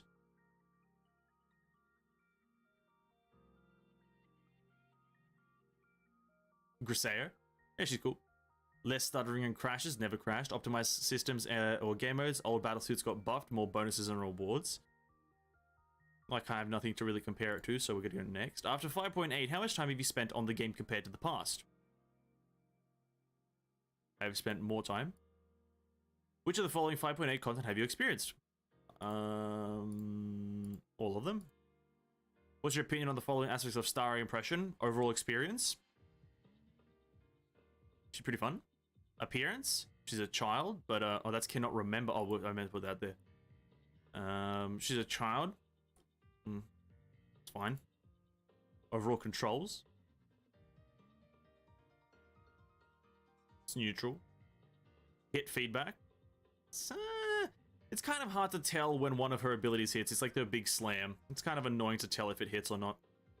Overall visual effects, e.g. basic attack, VFX, ultimate effects. It's pretty satisfying. Ultimate controls. Just puts it down, right? Just puts it down, doesn't she? Neutral. Combat performance. Yeah, she's pretty fucking strong, ain't she? Chapter XXX. Yeah, that's very, very good. What's your opinion on the following aspects of Chapter 30? Pretty good. Story quality. General combat experience. It's pretty good. Actually, no, if Infinity sucks, the Infinity Signet card thing sucks. Main interface visuals. It's fine. Map visuals. They're good. That's good. Playability. Yeah, it's good. Grindiness. It's not really that grindy. It's like, well, what would I even say? Like, highly satisfied with the grindiness? Yeah, it's like highly satisfying. Difficulty? It's fucking harder sometimes. Appeal of rewards. You get like unique stigmatas, which is fun. Do you agree with the following descriptions of Chapter 30? Generally, interfaces are easy to navigate. Yeah. Functions are easy to use. What do you mean by functions? I agree. Do you agree with the following descriptions of Chapter 30? I have a clear goal in mind while exploring the amusement park of Elysium Everlasting. Just an open world, isn't it, eh? Open world, innit? Mission instructions such as map navigation or the position indicator above can help me complete missions? Not really. Just put like a map marker where it is. Just map, no. No, they just kind of give you a line to follow, which is like not that much of a vibe. Just give me like a direct map marker so I can just teleport to the nearest position. While playing Chapter 30, do you ever get lost or feel disorientated? Yes, but it didn't bother me. How satisfied with the journey of painting stars? Actually, a good event. What's your opinion on the event? Bro, this is the type of goddamn survey you need. You're asking every question imaginable. Get every person to answer every single fucking question. That's how you get feedback. You don't give players random ass questions from a random assortment of things. Bro, I got asked only questions about Fischl's domain. I did them all though. I got asked about the worst one. Jesus Christ. The story quality, I like the story. Main visuals, I like the visuals are great. It's a fucking painting event. Stage visuals, it's just kind of an arena really. Playability, it's very fun to play. Freshness, brand new game. Grindiness, it's like satisfied. The grindiness is high, so you kind of do need to do a lot of shit to min-max. General difficulty, it's difficult. And appeal of rewards, starry impressions and general crystals, I'm satisfied. Do you agree with the following statements about the event? UI is easy to navigate. No, it's just buttons, really, innit? Functions are easy to use. Yes, that's right. The rules are clear. Yeah. I have a clear goal in mind while playing the event, knowing what to do next. Oh yeah. Yep. Captain, did you play Elysian Realm? I dabble. I've been playing all the time. Are you satisfied with the Elysian Realm? How could I not be? What's your opinion of the following aspects of Elysian Realm? Story quality? Yep, great. Main interface visuals. It's easy to navigate. Stage visuals. Just an arena, innit? Playability. Infinite. Grindiness. It's there. Difficulty? Well, let's actually turn playability down. It's like kind of fucking annoying to play the healer as a main DPS. And an arena is there. Difficulty? It's hard. Appeal of rewards? Just a weekly grind, innit? Do you agree with the following statements? Receiving random buffs in stages is fun. Strongly agree. Combining buffs in stages is fun. Strongly agree. Clearing stages is fun. Strongly agree. Enhancing battlesuits is fun. Strongly agree. The length of an average run is just right. Yeah, it's like it can range, you know, it depends on how much you're experimenting, but yeah, it's pretty good. How satisfied with the performance of the battlesuits in Elysian Realm? Starry impressions and fervent tempo. Didn't play her, but starry impressions, very strong character. How satisfied with the Arc Light Bound? Very fun. Following community event. Which of the following community events have you experienced? None.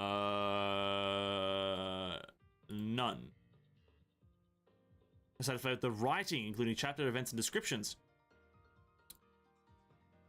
Yeah, the writing, Grisaio and the Elysian stuff is great. Which aspects of the writing are you satisfied with? There is no typo, omission, or grammatical error.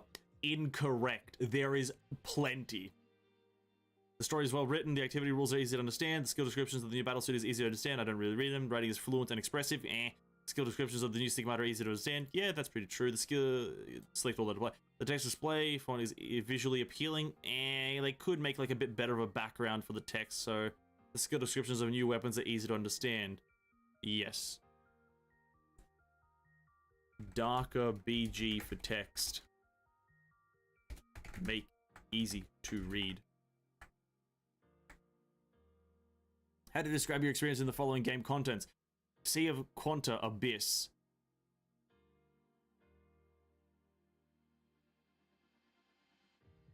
What?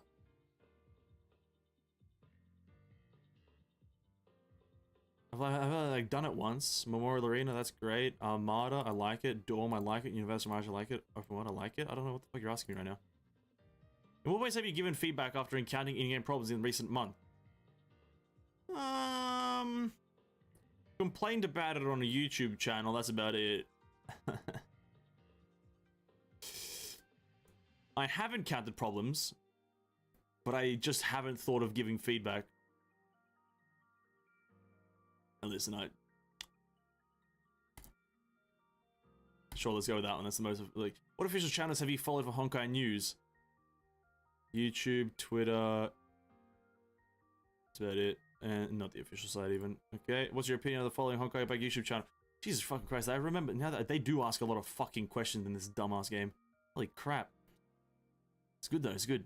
What's this again? Overall experience of the YouTube channel? Yeah, they release stuff, quality content. Listen, this is all community friendliness. No one's like insulting me. Posting timeliness and accuracy. It's all being posted. Official Twitter. Account response speed. I don't really talk to them. Community friendliness. No one's talking shit.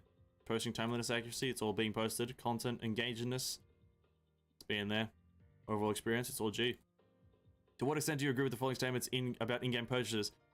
I'm generally satisfied. Never bought something. Bundles offer what I need. Never bought anything. Bundles are priced reasonably. Australian-wise, probably not. The update frequency of paid events is fine. Don't really pay attention. Apart from Honkai Impact 3rd, which of the following games have you played weekly in the recent months? Among Us? Among Us? Bro, Among Us? Why is they talking about Among Us, dude? Why are we talking about Among Us in Honkai Impact? No, I haven't. Ni no Kuni, no. Azure Lane, Roblox Low, no. FGO, no. Arknights, no. Alchemy 7. Genshin Impact, and none of the other ones. Bro, King, they've got Dislight here. King, you would pick Dislight. Nice. Do you have any other suggestions for 5.8? Quicker bug fixes on story bugs would be appreciated. Kind of appreciated. Would be appreciated. There you go.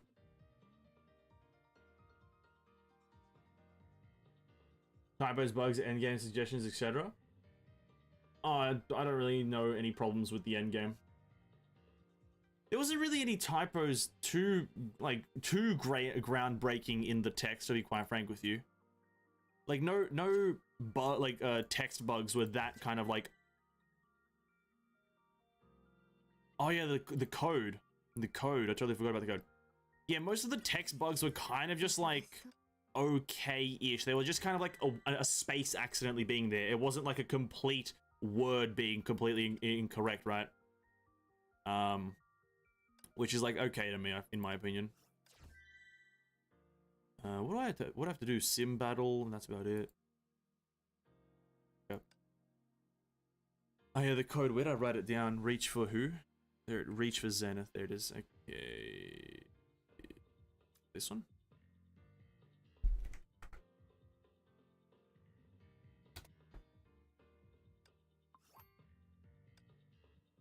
Cool. Is it in the mailbox? I don't know, maybe it was already added. As for the main thing you wanted me to check, no, it comes up in 7 hours. Comes up in 7 hours. Can't do it. Sorry. Bit of an unfortunate situation. I do apologize. But 7 hours. I guess that's the end for the stream then. Did a bit more than anticipated, but that's it. Well, what day is it tomorrow? Saturday, so yeah, no stream tomorrow. Let me do this real quick. Yeah, no stream tomorrow. On Sunday, though, on Sunday's stream, it will be a full Honkai stream. We're gonna just do a bunch of stuff. I don't know how long the Abyss stays open, but if it stays open till Sunday, I'll do it on Sunday. But if I see that it's closing soon, I shall do it in my own time, because don't want to miss out on them juicy rewards, right? And then on Monday, another bit of a Genshin weekly. Maybe not even Genshin on Monday, just because I don't fucking feel like it, you know what I mean? Don't feel like playing another day of Genshin so soon. But yeah. Bam, do that. And that's gonna be it.